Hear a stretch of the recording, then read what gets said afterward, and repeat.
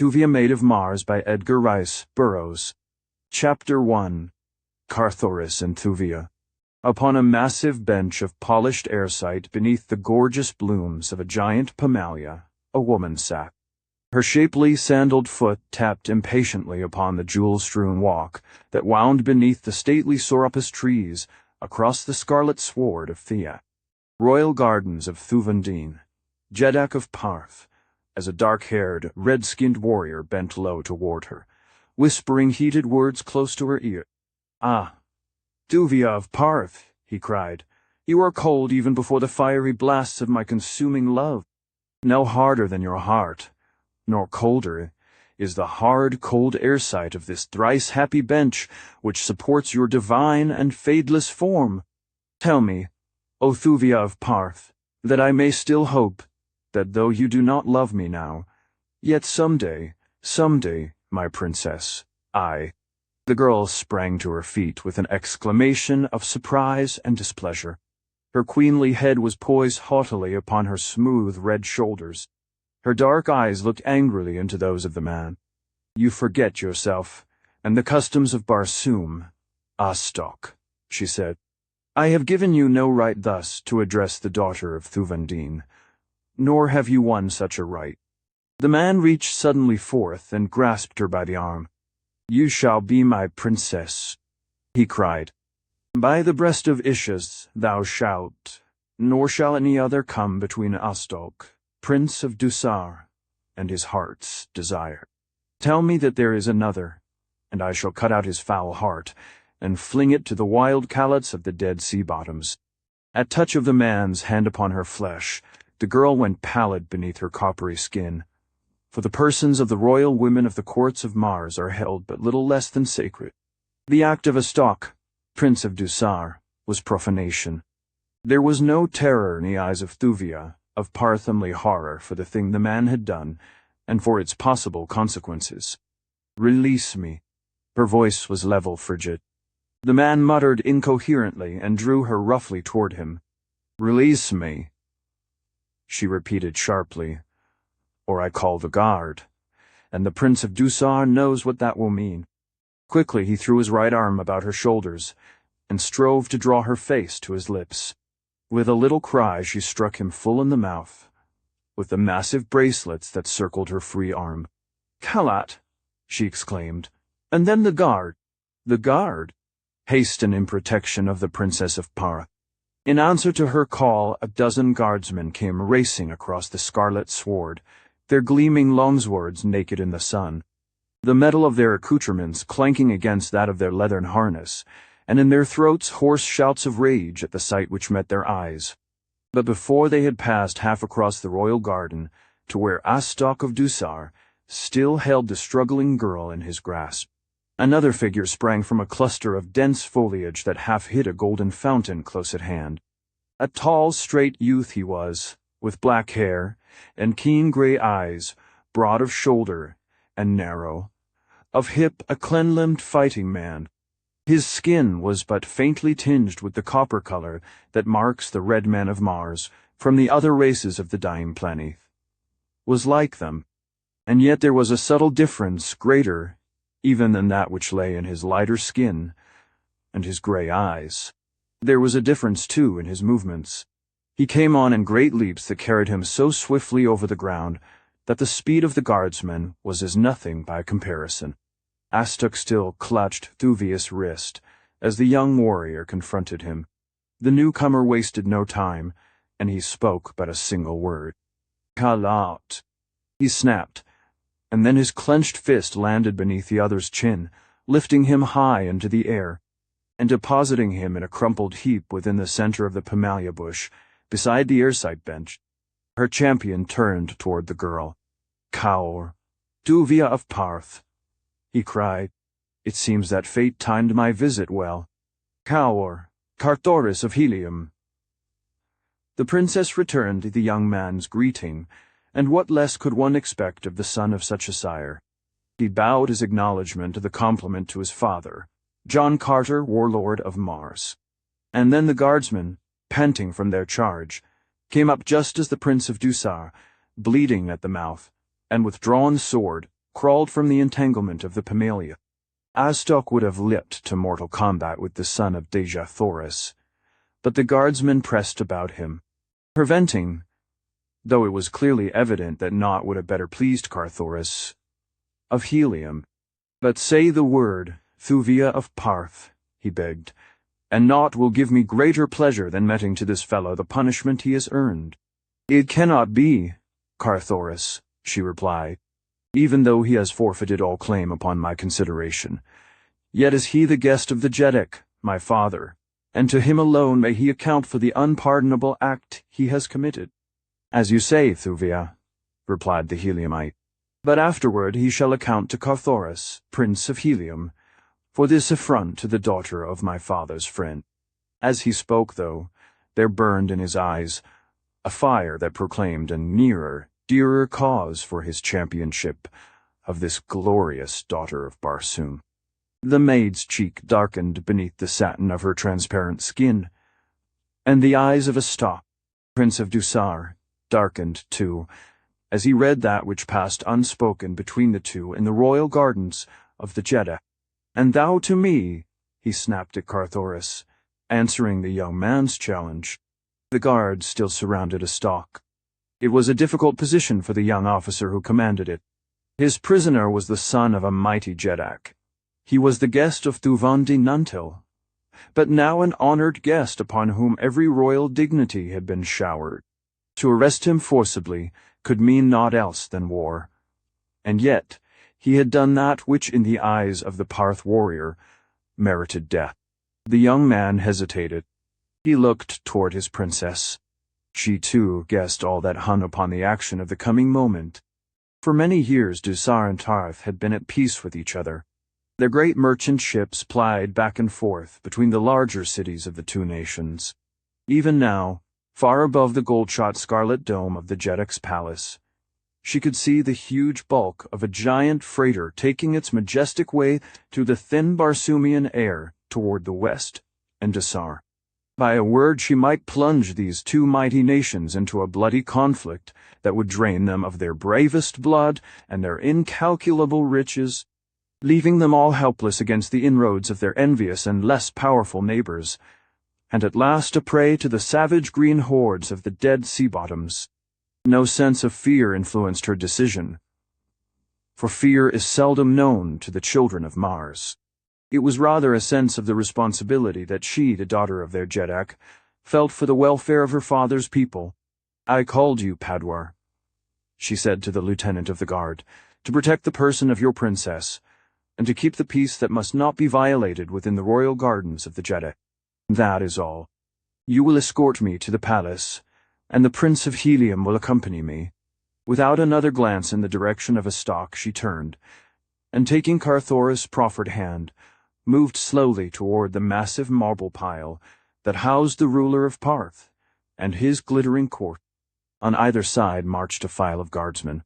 Thus, Thuvia of Parth found a way out of a dilemma, escaping the necessity of placing her father's royal guest under forcible restraint, and at the same time separating the two princes, who otherwise would have been at each other's throat the moment she and the guard had departed.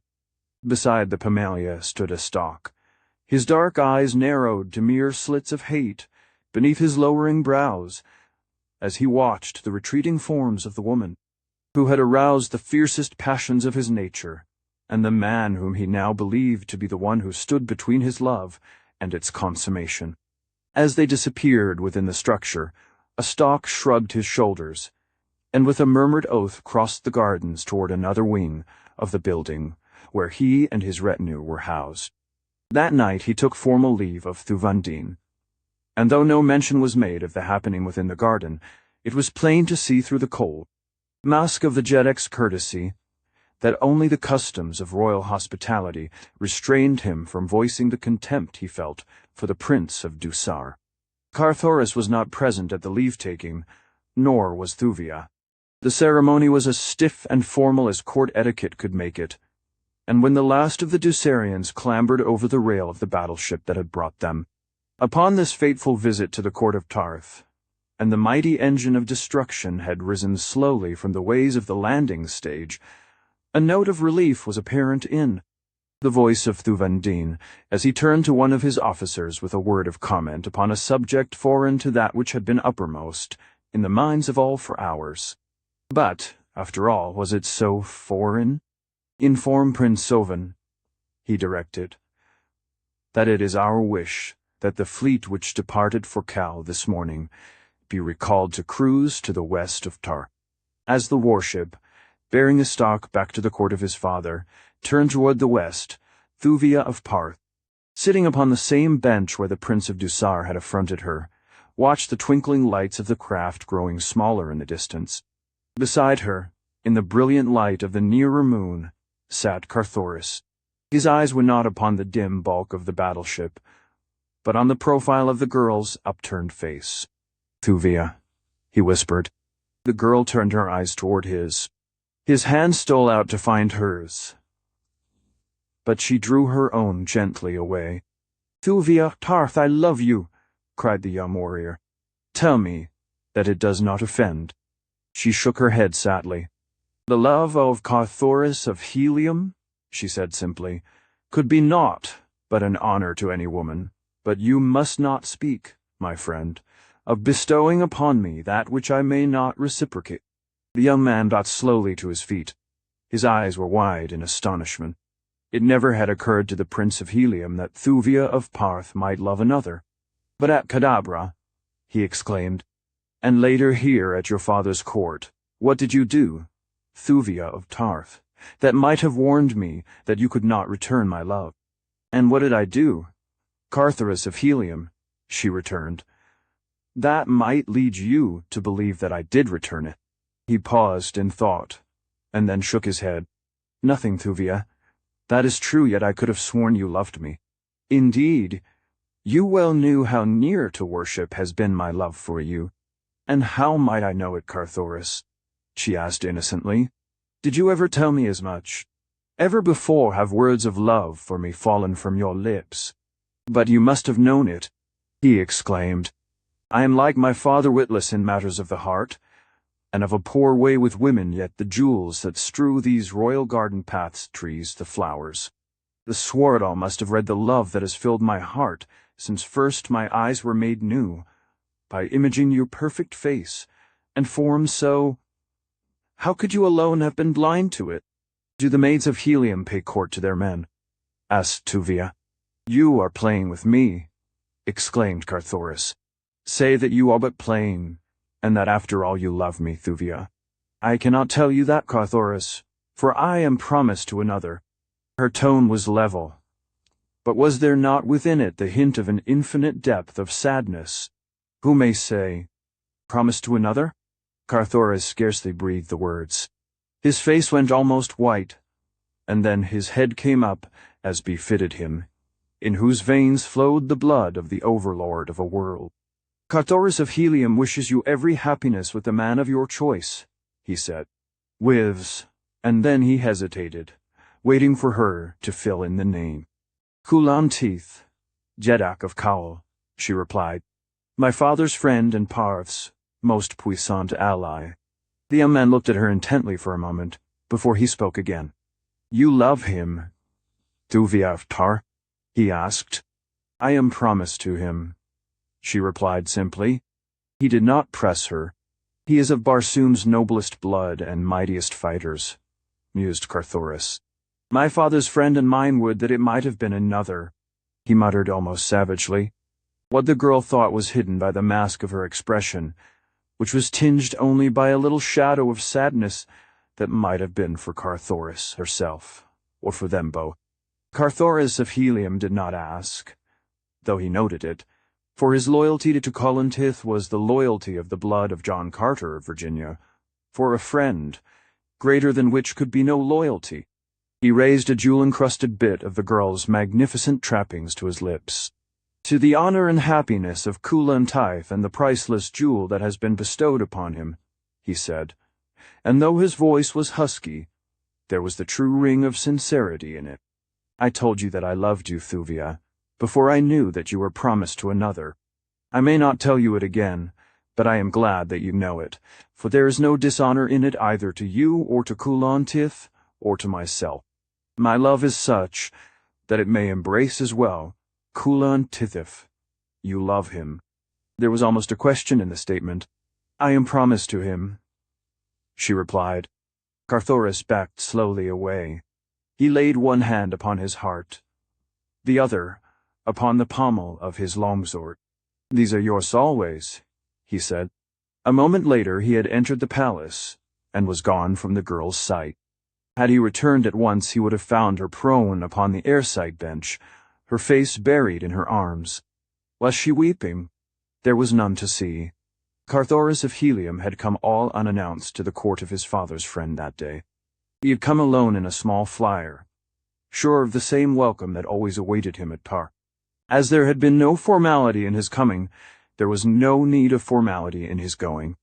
To Thuvia he explained that he had been but testing an invention of his own with which his flyer was equipped, a clever improvement of the ordinary Martian air compass, which, when set for a certain destination, will remain constantly fixed thereon, making it only necessary to keep a vessel's prow always in the direction of the compass needle, to reach any given point upon Barsoom by the shortest route. Carthoris' improvement upon this consisted of an auxiliary device which steered the craft mechanically in the direction of the compass, and upon arrival directly over the point for which the compass was set, brought the craft to a standstill and lowered it, also automatically, to the ground. You readily discern the advantages of this invention, he was saying to Thuvia, who had accompanied him to the landing stage upon the palace roof to inspect the compass and bid his young friend farewell. A dozen officers of the court with several body servants were grouped behind Dejah, and his guest, eager listeners to the conversation, so eager on the part of one of the servants that he was twice rebuked by a noble for his forwardness in pushing himself ahead of his betters to view the intricate mechanism of the wonderful controlling destination compass, as the thing was called. For example, continued Carthoris, I have a night trip before me, as tonight. I set the pointer here upon the right-hand dial, which represents the eastern hemisphere of Barsoom, so that the point rests upon the exact latitude and longitude of Helium. Then I start the engine, roll up in my sleeping silks and furs, and with lights burning, race through the air toward Helium, confident that at the appointed hour I shall drop gently toward the landing stage upon my own palace, whether I am still asleep or no. Provided, suggested Thuvia, you do not chance to collide with some other night wanderer in the meanwhile. Carthoris smiled. No danger of that, he replied. See here. And he indicated a device at the right of the destination compass. This is my obstruction evader, as I call it. This visible device is the switch which throws the mechanism on or off.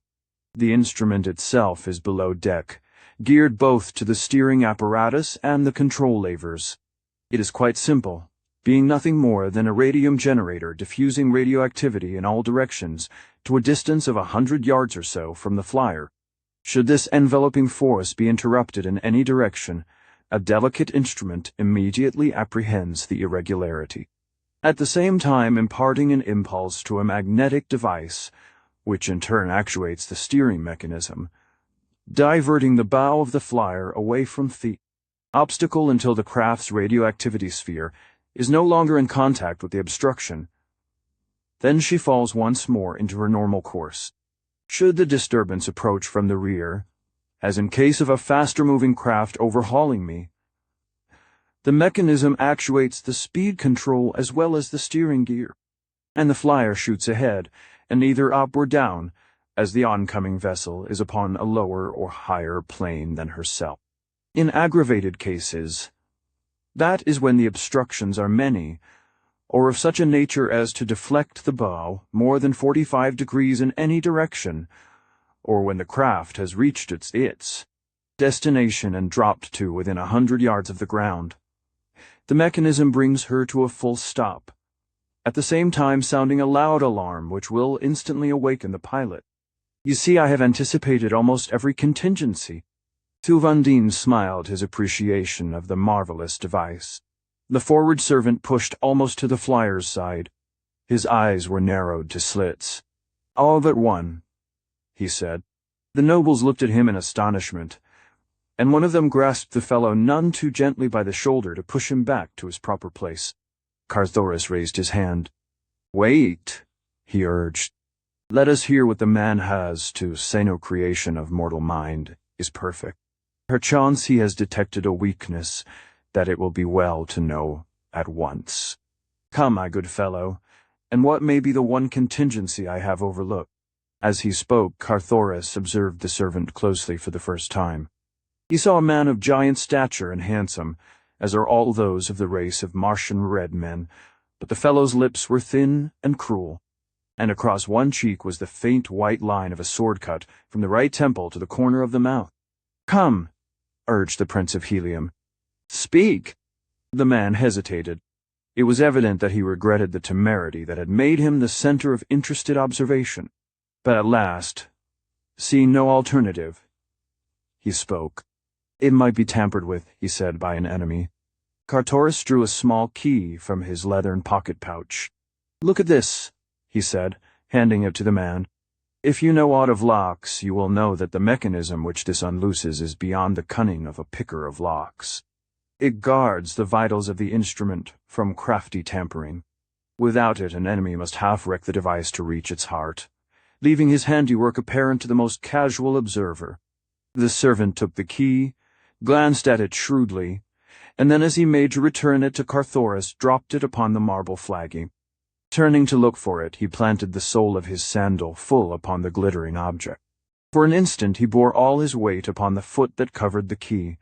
Then he stepped back, and with an exclamation as of pleasure that he had found it, stooped, recovered it, and returned it to the Heliumite.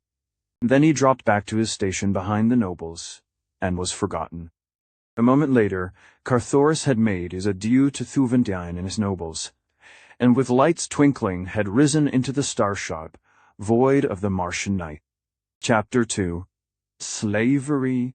As the ruler of Parth, followed by his courtiers, descended from the landing stage above the palace, the servants dropped into their places in the rear of their royal or noble masters, and behind the others one lingered to the last. Then, quickly stooping, he snatched the sandal from his right foot, slipping it into his pocket pouch.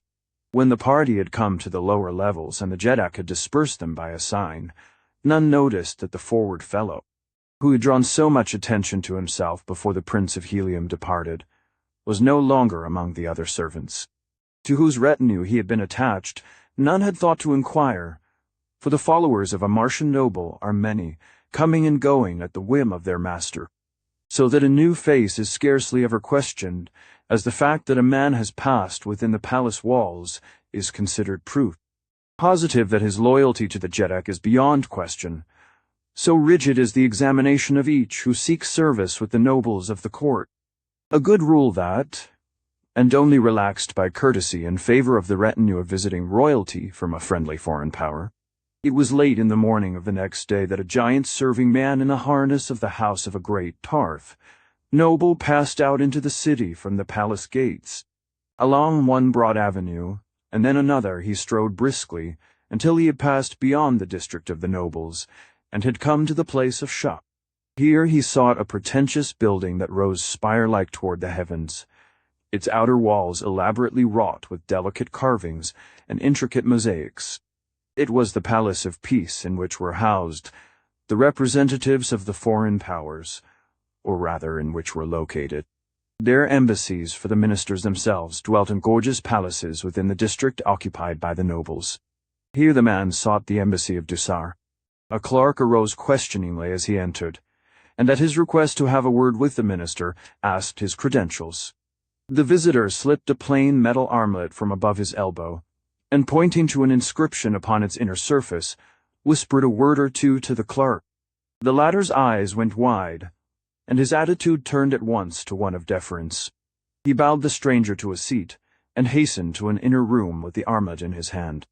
A moment later he reappeared and conducted the caller into the presence of the minister. For a long time the two were closeted together, and when at last the giant serving man emerged from the inner office, his expression was cast in a smile of sinister satisfaction. From the Palace of Peace he hurried directly to the palace of the Dusarian minister. That night, 2 swift flyers left the same palace top. One sped at its rapid course toward Helium, the other. Thuvia of Parth strolled in the gardens of her father's palace, as was her nightly custom before retiring. Her silks and furs were drawn about her, for the air of Mars is chill after the sun has taken his quick plunge beneath the planet's western verge. The girl's thoughts wandered from her impending nuptials that would make her Empress of Kel to the person of the trim young Heliumite who had laid his heart at her feet the preceding day. Whether it was pity or regret that saddened her expression as she gazed toward the southern heavens where she had watched the lights of his flyer disappear the previous night, it would be difficult to say. So, too, is it impossible to conjecture just what her emotions may have been, as she discerned the lights of a flyer speeding rapidly, out of the distance from that very direction, as though impelled toward her garden by the very intensity of the princess' thoughts. She saw it circle lower above the palace, until she was positive that it but hovered in preparation for a landing. Presently the powerful rays of its searchlight shot downward from the bow. They fell upon the landing stage for a brief instant, revealing the figures of the Parthian guard, picking into brilliant points of fire the gems upon their gorgeous harnesses. Then the blazing eye swept onward across the burnished domes and graceful minarets, down into court and park and garden, to pause at last upon the airside bench and the girl standing there beside it, her face upturned full toward the flyer. For but an instant the searchlight halted upon Thuvia of Parth. Then it was extinguished as suddenly as it had come to life. The flyer passed on above her to disappear beyond a grove of lofty skeel trees that grew within the palace grounds. The girl stood for some time as it had left her, except that her head was bent and her eyes downcast in thought. Who but Carthoris could it have been? She tried to feel anger that he should have returned thus, spying upon her, but she found it difficult to be angry with the young prince of Helium. What mad caprice could have induced him so to transgress the etiquette of nations? For lesser things great powers had gone to war. The princess in her was shocked and angered, but what of the girl? And the guard, what of them? Evidently they too had been so much surprised by the unprecedented action of the stranger that they had not even challenged, but that they had no thought to let the thing go unnoticed was quickly evidenced by the scurrying of motors upon the landing stage and the quick shooting airward of a Longland patrol boat. Thuvia watched it dart swiftly eastward. So, too, did other eyes watch. Within the dense shadows of the skeel grove, in a wide avenue beneath o'erspreading foliage, a flyer hung a dozen feet above the ground. From its deck, keen eyes watched the farfanning searchlight of the patrol boat. No light shone from the enshadowed craft. Upon its deck was the silence of the tomb. Its crew of a half-dozen red warriors watched the lights of the patrol boat diminishing in the distance. "The intellects of our ancestors are with us tonight," said one, in a low tone. "No plan ever carried better," returned another. "They did precisely as the prince foretold." He who had first spoken turned toward the man who squatted before the control board. "Now," he whispered. There was no other order given. Every man upon the craft had evidently been well schooled in each detail of that night's work. Silently the dark hull crept beneath the cathedral arches of the dark and silent grove. Thuvia of Parth, gazing toward the east, saw the blacker blot against the blackness of the trees as the craft topped the buttressed garden wall. She saw the dim bulk incline gently downward toward the scarlet sward of the garden. She knew that men came not thus with honorable intent. Yet she did not cry aloud to alarm the nearby guardsmen, nor did she flee to the safety of the palace. Why? I can see her shrug her shapely shoulders in reply as she voices the age-old, universal answer of the woman because. Scarce had the flyer touched the ground when 4 men leaped from its deck. They ran forward toward the girl. Still she made no sign of alarm, standing as though hypnotized. Or could it have been as one who awaited a welcome visitor? Not until they were quite close to her did she move. Then the nearer moon, rising above the surrounding foliage, touched their faces, lighting all with the brilliancy of her silver rays. Thuvia of Parth saw only strangers' warriors in the harness of Dusar. Now she took fright, but too late. Before she could voice but a single cry, rough hands seized her. A heavy silken scarf was wound about her head. She was lifted in strong arms and borne to the deck of the flyer. There was the sudden whirl of propellers, the rushing of air against her body, and from far beneath the shouting and the challenge from the guard. Racing toward the south, another flyer sped toward Helium. In its cabin, a tall red man bent over the soft sole of an upturned sandal. With delicate instruments he measured the faint imprint of a small object which appeared there. Upon a pad beside him was the outline of a key, and here he noted the results of his measurements. A smile played upon his lips as he completed his task and turned to one who waited at the opposite side of the table. "The man is a genius," he remarked. "Only a genius could have evolved such a lock as this. Is designed to spring. Here, take the sketch, Larok, and give all thine own genius full and unfettered freedom in reproducing it in metal." The warrior artificer bowed. "Man builds not," he said. "That man may not destroy." Then he left the cabin with the sketch. As dawn broke upon the lofty towers, which mark the twin cities, of Helium the scarlet tower of one and the yellow tower of its sister flyer floated lazily out of the north. Upon its bow was emblazoned the signia of a lesser noble of a far city of the empire of Helium. Its leisurely approach and the evident confidence with which it moved across the city aroused no suspicion in the minds of the sleepy guard. Their round of duty nearly done, they had little thought beyond the coming of those who were to relieve them. Peace reigned throughout Helium.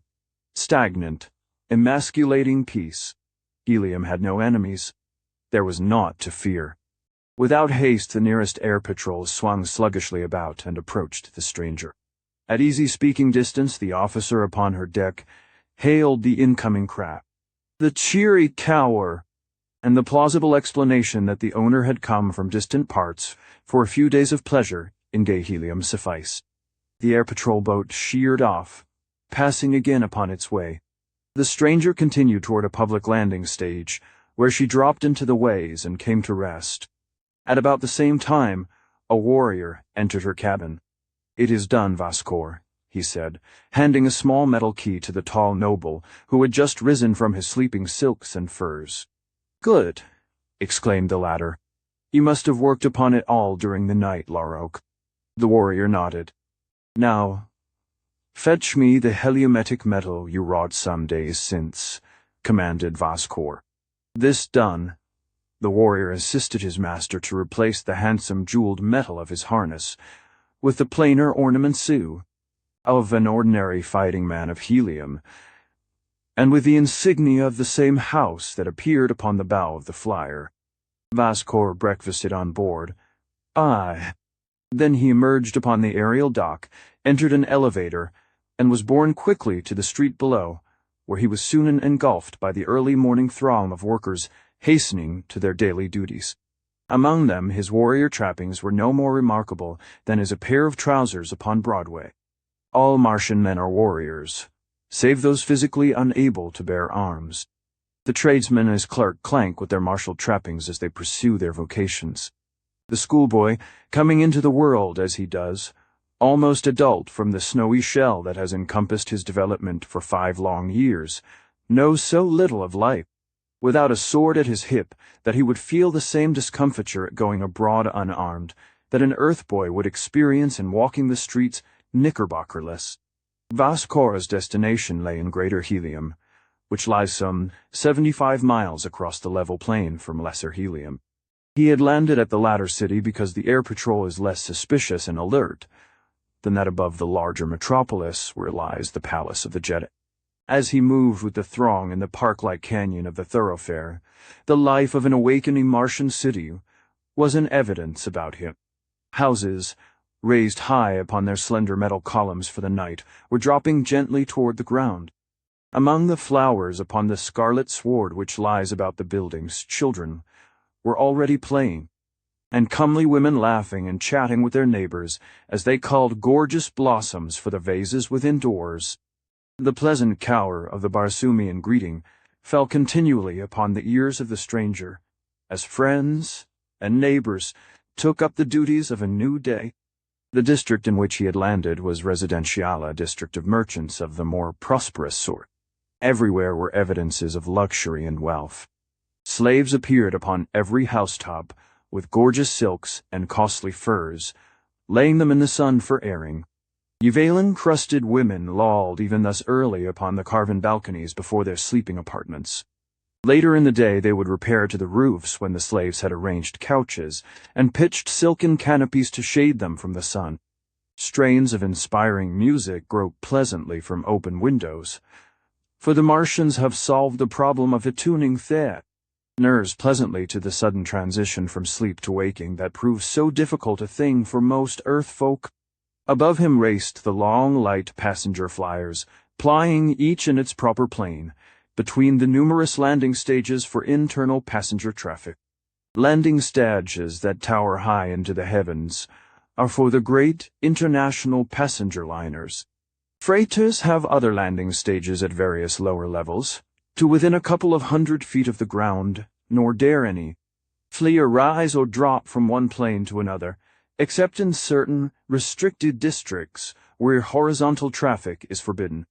Along the close-cropped sward which paves the avenue, ground flyers were moving in continuous lines in opposite directions. For the greater part, they skimmed along the surface of the sward, soaring gracefully into the air at times to pass over a slower-going driver ahead, or at intersections, where the north and south traffic has the right-of-way, and the east and west must rise above it. From private hangars upon many a rooftop flyers were darting into the line of traffic. Gay farewells and parting admonitions mingled with the whirring of motors and the subdued noises of the city. Yet with all the swift movement and the countless thousands rushing hither and thither, the predominant suggestion was that of luxurious ease and soft noiselessness. Martians dislike harsh, discordant clamor. Torque. The only loud noises they can abide are the martial sounds of war, the clash of arms, the collision of two mighty dreadnoughts of the air. To them, there is no sweeter music than this. At the intersection of two broad avenues, Vascour descended from the street level to one of the great pneumatic stations of the city. Here he paid before a little wicket the fare to his destination with a couple of the dull, oval coins of helium. Beyond the gatekeeper he came to a slowly moving line of what to earthly eyes would have appeared to be conical-nosed, 8-foot projectiles for some giant gun. In slow procession, the things moved in single file along a grooved track. A half-dozen attendants assisted passengers to enter, or directed these carriers to their proper destination. Vascour approached one that was empty. Upon its nose was a dial and a pointer. He set the pointer for a certain station in greater helium, raised the arched lid of the thing, stepped in and lay down upon the upholstered bottom. An attendant closed the lid, which locked with a little click, and the carrier continued its slow way. Presently it switched itself automatically to another track, to enter, a moment later, one of the series of dark-mouthed tubes. The instant that its entire length was within the black aperture, it sprang forward with the speed of a rifle ball. There was an instant of whizzing a soft, though sudden, stop, and slowly the carrier emerged upon another platform. Another attendant raised the lid and Vascour stepped out at the station beneath the center of greater helium, 75 miles from the point at which he had embarked. Here he sought the street level, stepping immediately into a waiting ground flyer. He spoke no word to the slave sitting in the driver's seat. It was evident that he had been expected, and that the fellow had received his instructions before his coming. Scarcely had Vascour taken his seat when the flyer went quickly into the fast-moving procession, turning presently from the broad and crowded avenue into a less congested street. Presently it left the thronged district behind to enter a section of small shops, where it stopped before the entrance to one which bore the sign of a dealer in foreign silks. Vascour entered the low-ceiling room. A man at the far end motioned him toward an inner apartment, giving no further sign of recognition until he had passed in after the caller and closed the door. Then he faced his visitor, saluting deferentially. "Most noble," he commenced, but Vascour silenced him with a gesture. "No formalities," he said. "We must forget that I am aught other than your slave. If all has been as carefully carried out as it has been planned, we have no time to waste. Instead, we should be upon our way to the slave market. Are you ready?" The merchant nodded, and turning to a great chest, produced the unemblazoned trappings of a slave. These Vascour immediately donned. Then the two passed from the shop through a rear door, traversed a winding alley to an avenue beyond, where they entered a flyer which awaited them. 5 minutes later, the merchant was leading his slave to the public market, where a great concourse of people filled the great open space in the center of which stood the slave block. The crowds were enormous today, for Carthoris, Prince of Helium, was to be the principal bidder. One by one the masters mounted the rostrum beside the slave block, upon which stood their chattels. Briefly and clearly each recounted the virtues of his particular offering. When all were done, the majordomo of the Prince of Helium recalled to the block such as had favorably impressed him. For such he had made a fair offer. There was little haggling as to price, and none at all when Vascour was placed upon the block. His merchant master accepted the first offer that was made for him. And thus a Ducerian noble entered the household at Carthoris. Chapter 3. Treachery. The day following the coming of Vascour to the palace of the Prince of Helium, great excitement reigned throughout the twin cities, reaching its climax in the palace of Carthoris. Word had come of the abduction of Thuvia Tarth from her father's court, and with it the veiled hint that the Prince of Helium might be suspected of considerable knowledge of the act and the whereabouts of the princess. In the council chamber of John Carter, warlord of Mars, was Tardos Mors, Jedak of Helium Mors Kajak, his son, Jed of Lesser Helium Carthoris, and a score of the great nobles of the empire. "There must be no war between Tarth and Helium, my son," said John Carter. "That you are innocent of the charge that has been placed against you by insinuation, we well know, but Thuvandine must know it well, too. There is but one who may convince him, and that one be you. You must hasten at once to the court of Parth, and by your presence, there as well as by your words, assure him that his suspicions are groundless. Bear with you the authority of the warlord of Barsoom, and of the Jedak of Helium to offer every resource of the allied powers to assist Thuvandine to recover his daughter and punish her abductors, whomsoever they may be. Go! I know that I do not need to urge upon you the necessity for haste." Carthoris left the council chamber and hastened to his palace. Here slaves were busy in a moment setting things to rights for the departure of their master. Several worked about the swift flyer that would bear the Prince of Helium rapidly toward Tarth. At last all was done. But 2 armed slaves remained on guard. The setting sun hung low above the horizon. In a moment darkness would envelop all. One of the guardsmen, a giant of a fellow across whose right cheek there ran a thin scar from temple to mouth, approached his companion. His gaze was directed beyond and above his comrade. When he had come quite close, he spoke. "What strange craft is that?" he asked. The other turned about quickly to gaze heavenward. Scarce was his back turned toward the giant than the short sword of the latter was plunged beneath his left shoulder blade, straight through his heart. Voiceless, the soldier sank in his tracks stone dead. Quickly the murderer dragged the corpse into the black shadows within the hangar. Then he returned to the flyer. Drawing a cunningly wrought key from his pocket pouch, he removed the cover of the right-hand dial of the controlling destination compass. For a moment he studied the construction of the mechanism beneath. Then he returned the dial to its place, set the pointer, and removed it again to note the resultant change in the position of the parts affected by the act. A smile crossed his lips. With a pair of cutters he snipped off the projection which extended through the dial from the externally. Pointer now the latter might be moved to any point upon the dial without affecting the mechanism below. In other words, the Eastern Hemisphere dial was useless. Now he turned his attention to the western dial. This he set upon a certain point. Afterward he removed the cover of this dial also, and with keen tool cut the steel finger from the underside of the pointer. As quickly as possible he replaced the second dial cover and resumed his place on guard. To all intents and purposes, the compass was as efficient as before, but as a matter of fact, the moving of the pointers upon the dials resulted now in no corresponding shift of the mechanism. Beneath hand the device was set, immovably, upon a destination of the slave's own choosing. Presently came Carthoris, accompanied by but a handful of his gentlemen. He cast but a casual glance upon the single slave who stood guard.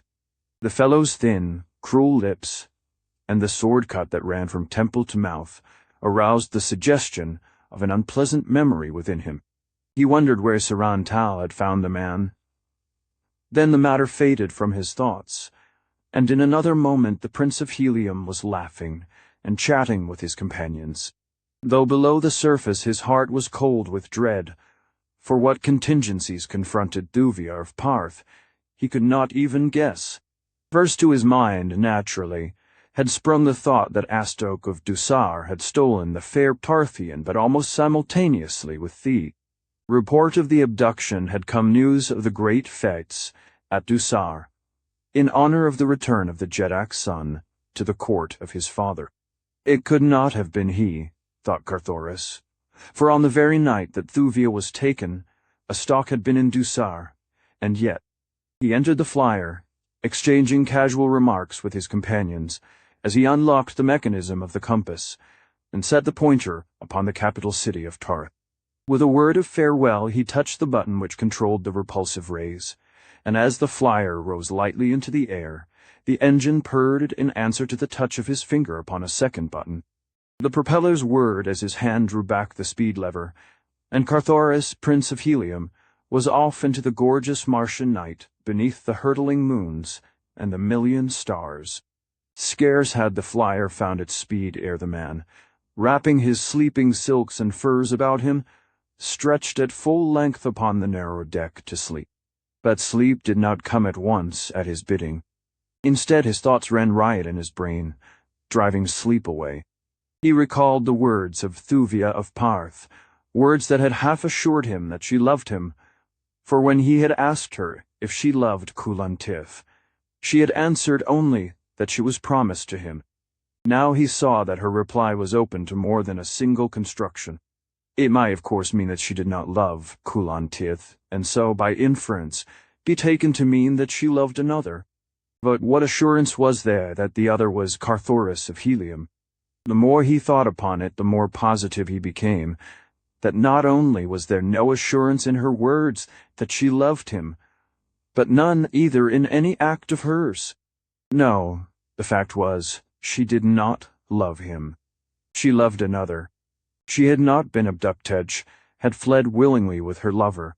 With such pleasant thoughts filling him alternately with despair and rage, Carthoris at last dropped into the sleep of utter mental exhaustion. The breaking of the sudden dawn found him still asleep. His flyer was rushing swiftly above a barren, ochre-planed, world-old bottom of a long-dead Martian sea. In the distance rose low hills. Toward these, the craft was headed. As it approached them, a great promontory might have been seen from its deck, stretching out into what had once been a mighty ocean, and circling back once more to enclose the forgotten harbor of a forgotten city, which still stretched back from its deserted quays, an imposing pile of wondrous architecture of a long-dead past. The countless dismal windows, vacant and forlorn, stared, sightless, from their marble walls the whole sad city, taking on the semblance of scattered mounds of dead men's sun-bleached skulls. The casements, having the appearance of eyeless sockets, the portals, grinning jaws. Closer came the flyer, but now its speed was diminishing. This was not Parth. Above the central plaza it stopped, slowly settling Marsward. Within 100 yards of the ground it came to rest, floating gently in the light air, and at the same instant an alarm sounded at the sleeper's ear. Carthoris sprang to his feet.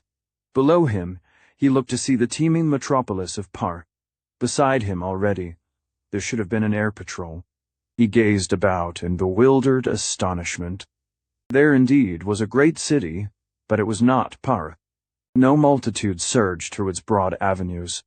No signs of life broke the dead monotony of its deserted rooftops.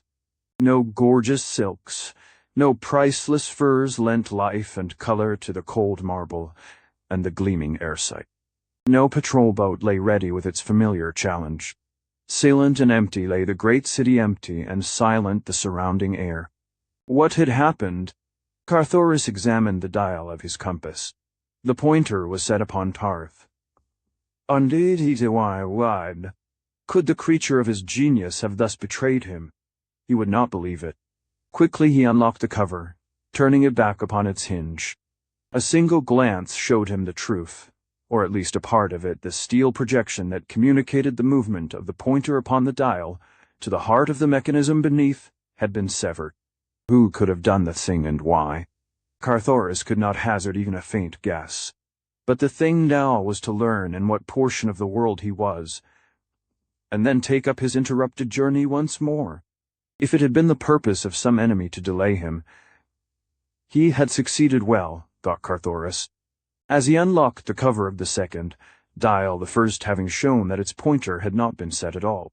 Beneath the second dial he found the steel pins severed as in the other, but the controlling mechanism had first been set for a point upon the western hemisphere.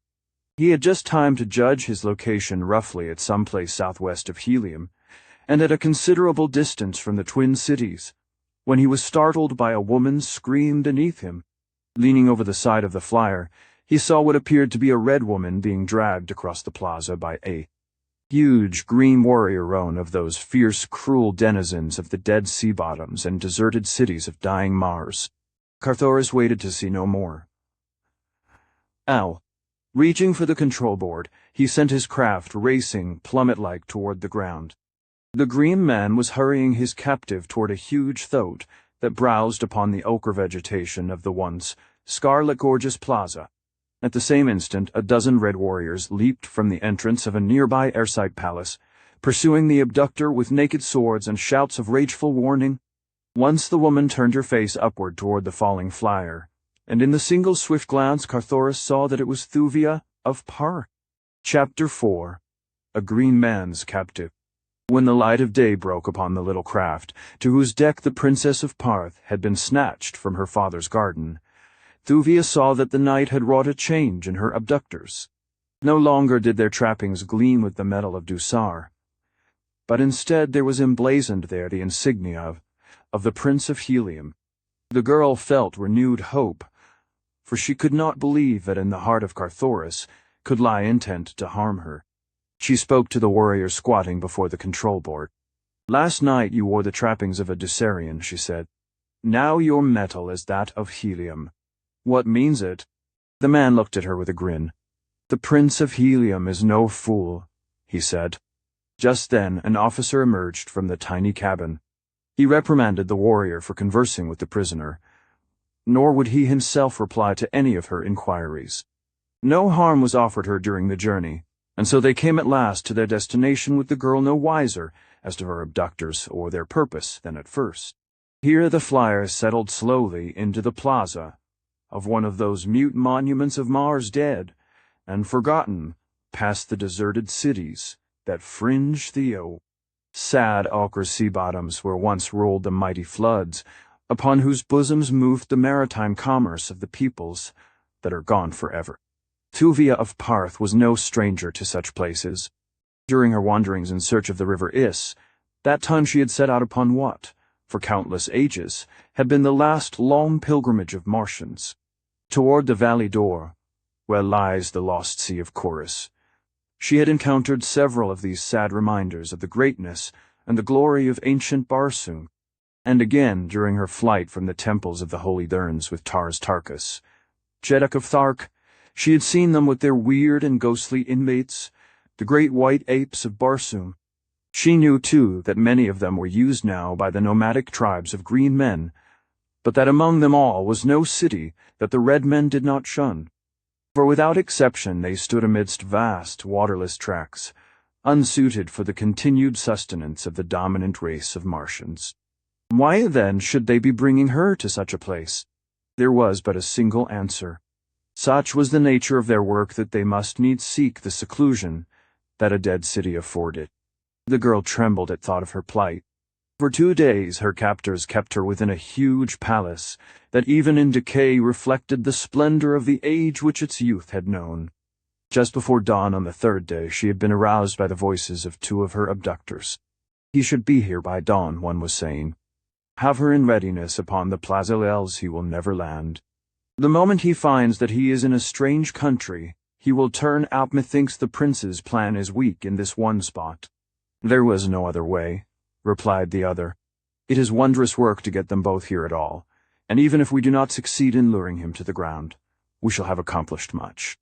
Just then the speaker caught the eyes of Thuvia upon him, revealed by the quick-moving patch of light cast by Thuvia in her mad race through the heavens.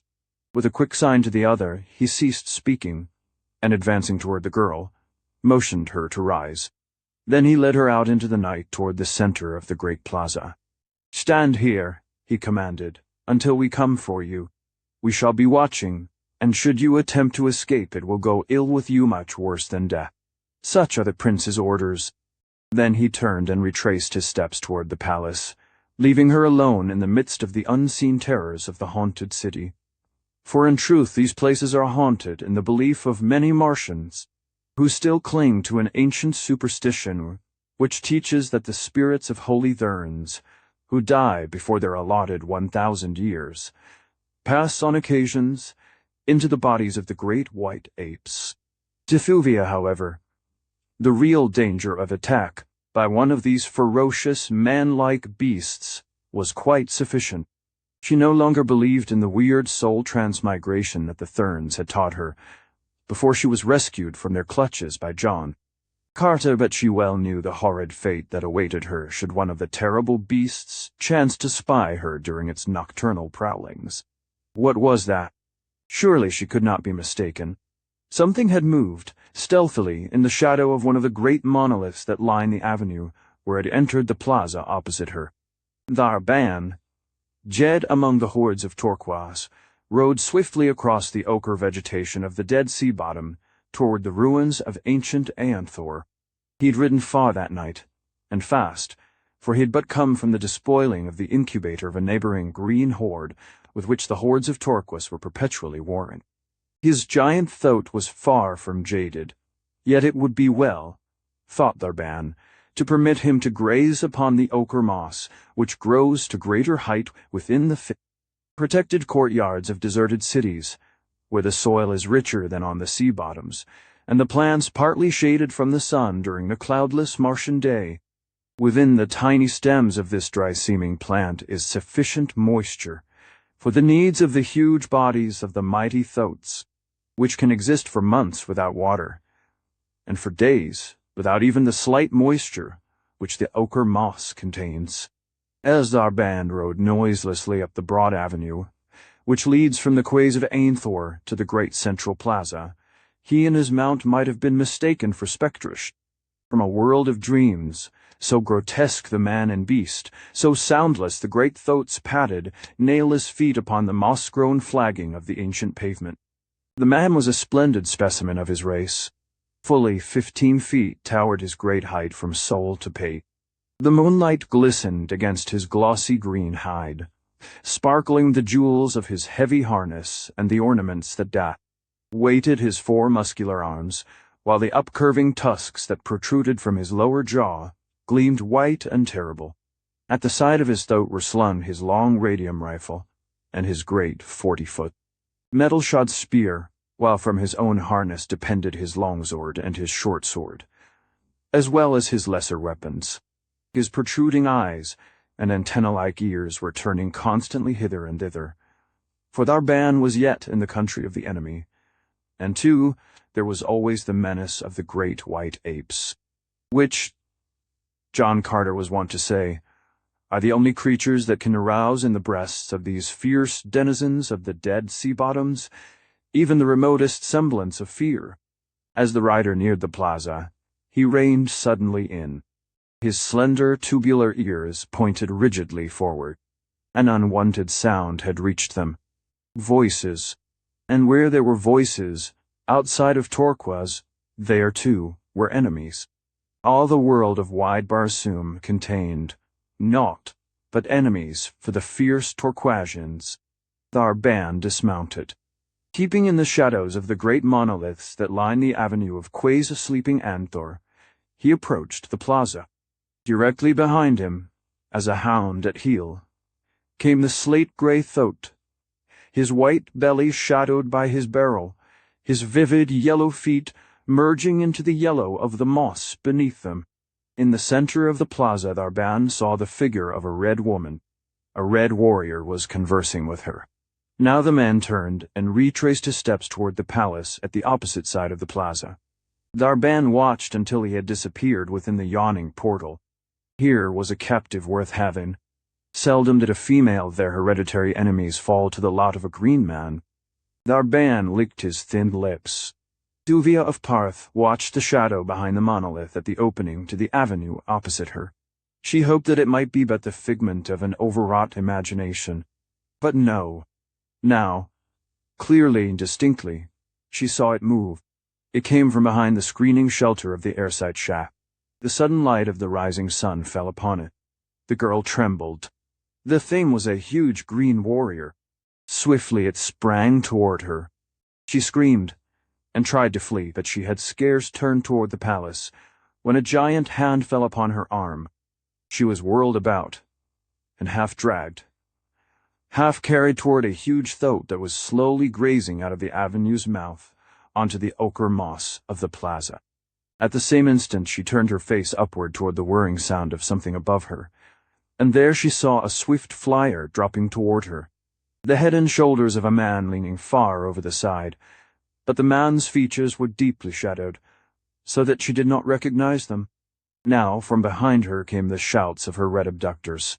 They were racing madly after him who dared to steal what they already had stolen. As Tharban reached the side of his mount, he snatched his long radium rifle from its boot, and wheeling, poured 3 shots into the oncoming red men. Such is the uncanny marksmanship of these Martian savages, that 3 red warriors dropped in their tracks as 3 projectiles exploded in their vitals. The others halted, nor did they dare return the fire for fear of wounding the girl. Then Tharban vaulted to the back of his Thote, Thuvia of Parth still in his arms, and with a savage cry of "Oh!"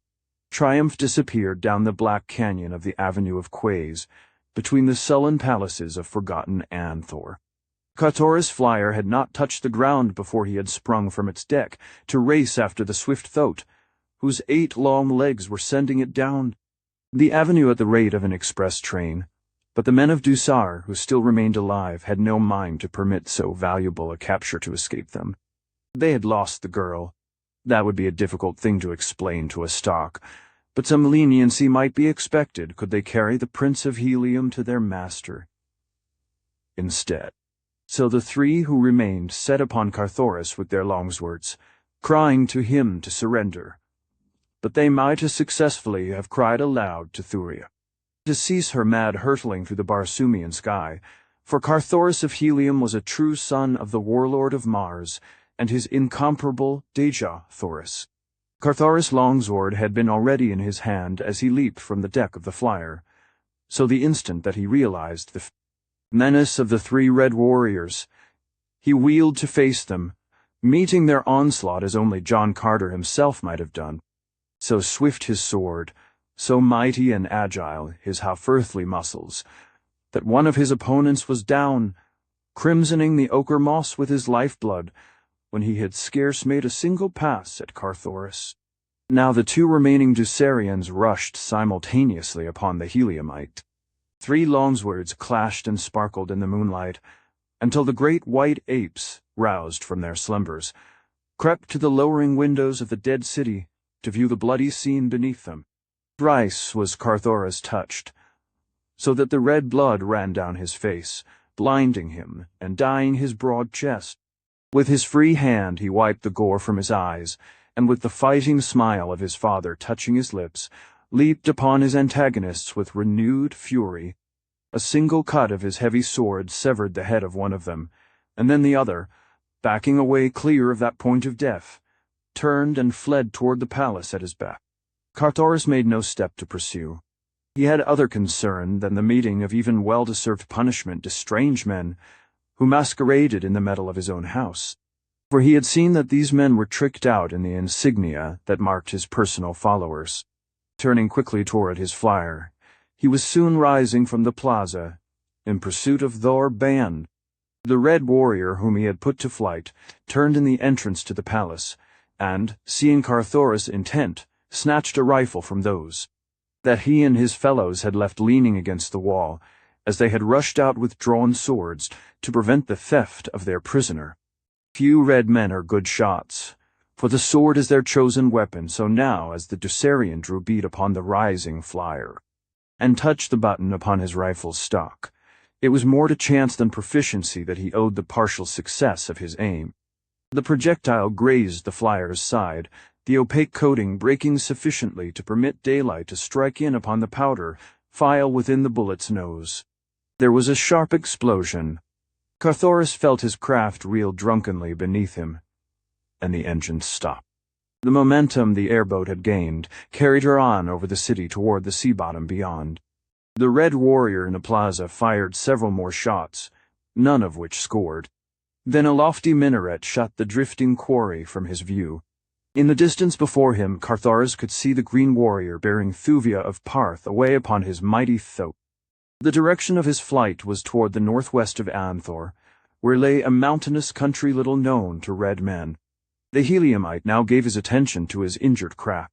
A close examination revealed the fact that one of the buoyancy tanks had been punctured, but the engine itself was uninjured. A splinter from the projectile had damaged one of the control levers beyond the possibility of repair outside a machine shop, but after considerable tinkering, Carthoris was able to propel his wounded flyer at low speed, a rate which could not approach the rapid gait of the thoat, whose 8 long, powerful legs carried it over the ochre vegetation of the dead sea bottom at terrific speed. The Prince of Helium chafed and fretted at the slowness of his pursuit. Yet he was thankful that the damage was no worse, for now he could at least move more rapidly than on foot. But even this meager satisfaction was soon to be denied him, for presently the flyer commenced to sag toward the port and by the bow. The damage to the buoyancy tanks had evidently been more grievous than he had at first believed. All the balance of that long day Carthoris crawled erratically through the still air, the bow of the flyer sinking lower and lower, and the list to port becoming more and more alarming, until at last, near dark, he was floating almost bow down, his harness buckled to a heavy deck ring to keep him from being precipitated to the ground below. His forward movement was now confined to a slow drifting with the gentle breeze that blew out of the southeast, and when this died down with the setting of the sun, he let the flyer sink gently to the mossy carpet beneath. Far before him loomed the mountains toward which the green man had been fleeing when last he had seen him. And with dogged resolution, the son of John Carter, endowed with the indomitable will of his mighty sire, took up the pursuit on foot. All that night he forged ahead until, with the dawning of a new day, he entered the low foothills that guard the approach to the fastness of the mountains of Turquoise. Rugged, granitic walls towered before him. Nowhere could he discern an opening through the formidable barrier, yet somewhere into this inhospitable world of stone, the green warrior had borne the woman of the red man's heart's desire. Across the yielding moss of the sea bottom, there had been no spoor of follow, for the soft pads of the thoat but pressed. Down in his swift passage, the resilient vegetation, which sprang up again behind his fleeting feet, leaving no sign. But here in the hills, where loose rock occasionally strewed the way where black loam and wild flowers partially replaced the somber monotony of the waste places of the lowlands, Carthoris hoped to find some sign that would lead him in the right direction. Yet, search as he would, the baffling mystery of the trail seemed likely to remain forever unsolved. It was drawing toward the day's close once more, when the keen eyes of the heliumite discerned the tawny yellow of a sleek hide moving among the boulders several hundred yards to his left. Crouching quickly behind a large rock, Carthoris watched the thing before him. It was a huge bantha, one of those savage Barsoomian lions that roam the desolate hills of the dying planet. The creature's nose was close to the ground. It was evident that he was following the spoor of meat by scent. As Carthoris watched him, a great hope leaped into the man's heart. Here, possibly, might lie the solution to the mystery he had been endeavoring to solve. This hungry carnivore, keen always for the flesh of man, might even now be trailing the two whom Carthoris sought. Cautiously the youth crept out upon the trail of the man-eater. Along the foot of the perpendicular cliff the creature moved, sniffing at the invisible spoor, and now and then emitting the low moan of the hunting bant. Carthoris had followed the creature for but a few minutes, when it disappeared as suddenly and mysteriously as though dissolved into thin air. The man leaped to his feet. Not again was he to be cheated as the man had cheated him. He sprang forward at a reckless pace to the spot at which he last had seen the great, skulking brute. Before him loomed the sheer cliff, its face unbroken by any aperture into which the huge bantha might have wormed its great carcass. Beside him was a small, flat boulder, not larger than the deck of a 10-man flyer, nor standing to a greater height than twice his own stature. Perhaps the bantha was in hiding behind this. The brute might have discovered the man upon his trail, and even now be lying in wait for his easy prey. Cautiously, with drawn longsword, Carthoris crept around the corner of the rock. There was no bantha there, but something which surprised him infinitely more than would the presence of 20 banthas. Before him yawned the mouth of a dark cave leading downward into the ground. Through this the bantha must have disappeared. Was it his lair? Within its dark and forbidding interior, might there not lurk not one but many of the fearsome creatures?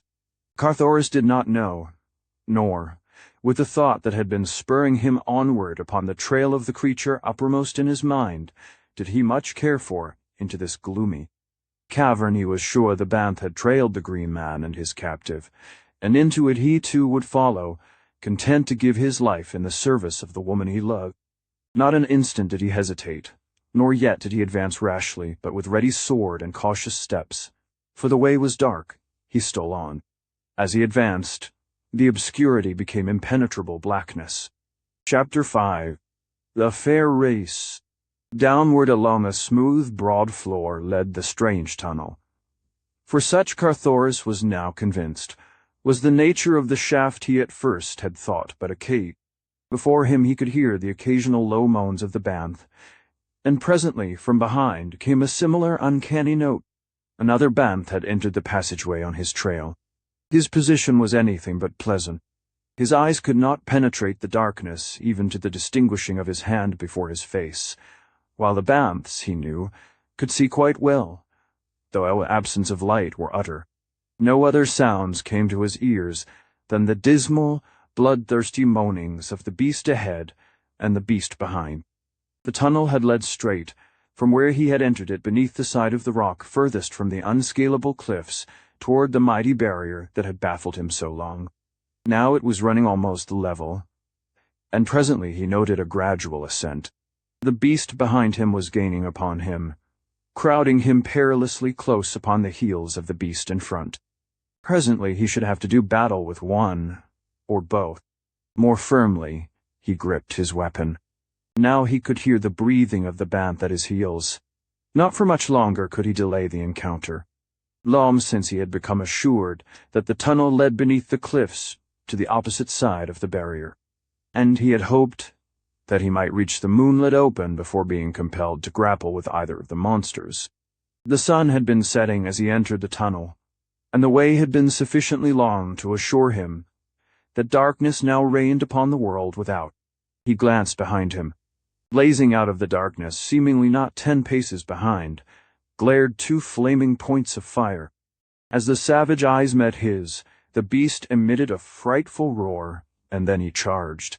To face that savage mountain of onrushing ferocity. To stand unshaken, before the hideous fangs that he knew were bared in slavering bloodthirstiness. Though he could not see them, required nerves of steel, but of such were the nerves of Carthoris of Helia.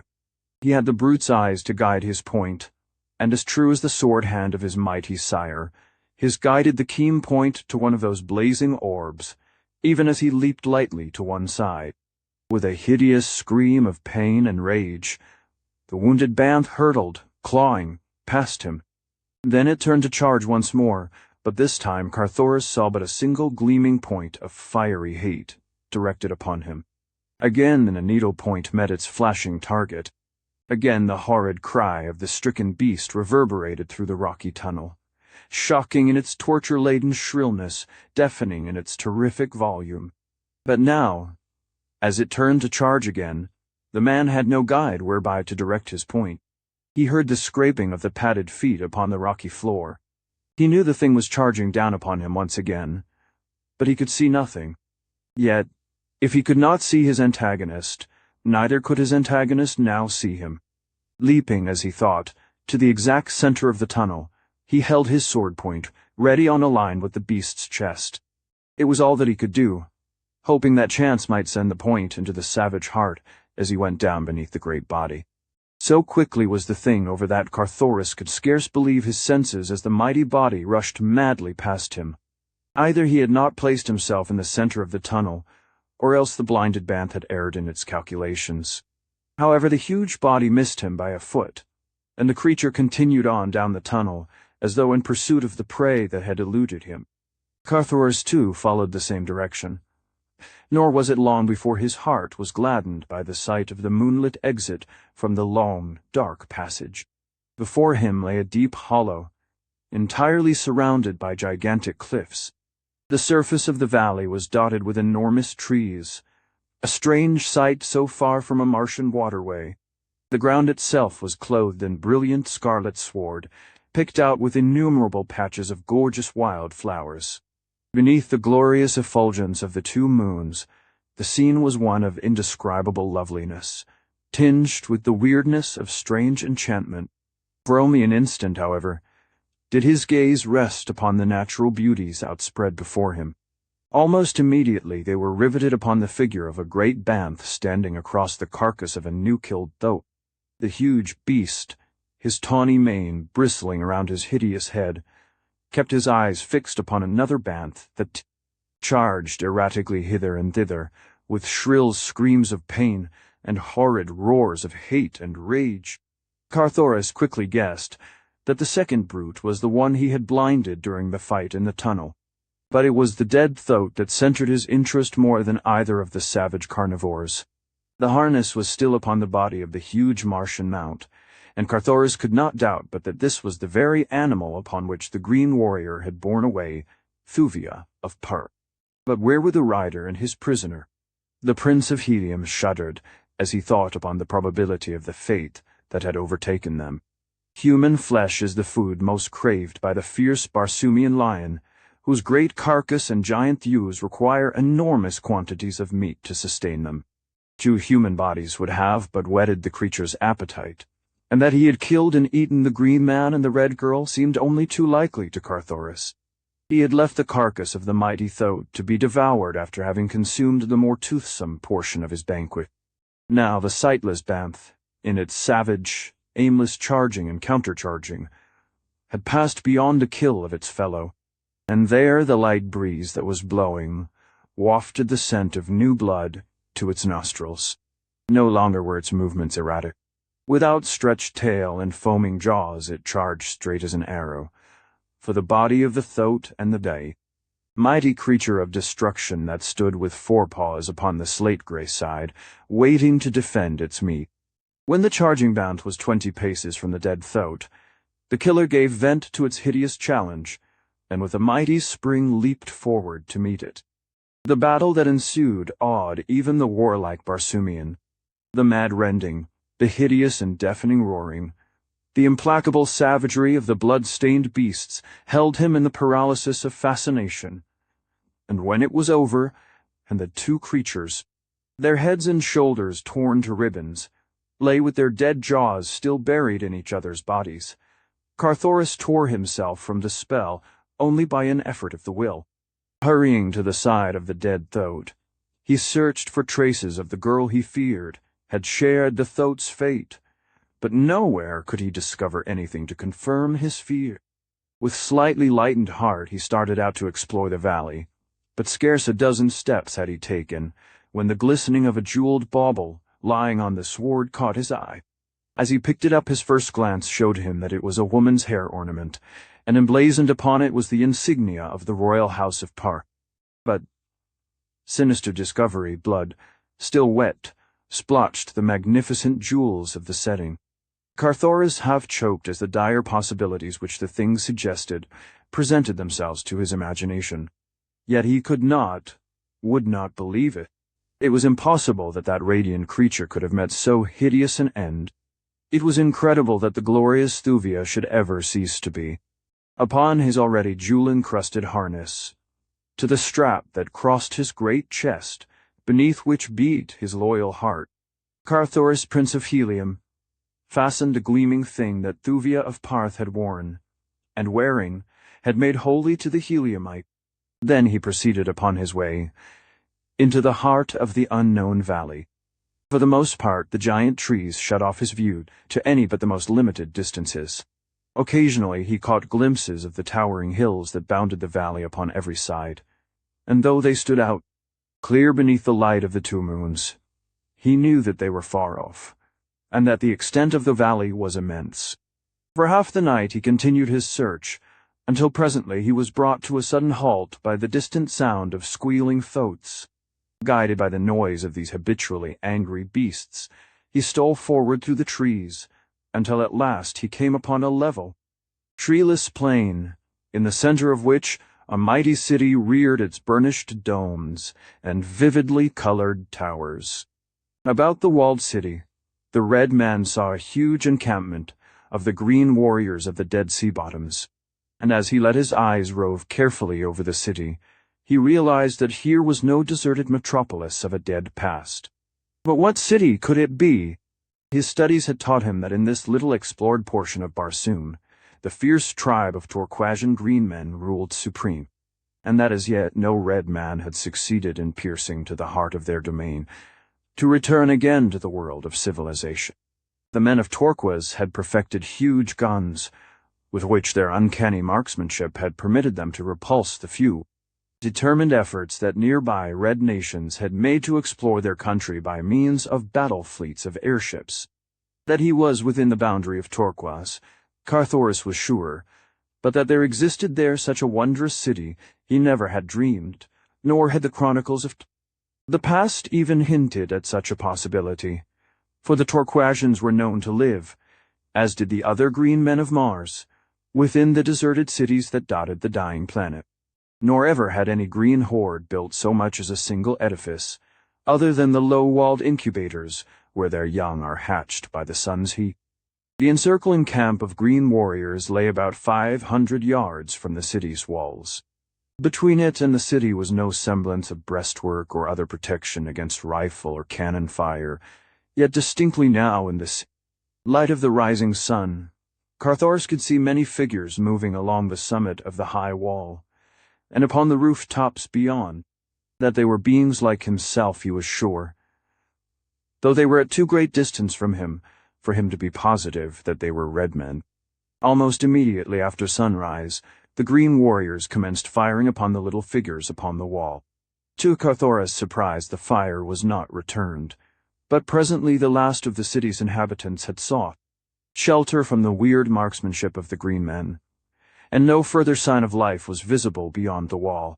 Then Carthoris, keeping within the shelter of the trees that fringed the plain, began circling the rear of the besiegers' line, hoping against hope that somewhere he would obtain sight of Thuvia of Parth, for even now he could not believe that she was dead. That he was not discovered was a miracle, for mounted warriors were constantly riding back and forth from the camp into the forest, but the long day wore on, and still he continued his seemingly fruitless quest, until, near sunset, he came opposite a mighty gate in the city's western wall. Here seemed to be the principal force of the attacking horde. Here a great platform had been erected, whereon Carthoris could see squatting a huge green warrior, surrounded by others of his kind. This, then, must be the notorious Horton Gur, Jeddak of Torqua, the fierce old ogre of the southwestern hemisphere. As only for a Jeddak are platforms raised in temporary camps, or upon the march by the green hordes of Barsoom. As the Heliumite watched, he saw another green warrior push his way forward toward the rostrum. Beside him he dragged a captive, and as the surrounding warriors parted to let the two pass, Carthoris caught a fleeting glimpse of the prisoner. His heart leaped in rejoicing. Thuvia of Parth still lived. It was with difficulty that Carthoris restrained the impulse to rush forward to the side of the Tarthian princess, but in the end his better judgment prevailed. For in the face of such odds he knew that he should have been but throwing away, uselessly, any future opportunity he might have to succor her. He saw her dragged to the foot of the rostrum. He saw Horton Gur address her. He could not hear the creature's words, nor Thuvia's reply, but it must have angered the green monster, for Carthoris saw him leap toward the prisoner, striking her a cruel blow across the face with his metal-banded arm. Then the son of John Carter, Jeddak of Jeddaks, warlord of Barsoom, went mad. The old blood-red haze, through which his sire had glared at countless foes, floated before his eyes. His half-earthly muscles, responding quickly to his will, sent him in enormous leaps and bounds toward the green monster that had struck the woman he loved. The Torquasians were not looking in the direction of the forest. All eyes had been upon the figures of the girl and their Jeddak, and loud was the hideous laughter that rang out in appreciation of the wit of the Green Emperors, reply to his prisoner's appeal for liberty. Carthoris had covered out half the distance between the forest and the green warriors, when a new factor succeeded in still further directing the attention of the latter from him. Upon a high tower within the beleaguered city, a man appeared. From his upturned mouth there issued a series of frightful shrieks, uncanny shrieks that swept, shrill and terrifying, across the city's walls, over the heads of the besiegers, and out across the forest, to the uttermost confines of the valley. Once, twice, thrice the fearsome sound smote upon the ears of the listening green men, and then far, far off across the broad woods came sharp and clear, from the distance, an answering shriek. It was but the first. From every point rose similar savage cries, until the world seemed to tremble to their reverberations. The green warriors looked nervously this way and that. They knew not fear, as earthmen may know it, but in the face of the unusual their wonted self-assurance deserted them, and then the great gate in the city wall opposite the platform of Horton Gur swung suddenly wide. From it issued as strange a sight as Carthoris ever had witnessed, though at the moment he had time to cast but a single fleeting glance at the tall bowmen emerging through the portal behind their long oval shields to note their flowing auburn hair, and to realize that the growling things at their side were fierce Barsoomian lions. Then he was in the midst of the astonished Torquasians. With drawn longsword he was among them, and to Thuvia of Parth, whose startled eyes were the first to fall upon him, it seemed that she was looking upon John Carter himself. So strangely similar to the fighting of the father was that of the son. Even to the famous fighting smile of the Virginian was the resemblance true. And the sword arm. Ah, the subtleness of it. And the speed. All about was turmoil and confusion. Green warriors were leaping to the backs of their restive, squealing foes. Callets were growling out their savage gutturals, whining to beat the throats of the oncoming foemen. Larban, and another by the side of the rostrum, had been the first to note the coming of Carthoris, and it was with them he battled for possession of the Red Girl, while the others hastened to meet the host advancing from the beleaguered city. Carthoris sought both to defend Thuvia of Parth, and reach the side of the hideous Horton Gur, that he might avenge the blow the creature had struck the girl. He succeeded in reaching the rostrum, over the dead bodies of two warriors, who had turned to join Ban and Hiss. companion in her pulsing this adventurous red man, just as Horton Gur was about to leap from it to the back of his throat. The attention of the green warriors turned principally upon the bowmen advancing upon them from the city, and upon the savage banths that paced beside them, cruel beasts of war, infinitely more terrible than their own savage callets. As Carthoris leaped to the rostrum, he drew Thuvia up beside him, and then he turned upon the departing Jeddak with an angry challenge and a sword thrust. As the Heliumite's point pricked his green hide, Horton Gur turned upon his adversary with a snarl, but at the same instant 2 of his chieftains called to him to hasten, for the charge of the fair-skinned inhabitants of the city was developing into a more serious matter than the Torquasians had anticipated. Instead of remaining to battle with the Red Man, Horton Gur promised him his attention after he had disposed of they, presumptuous citizens of the walled city, and leaping astride his throat, galloped off to meet the rapidly advancing bowmen. The other warriors quickly followed their Jeddak, leaving Thuvia and Carthoris alone upon the platform. Between them and the city raged a terrific battle. The fair-skinned warriors, armed only with their long bows and a kind of short-handled war-axe, were almost helpless beneath the savage-mounted green men at close quarters, but at a distance their sharp arrows did fully as much execution as the radium projectiles of the green men. But if the warriors themselves were outclassed, not so their savage companions, the fierce banths. Scarce had the 2 lines come together when hundreds of these appalling creatures had leaped among the Torquasians, dragging warriors from their throats, dragging down the huge throats themselves, and bringing consternation to all before them. The numbers of the citizenry, too, was to their advantage, for it seemed that scarce a warrior fell but his place was taken by a score more. In such a constant stream did they pour from the city's great gate. And so it came, what with the ferocity of the banths and the numbers of the bowmen, that at last the Torquasians fell back, until presently the platform upon which stood Carthoris and Thuvia lay directly in the center of the fight. That neither was struck by a bullet or an arrow seemed a miracle to both, but at last the tide had rolled completely past them, so that they were alone between the fighters and the city, except for the dying and the dead, and a score or so of growling banths, less well-trained than their fellows, who prowled among the corpses seeking meat. To Carthoris the strangest part of the battle had been the terrific toll taken by the bowmen with their relatively puny weapons. Nowhere that he could see was there a single wounded green man, but the corpses of their dead lay thick upon the field of battle. Death seemed to follow instantly the slightest pinprick of a bowman's arrow, nor apparently did one ever miss its goal. There could be but one explanation: the missiles were poison-tipped.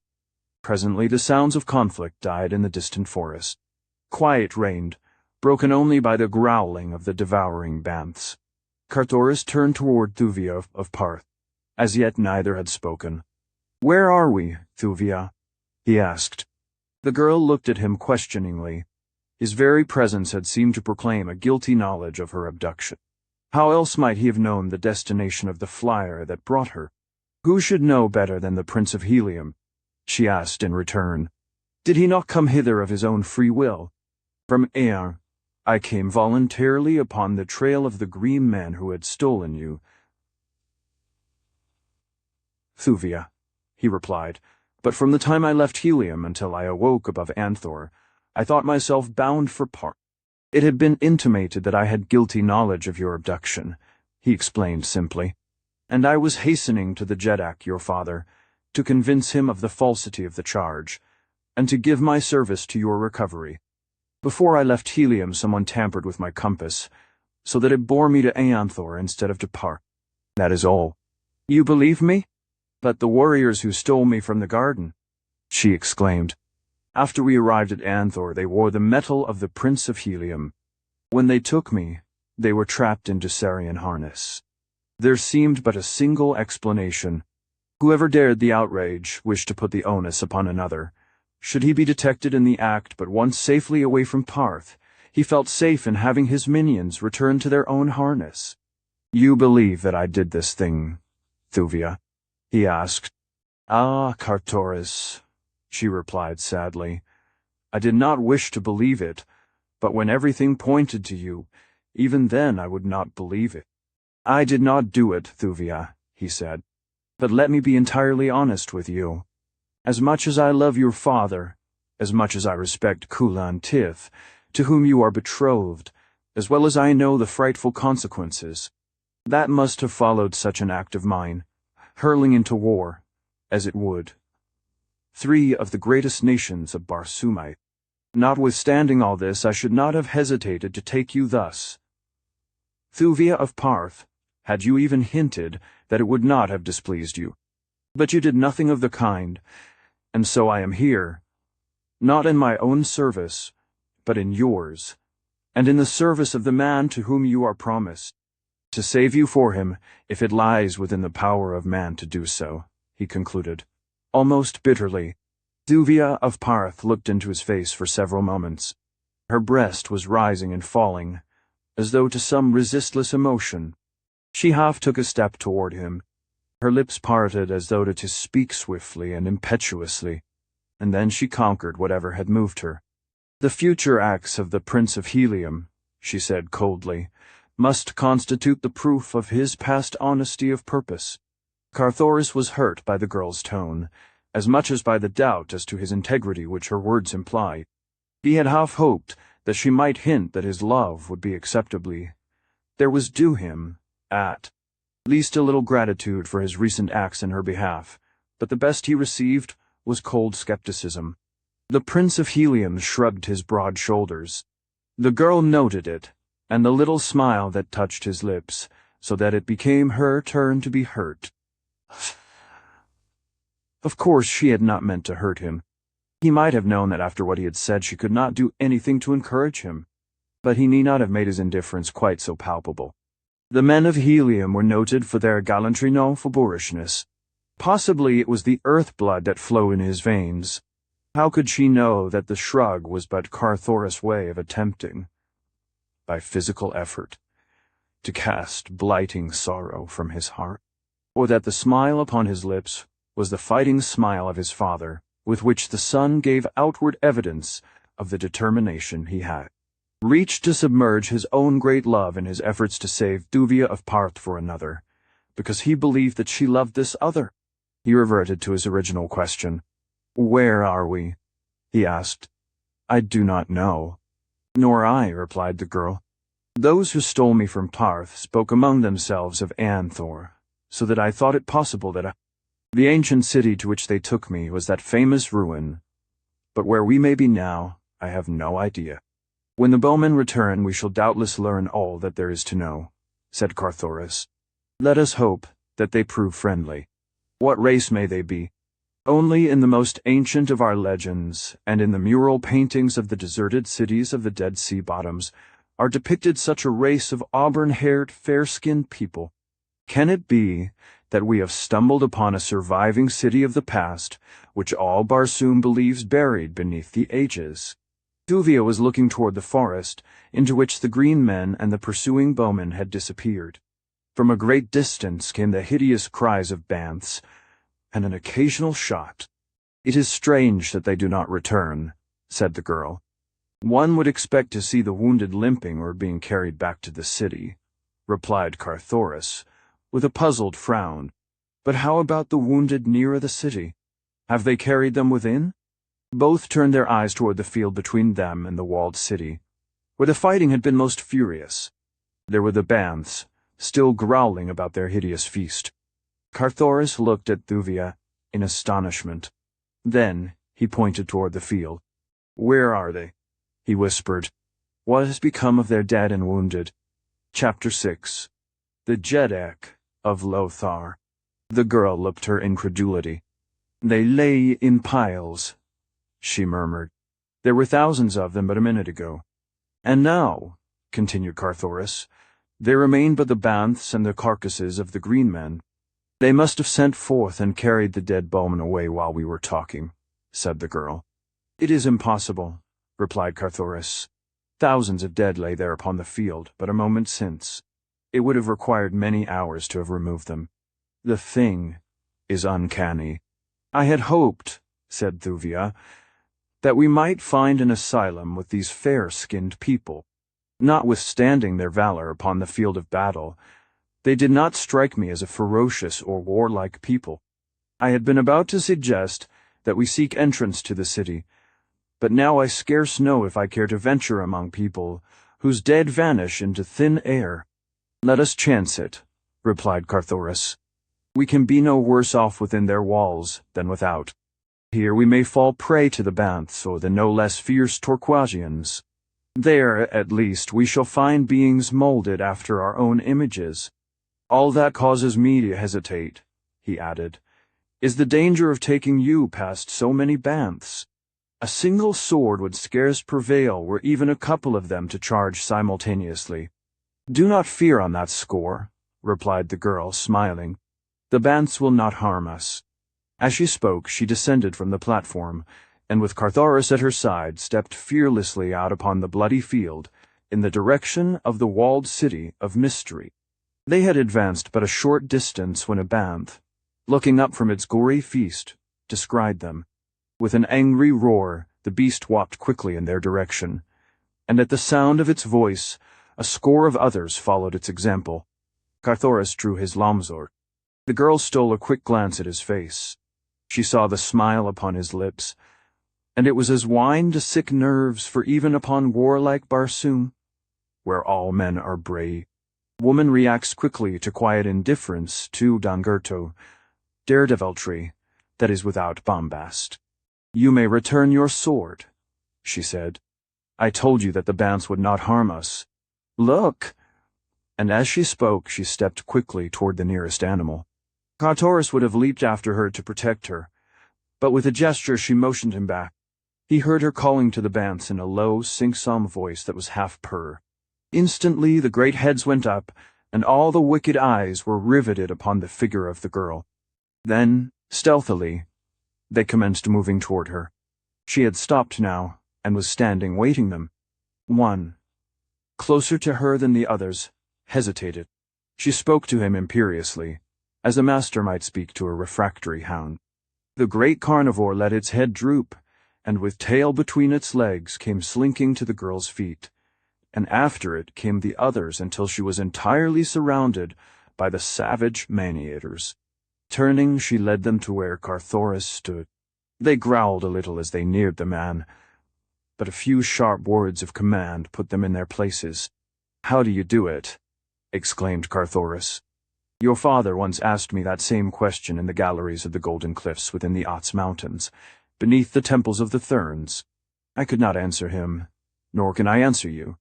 I do not know whence comes my power over them, but ever since the day that Satyr Throg threw me among them in the Banth pit of the Holy Therns, and the great creatures fawned upon it instead of devouring me, I ever have had the same strange power over them. They come at my call and do my bidding, even as the faithful Woola does the bidding of your mighty sire." With a word, the girl dispersed the fierce pack. Roaring, they returned to their interrupted feast, while Carthoris and Thuvia passed among them toward the walled city. As they advanced, the man looked with wonder upon the dead bodies of those of the green men that had not been devoured or mauled by the Banths. He called the girl's attention to them. No arrows protruded from the great carcasses. Nowhere upon any of them was the sign of mortal wound, nor even slightest scratch or abrasion. Before the bowmen's dead had disappeared, the corpses of the Torquasians had bristled with the deadly arrows of their foes. Where had the slender messengers of death departed? What unseen hand had plucked them from the bodies of the slain? Despite himself, Carthoris could scarce repress a shudder of apprehension as he glanced toward the silent city before them. No longer was sign of life visible upon wall or rooftop. All was quiet brooding, ominous quiet. Yet he was sure that eyes watched them from somewhere behind that blank wall. He glanced at Thuvia. She was advancing with wide eyes fixed upon the city gate. He looked in the direction of her gaze, but saw nothing. His gaze upon her seemed to arouse her, as from a lethargy. She glanced up at him, a quick, brave smile touching her lips, and then, as though the act was involuntary, she came close to his side and placed one of her hands in his. He guessed that something within her that was beyond her conscious control was appealing to him for protection. He threw an arm about her, and thus they crossed the field. She did not draw away from him. It is doubtful that she realized that his arm was there, so engrossed was she in the mystery of the strange city before them. They stopped before the gate. It was a mighty thing. From its construction, Carthoris could but dimly speculate upon its unthinkable antiquity. It was circular, closing a circular aperture, and the Heliumite knew from his study of ancient Barsoomian architecture that it rolled to one side, like a huge wheel, into an aperture in the wall. Even such world-old cities as ancient Anthor were as yet undreamed of, when the races lived that built such gates as these. As he stood speculating upon the identity of this forgotten city, a voice spoke to them from above. Both looked up. There, leaning over the edge of the high wall, was a man.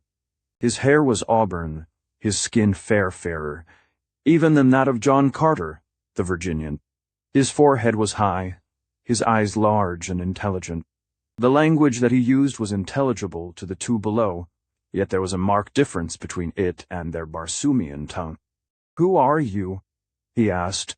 "And what do you here before the gate of Lothar?" "We are friends," replied Carthoris. "This be the princess, Thuvia of Tarth, who was captured by the Torquesian horde. I am Carthoris of Helium, prince of the house of Tardos Mors, Jeddak of Helium, and son of John Carter, warlord of Mars, and of his wife, Dejah Thoris." "Hars?" repeated the man. "Helium?" He shook his head. "I never have heard of these places, nor did I know that there dwelt upon Barsoom a race of thy strange color. Where may these cities lie, of which you speak? From our loftiest tower, we have never seen another city in Lothar." Carthoris pointed toward the northeast. "In that direction lie Helium and Tarth," he said. "Helium is over 8,000 hads from Lothar, while Tarth lies 9,500 hads northeast of Helium." Still the man shook his head. "I know of nothing beyond the Lotharian hills," he said. "Naught may live there beside the hideous green hordes of Torquas. They have conquered all Barsoom except this single valley and the city of Lothar. Here we have defied them for countless ages, though periodically they renew their attempts to destroy us. From whence you come, I cannot guess, unless you be descended from the slaves the Torquasians captured in early times when they reduced the outer world to their vassalage, but we had heard that they destroyed all other races but their own." Carthoris tried to explain that the Torquasians ruled but a relatively tiny part of the surface of Barsoom, and even this only because their domain held nothing to attract the red race, but the Lotharian could not seem to conceive of anything beyond the valley of Lothar, other than a trackless waste, peopled by the ferocious green hordes of Torquas. After considerable parleying, he consented to admit them to the city, and a moment later the wheel-like gate rolled back within its niche, and Thuvia and Carthoris entered the city of Lothar. All about them were evidences of fabulous wealth. The facades of the buildings fronting upon the avenue within the wall were richly carven, and about the windows and doors were ofttimes set foot-wide borders of precious stones. Intricate mosaics or tablets of beaten gold bearing bas-reliefs depicting what may have been bits of the history of this forgotten people. He with whom they had conversed across the wall was in the avenue to receive them. About him were 100 or more men of the same race. All were clothed in flowing robes, and all were beardless. Their attitude was more of fearful suspicion than antagonism. They followed the newcomers with their eyes, but spoke no word to them. Carthoris could not but notice the fact that though the city had been but a short time before surrounded by a horde of bloodthirsty demons, yet none of the citizens appeared to be armed, nor was there sign of soldiery about. He wondered if all the fighting men had sallied forth in one supreme effort to rout the foe, leaving the city all unguarded. He asked their host. The man smiled. "No creature other than a score or so of our sacred banths has left Lothar today," he replied. "But the soldiers, the bowmen, exclaimed Carthoris. "We saw thousands emerge from this very gate, overwhelming the hordes of Torquas, and putting them to rout with their deadly arrows and their fierce banths." Still the man smiled his knowing smile. "Look," he cried, and pointed down a broad avenue before him. Carthoris and Thuvia followed the direction indicated, and there, marching bravely in the sunlight, they saw advancing toward them a great army of bowmen. "Ah," exclaimed Thuvia, "they have returned through another gate, or perchance these be the troops that remained to defend the city." Again the fellow smiled his uncanny smile. "There are no soldiers in Lothar," he said. "Look!" Both Carthoris and Thuvia had turned toward him while he spoke, and now as they turned back again toward the advancing regiments, their eyes went wide in astonishment, for the broad avenue before them was as deserted as the tomb. "And those who marched out upon the hordes today," whispered Carthoris, "they too were unreal." The man nodded. "But their arrows slew the green warriors," insisted Thuvia. "Let us go before Tario," replied the Lotharian. "He will tell you that which he deems it best you know. I might tell you too much." "Who is Tario?" asked Carthoris. "Jeddak of Lothar," replied the guide, leading them up the broad avenue down which they had but a moment since seen the phantom army marching. For half an hour they walked along the lovely avenues between the most gorgeous buildings that the two had ever seen. Few people were in evidence. Carthoris could not but note the deserted appearance of the mighty city. At last they came to the royal palace. Carthoris saw it from a distance, and guessing the nature of the magnificent pile, wondered that even here there should be so little sign of activity and life. Not even a single guard was visible before the great entrance gate, nor in the gardens beyond, into which he could see. Was there sign of the myriad life that pulses within the precincts of the royal estates of the Red Jeddaks? "Here," said their guide, "is the palace of Tario." As he spoke, Carthoris again let his gaze rest upon the wondrous palace. With a startled exclamation he rubbed his eyes and looked again. Now, he could not be mistaken. Before the massive gate stood a score of sentries. Within, the avenue leading to the main building was lined on either side by ranks of bowmen. The gardens were dotted with officers and soldiers moving quickly to and fro, as though bent upon the duties of the minute. What manner of people were these who could conjure an army out of thin air? He glanced toward Thuvia. She, too, evidently had witnessed the transformation. With a little shudder, she pressed more closely toward him. "What do you make of it?" she whispered. "It is most uncanny." "I cannot account for it," replied Carthoris, "unless we have gone mad." Carthoris turned quickly toward the Lotharian. The fellow was smiling broadly. "I thought that you just said that there were no soldiers in Lothar," said the Heliumite, with a gesture toward the guardsmen. "What are these?" "Ask Tario," replied the other. "We shall soon be before him."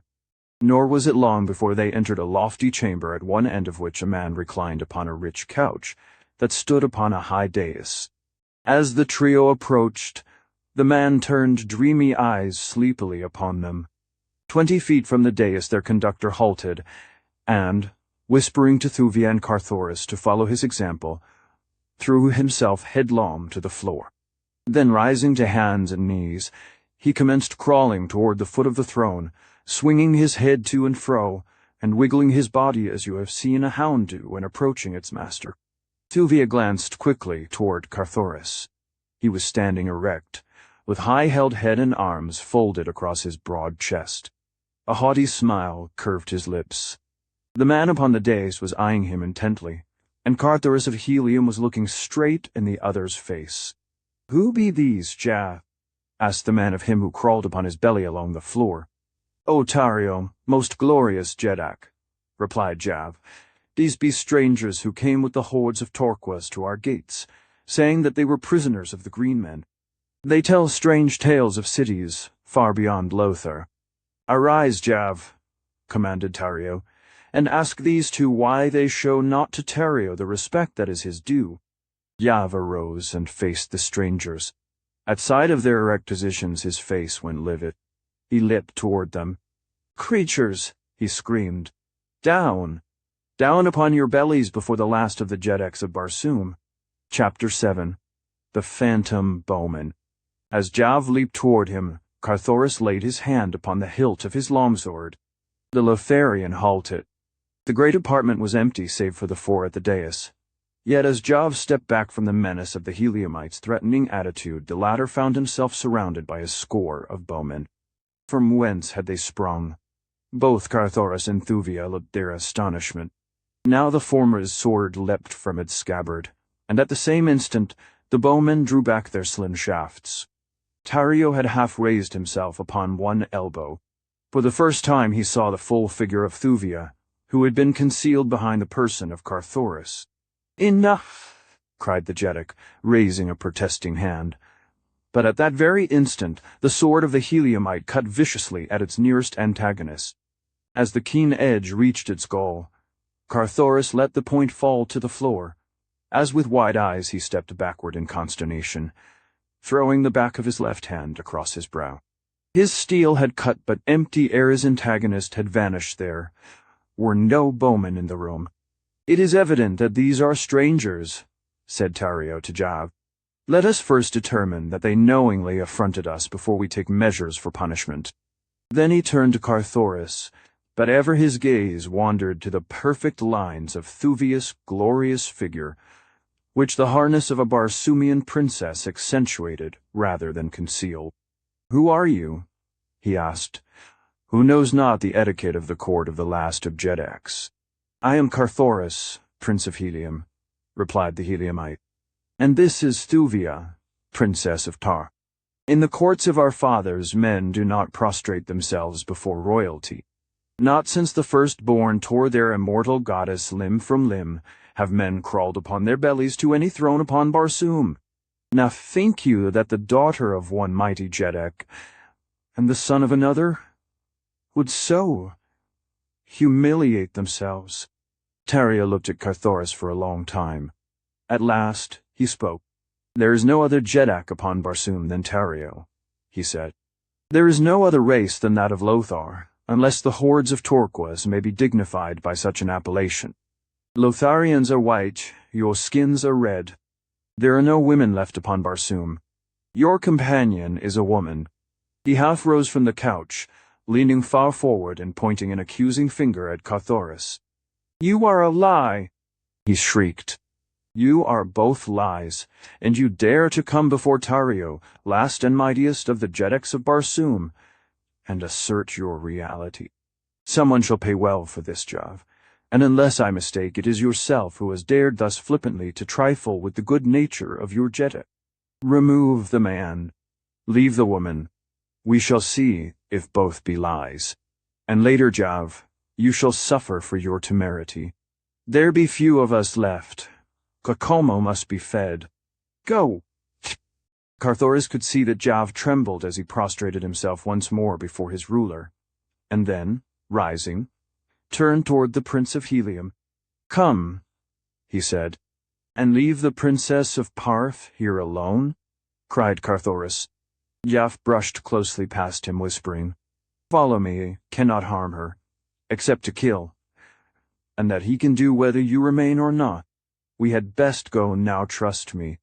Carthoris did not understand, but something in the urgency of the other's tone assured him, and so he turned away, but not without a glance toward Thuvia, in which he attempted to make her understand that it was in her own interest that he left her. For answer she turned her back full upon him, but not without first throwing him such a look of contempt that brought the scarlet to his cheek. Then he hesitated, but Jav seized him by the wrist. "Come," he whispered, "or he will have the bowman upon you, and this time there will be no escape. Did you not see how futile is your steel against thin air?" Carthoris turned unwillingly to follow. As the two left the room, he turned to his companion. "If I may not kill thin air," he asked, "how, then, shall I fear that thin air may kill me?" "You saw the Torquasians fall before the bowmen?" asked Jav. Carthoris nodded. "So would you fall before them, and without one single chance, for self-defense or revenge. As they talked, Dejah led Carthoris to a small room in one of the numerous towers of the palace. Here were couches, and Dejah bid the Heliumite be seated. For several minutes the Lotharian eyed his prisoner. For such Carthoris now realized himself to be. "I'm half convinced that you are real," he said at last. Carthoris laughed.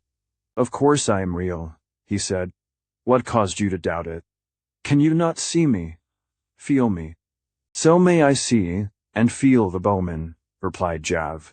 "And yet we all know that they, at least, are not real." Carthoris showed by the expression of his face his puzzlement at each new reference to the mysterious bowmen of vanishing soldiery of Lothar. "What then may they be?" he asked. "You really do not know?" asked Dejah. Carthoris shook his head negatively. "I can almost believe that you have told us the truth, and that you are really from another part of Barsoom, or from another world. But tell me, in your own country, have you no bowmen to strike terror to the hearts of the green horsemen as they slay in company with the fierce banths of war?" "We have soldiers," replied Carthoris. "We of the red race are all soldiers, but we have no bowmen to defend us, such as yours. We defend ourselves." "You go out and get killed by your enemies," cried Dejah incredulously. "Certainly," replied Carthoris. "How do the Lotharians?" "You have seen," replied the other. "We send out our deathless archers deathless because they are lifeless, existing only in the imaginations of our enemies. It is really our giant minds that defend us, sending out legions of imaginary warriors to materialize before the mind's eye of the foe. They see their bows drawn back. They see their slender arrows speed with unerring precision toward their hearts, and they die killed by the power of suggestion." "But the archers that are slain?" exclaimed Carthoris. "You call them deathless, and yet I saw their dead bodies piled high upon the battlefield. How may that be?" "It is but to lend reality to the scene," replied Dejah. "We picture many of our own defenders killed, that the Torquasians may not guess that there are really no flesh and blood creatures opposing them.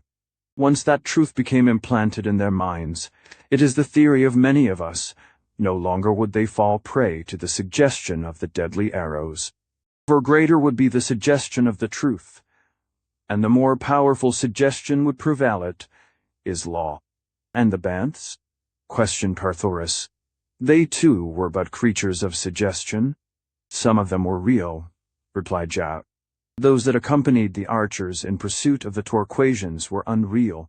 Like the archers, they never returned, but having served their purpose, vanished with the bowmen when the rout of the enemy was assured.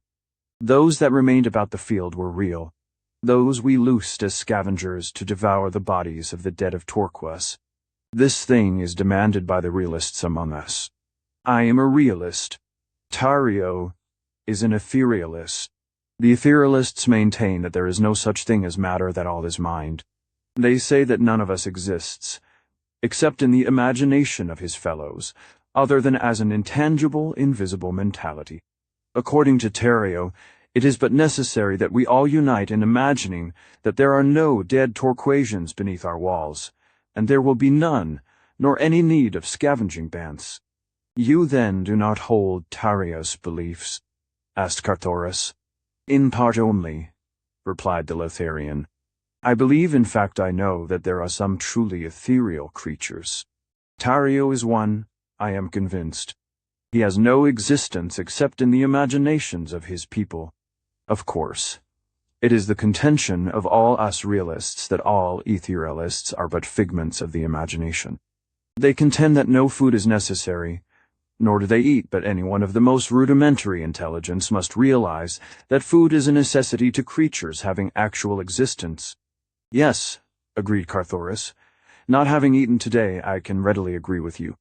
"Ah, pardon me," exclaimed Dejah.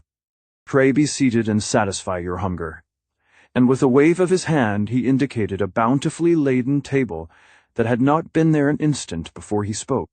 Of that Carthoris was positive, for he had searched the room diligently with his eyes several times.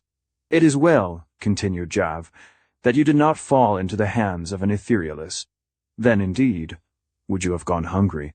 "But," exclaimed Carthoris, "this is not real food. It was not here, an instant since, and real food does not materialize out of thin air." Dejah looked hurt. "There is no real food or water in Lothar," he said, "nor has there been for countless ages. Upon such as you now see before you have we existed since the dawn of history. Upon such, then, may you exist." "But I thought you were a realist," exclaimed Carthoris. "Indeed," cried Dejah, "what more realistic than this bounteous feast? It is just here that we differ most from the etherealists. They claim that it is unnecessary to imagine food, but we have found that for the maintenance of life we must thrice daily sit down to hearty meals. The food that one eats is supposed to undergo certain chemical changes during the process of digestion and assimilation, the result, of course, being the rebuilding of wasted tissue.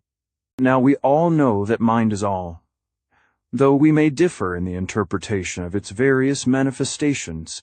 Tario maintains that there is no such thing as substance, all being created from the substanceless matter of the brain. We realists, however, know better. We know that mind has the power to maintain substance, even though it may not be able to create substance. The latter is still an open question. And so we know that in order to maintain our physical bodies, we must cause all our organs properly to function. This we accomplish by materializing food thoughts, and by partaking of the food thus created. We chew, we swallow, we digest. All our organs function precisely as if we had partaken of material food. And what is the result? What must be the result? The chemical changes take place through both direct and indirect suggestion. And we live and thrive. Carthoris eyed the food before him. It seemed real enough. He lifted a morsel to his lips. There was substance indeed, and flavor as well. Yes, even his palate was deceived. Dejah watched him, smiling, as he ate. "Is it not entirely satisfying?" he asked. "I must admit that it is," replied Carthoris. "But tell me, how does Tario live, and the other etherealists who maintain that food is unnecessary?" Dejah scratched his head. "That is a question we often discuss," he replied. "It is the strongest evidence we have of the non-existence of the etherealists. But who may know other than Kamal?" "Who's Kamal?" asked Carthoris. "I heard Yojedek speak of him." Dejah bent low toward the ear of the Heliumite, looking fearfully about before he spoke. "Kamal is the essence," he whispered.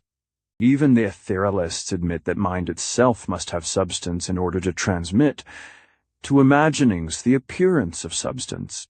For if there really was no such thing as substance, it could not be suggested. What never has been cannot be imagined. Do you follow me?" "I am groping," replied Carthoris dryly. "So the essence must be substance," continued Dejah. "Kamal is the essence of the all, as it were. He is maintained by substance. He eats the real. To be explicit, he eats the realists. That is Tarios' work. He says that, inasmuch as we maintain that we alone are real, we should, to be consistent, admit that we alone are proper food for Kamal. Sometimes, as today, we find other food for him. He is very fond of Torquasians." "And Kamal is a man?" asked Carthoris. "He is all, I told you," replied Dejah. "I know not how to explain him in words that you will understand. He is the beginning and the end. All life emanates from Kamal, since the substance which feeds the brain with imaginings radiates from the body of Kamal. Should Kamal cease to eat, all life upon Barsoom would cease to be. He cannot die, but he might cease to eat, and thus to radiate. And he feeds upon the men and women of your belief," cried Carthoris. "Women!" exclaimed Dejah.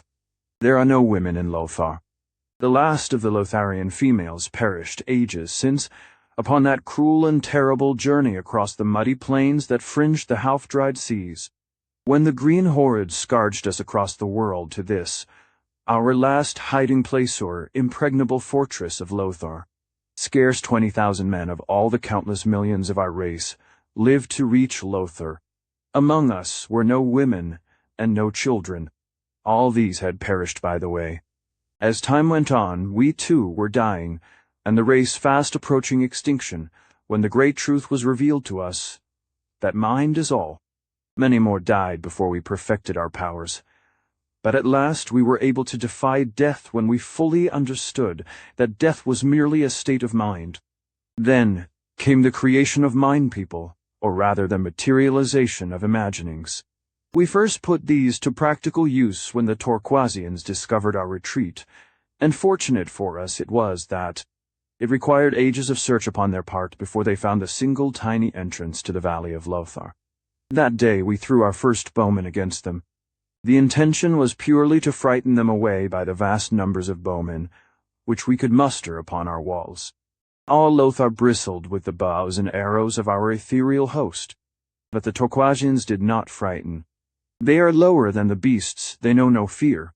They rushed upon our walls, and standing upon the shoulders of others they built human approaches to the wall tops, and were on the very point of surging in upon us and overwhelming us. Not an arrow had been discharged by our bowmen we did but cause them to run to and fro along the wall top, screaming taunts and threats at the enemy. Presently I thought to attempt the great thing. I centered all my mighty intellect upon the bowmen of my own creation. Each of us produces and directs as many bowmen as his mentality and imagination is capable of. I caused them to fit arrows to their bows for the first time. I made them take aim at the hearts of the green men. I made the green men see all this, and then I made them see the arrows fly. And I made them think that the points pierced their hearts. It was all that was necessary. By hundreds they toppled from our walls, and when my fellows saw what I had done they were quick to follow my example, so that presently the hordes of Torquas had retreated beyond the range of our arrows. We might have killed them at any distance, but one rule of war we have maintained from the first, the rule of realism. We do nothing, or rather we cause our bowmen to do nothing within sight of the enemy that is beyond the understanding of the foe. Otherwise they might guess the truth, and that would be the end of us. But after the Torquasians had retreated beyond bowshot, they turned upon us with their terrible rifles, and by constant popping at us made life miserable within our walls. So then I bethought the scheme to hurl our bowmen through the gates upon them. You have seen this day how well it works. For ages they have come down upon us at intervals, but always with the same results. And all this is due to your intellect, Dejah, asked Carthoris. I should think that you would be behind the counsels of your people. I am, replied Dejah proudly. I'm next to Tario. But why then your cringing manner of approaching the throne? Tario demands it. He is jealous of me. He only awaits the slightest excuse to feed me to Kamal. He fears that I may someday usurp his power. Carthoris suddenly sprang from the table. Yeah, he exclaimed. I am a beast. Here I have been eating my fill, while the Princess of Tarth may perchance be still without food. Let us return and find some means of furnishing her with nourishment. The Lotharian shook his head. Tario would not permit it, he said. He will doubtless make an etherealist of her. But I must go to her, insisted Carthoris. You say that there are no women in Lothar. Then she must be among men, and if this be so I intend to be near where I may defend her if the need arises. Tario will have his way, insisted Dejah. He sent you away, and you may not return until he sends for you. Then I shall go without waiting to be sent for. Do not forget the bowmen, cautioned Dejah. I do not forget them, replied Carthoris, but he did not tell Dejah that he remembered something else that the Lotharian had let drop, something that was but a conjecture possibly, and yet one well worth pinning a forlorn hope to, should necessity arise. Carthoris started to leave the room. Dejah stepped before him, barring his way. I have learned to like you, Red Man, he said, but do not forget that Tario is still my Jeddak, and that Tario has commanded that you remain here. Carthoris was about to reply, when there came faintly to the ears of both a woman's cry for help. With a sweep of his arm, the Prince of Helium brushed the Lotharian aside, and with drawn sword sprang into the corridor without. Chapter 8. The Hall of Doom. As Thuvia of Parth saw Carthoris depart from the presence of Tario, leaving her alone with the man, a sudden qualm of terror seized her. There was an air of mystery pervading the stately chamber. Its furnishings and appointments bespoke wealth and culture, and carried the suggestion that the room was often the scene of royal functions which filled it to its capacity. And yet nowhere about her, in antechamber or corridor, was there sign of any other being than herself and the recumbent figure of Tario. Dejah, who watched her through half-closed eyes from the gorgeous trappings of his regal couch. For a time after the departure of Dejah and Carthoris, the man eyed her intently. Then he spoke. "Come nearer," he said. And as she approached, whose creature are you? Who has dared materialize his imaginings of woman? It is contrary to the customs and the royal edicts of Lothar. Tell me, woman, from whose brain have you sprung? Dejah's? No, do not deny it. I know that it could be no other than that envious realist. He seeks to tempt me. He would see me fall beneath the spell of your charms, and then he, your master, would direct my destiny and me end. I see it all. I see it all. The blood of indignation and anger had been rising to Thuvia's face. Her chin was up, a haughty curve upon her perfect lips. "I know not," she cried, "of what you are prating. I am Thuvia, Princess of Parth. I am no man's creature. Never before today did I lay eyes upon him you call Dejah, nor upon your ridiculous city of which even the greatest nations of Barsoom have never dreamed. My charms are not for you, nor such as you. They are not for sale or barter, even though the price were a real throne. And as for using them to win your worse than futile power," she ended her sentence with a shrug of her shapely shoulders and a little scornful laugh. When she had finished, Tario was sitting upon the edge of his couch, his feet upon the floor. He was leaning forward with eyes no longer half-closed, but wide with a startled expression in them. He did not seem to note the lisse majesté of her words and manner. There was evidently something more startling and compelling about her speech than that. Slowly he came to his feet. "By the fangs of Como," he muttered. "But you are real. A real woman. No dream. No vain and foolish figment of the mind." He took a step toward her, with hands outstretched. "Come, An," he whispered. "Come, woman. For countless ages have I dreamed that some day you would come. And now that you are here, I can scarce believe the testimony of my eyes. Even now, knowing that you are real, I still half dread that you may be a lie." Thuvia shrank back. She thought the man mad. Her hand stole to the jeweled hilt of her dagger. The man saw the move, and stopped. A cunning expression entered his eyes. Then they became at once dreamy and penetrating, as they fairly bored into the girl's brain. Thuvia suddenly felt a change coming over her. What the cause of it she did not guess, but somehow the man before her began to assume a new relationship within her heart. No longer was he a strange and mysterious enemy, but an old and trusted friend. Her hand slipped from the dagger's hilt. Tario came closer. He spoke gentle, friendly words, and she answered him in a voice that seemed hers and yet another's. He was beside her now. His hand was up her shoulder. His eyes were down-bent toward hers. She looked up into his face. His gaze seemed to bore straight through her to some hidden spring of sentiment within her. Her lips parted in sudden awe and wonder at the strange revealment of her inner self that was being laid bare before her consciousness. She had known Tario forever. He was more than friend to her. She moved a little closer to him. In one swift flood of light she knew the truth. She loved Tario, Dejah of Lothar. She'd always loved him. The man, seeing the success of his strategy, could not restrain a faint smile of satisfaction.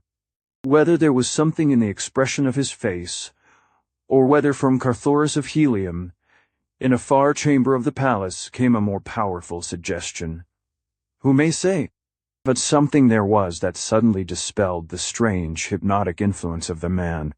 As though a mask had been torn from her eyes, Thuvia suddenly saw Terrio as she had formerly seen him, and accustomed as she was to the strange manifestations of highly developed mentality which are common upon Barsoom, she quickly guessed enough of the truth to know that she was in grave danger.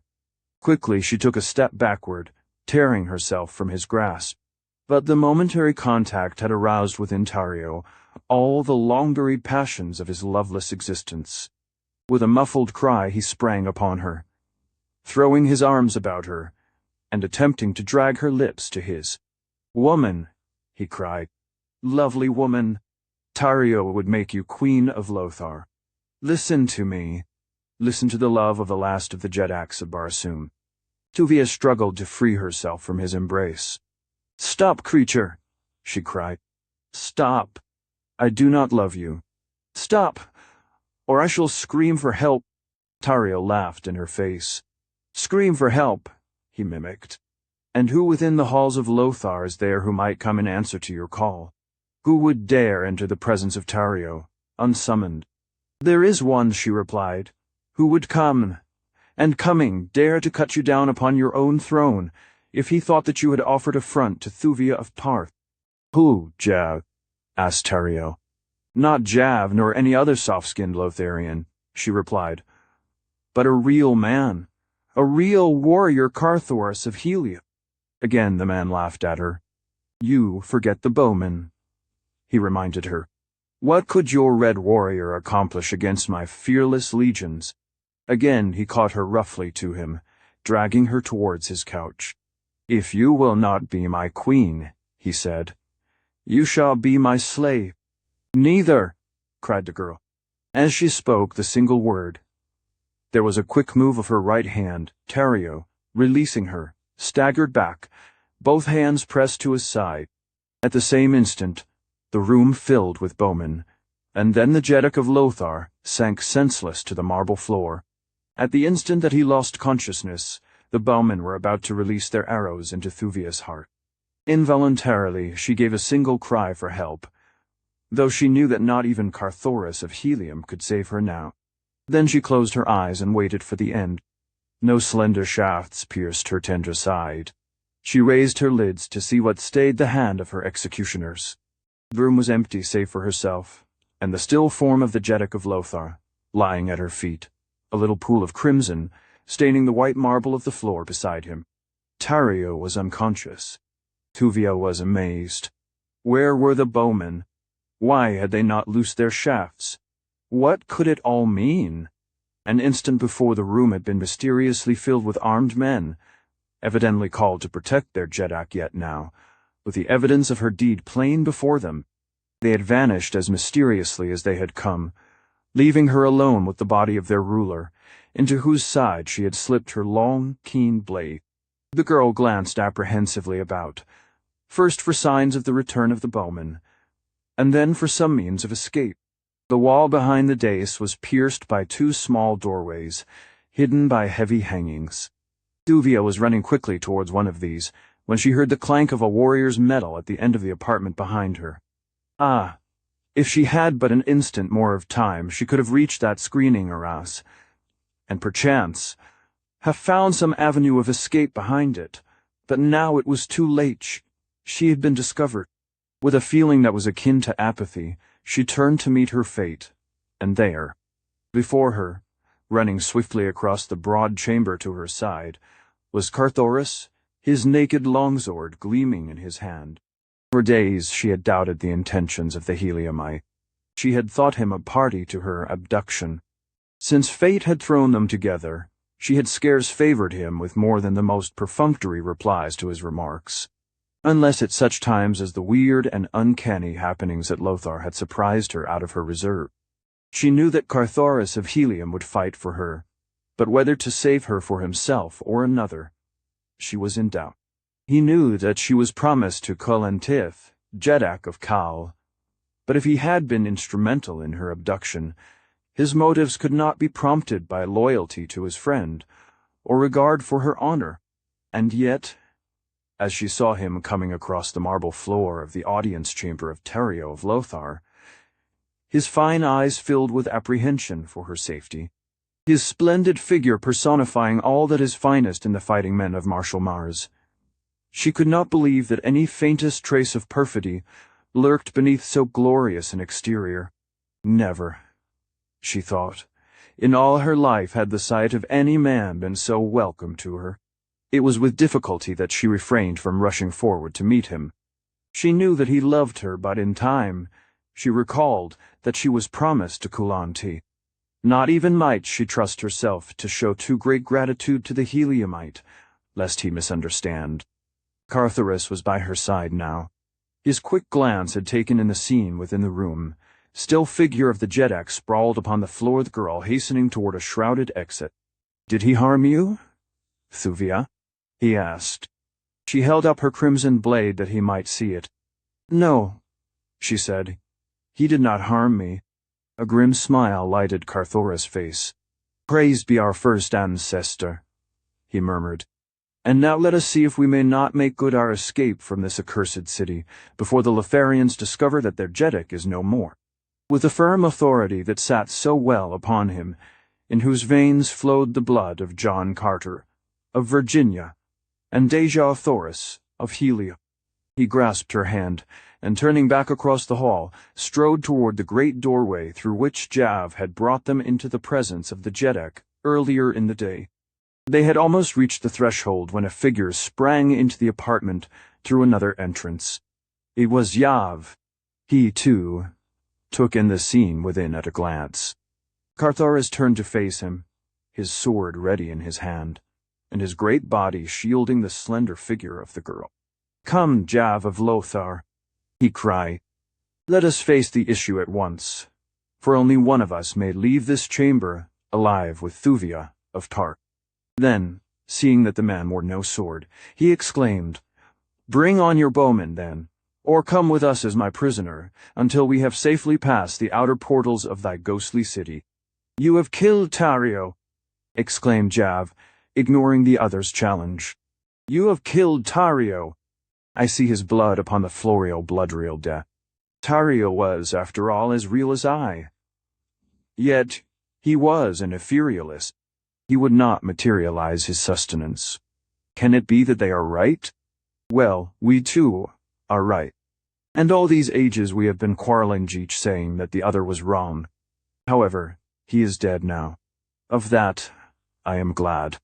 Now shall Jav come into his own. Now shall Jav be Jeddak of Lothar." As he finished, Tario opened his eyes and then quickly sat up. "Traitor! Assassin!" he screamed. And then Kadar. Kadar, which is the Barsoomian for guard. Yav went sickly white. He fell upon his belly, wriggling toward Tario. "Oh, my Jeddak, he whimpered. Yav had no hand in this. "Jav, your faithful Jav." But just this instant entered the apartment to find you lying prone upon the floor, and these two strangers about to leave. How it happened I know not. "Believe me, most glorious Jeddak." "Cease, knave," cried Tario. "I heard your words, however. He is dead now. Of that I am glad. Now shall Jav come into his own. Now shall Jav be Jeddak of Lothar. At last, traitor, I have found you out. Your own words have condemned you as surely as the acts of these red creatures have sealed their fates unless—" He paused. "Unless the woman." But he got no further. Carthoris guessed what he would have said, and before the words could be uttered, he had sprung forward and struck the man across the mouth with his open palm. Tario frothed in rage and mortification. "And should you again affront the Princess of Tarth," warned the Heliumite, "I shall forget that you wear no sword knot forever. May I control my itching sword hand." Tario shrank back toward the little doorways behind the dais. He was trying to speak, but so hideously were the muscles of his face working that he could utter no word for several minutes. At last he managed to articulate intelligibly.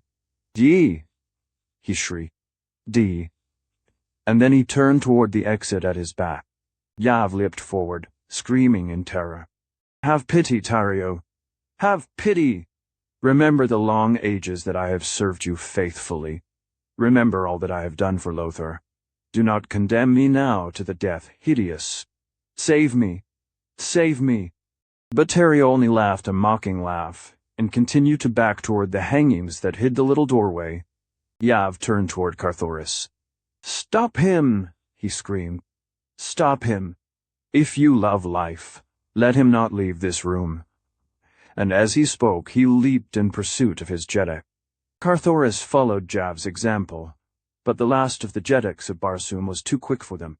By the time they reached the arras behind which he had disappeared, they found a heavy stone door blocking their further progress. Yav sank to the floor in a spasm of terror. "Tell man!" cried Carthoris. "We are not dead yet. Let us hasten to the avenues, and make an attempt to leave the city. We are still alive, and while we live, we may yet endeavor to direct our own destinies. Of what avail to sink spineless to the floor? Come, be a man." Jav but shook his head. "Did you not hear him call the guards?" he moaned. "Ah, if we could have but intercepted him. Then there might have been hope, but, alas, he was too quick for us." "Well, well," exclaimed Carthoris impatiently. "What if he did call the guards? There will be time enough to worry about that after they come. At present, I see no indication that they have any idea of overexerting themselves to obey their Jeddak's summons." Jav shook his head mournfully. "You do not understand," he said. "The guards have already gone. They have done their work and we are lost." Looked to the various exits. Carthoris and Thuvia turned their eyes in the direction of the several doorways which pierced the walls of the great chamber. Each was tightly closed by huge stone doors. "Well?" asked Carthoris. "We are to die the death," whispered Jav faintly. Further than that he would not say. He just sat upon the edge of the Jeddak's couch and waited. Carthoris moved to Thuvia's side, and, standing there with naked sword, he let his brave eyes roam ceaselessly about the great chamber, that no foe might spring upon them unseen. For what seemed hours no sound broke the silence of their living tomb. No sign gave their executioners of the time or manner of their death. The suspense was terrible. Even Carthoris of Helium began to feel the terrible strain upon his nerves. If he could but know how and whence the hand of death was to strike, he could meet it unafraid. But to suffer longer the hideous tension of this blighting ignorance of the plans of their assassins was telling upon him grievously. Thuvia of Tareth drew quite close to him. She felt safer with the feel of his arm against hers, and with the contact of her, the man took a new grip upon himself. With his old-time smile, he turned toward her. "It would seem that they are trying to frighten us to death," he said, laughing, "and shame be upon me that I should confess it. I think they were close to accomplishing their designs upon me." She was about to make some reply, when a fearful shriek broke from the lips of the Lotharian. "The end is coming," he cried. "The end is coming. The floor! The floor! Oh, Kamal, be merciful!" Thuvia and Carthoris did not need to look at the floor to be aware of the strange movement that was taking place. Slowly, the marble flagging was sinking in all directions toward the center. At first, the movement, being gradual, was scarce noticeable, but presently the angle of the floor became such that one might stand easily only by bending one knee considerably. Jav was shrieking still, and clawing at the royal couch that had already commenced to slide toward the center of the room, where both Thuvia and Carthoris suddenly noted a small orifice which grew in diameter as the floor assumed more closely a funnel-like contour. Now it became more and more difficult to cling to the dizzy inclination of the smooth and polished marble. Carthoris tried to support Thuvia, but himself commenced to slide and slip toward the ever-enlarging aperture. Better to cling to the smooth stone, he kicked off his sandals of zitidar hide, and with his bare feet braced himself against the sickening tilt, at the same time throwing his arms supportingly about the girl. In her terror, her own hands clasped about the man's neck. Her cheek was close to his. Death, unseen, and of unknown form, seemed close upon them, and because unseen and unknowable, infinitely more terrifying. "Courage, my princess," he whispered. She looked up into his face to see smiling lips above hers and brave eyes, untouched by terror, drinking deeply of her own. Then the floor sagged and tilted more swiftly. There was a sudden slipping rush as they were precipitated toward the aperture. Screams rose weird and horrible in their ears, and then the three found themselves piled upon the royal couch of Tario, which had stuck within the aperture at the base of the marble funnel. For a moment they breathed more freely, but presently they discovered that the aperture was continuing to enlarge. The couch slipped downward. Yav shrieked again. There was a sickening sensation as they felt all let go beneath them, as they fell through darkness to an unknown death. Chapter 9. The Battle in the Plain. The distance from the bottom of the funnel to the floor of the chamber beneath it could not have been great, for all three of the victims of Tario's wrath alighted unscathed. Carthoris, still clasping Thuvia tightly to his breast, came to the ground cat-like upon his feet, breaking the shock for the girl. Scarce had his feet touched the rough stone flagging of this new chamber than his sword flashed out ready for instant use. But though the room was lighted, there was no sign of enemy about. Carthoris looked toward Jav. The man was pasty white with fear. "What is to be our fate?" asked the Heliumite. "Tell me, man. Shake off your terror long enough to tell me, so I may be prepared to sell my life and that of the Princess of Tarth as dearly as possible." "Komal," whispered Jav. "We are to be devoured by Komal." "Your deity?" asked Carthoris. The Lotharian nodded his head. Then he pointed toward a low doorway at one end of the chamber. "From thence will he come upon us. Lay aside your puny sword, fool. It will but enrage him the more and make our sufferings the worse." Carthoris smiled, gripping his longsword the more firmly. Presently Jav gave a horrified moan, at the same time pointing toward the door. "He has come," he whimpered. Carthoris and Thuvia looked in the direction the Lotharian had indicated, expecting to see some strange and fearful creature in human form, but to their astonishment, they saw the broad head and great-maned shoulders of a huge bantha, the largest that either ever had seen. Slowly, and with dignity, the mighty beast advanced into the room. Jav had fallen to the floor, and was wriggling his body in the same servile manner that he had adopted toward Tario. He spoke to the fierce beast as he would have spoken to a human being, pleading with it for mercy. Carthoris stepped between Thuvia and the bantha, his sword ready to contest the beast's victory over them. Thuvia turned toward Jav.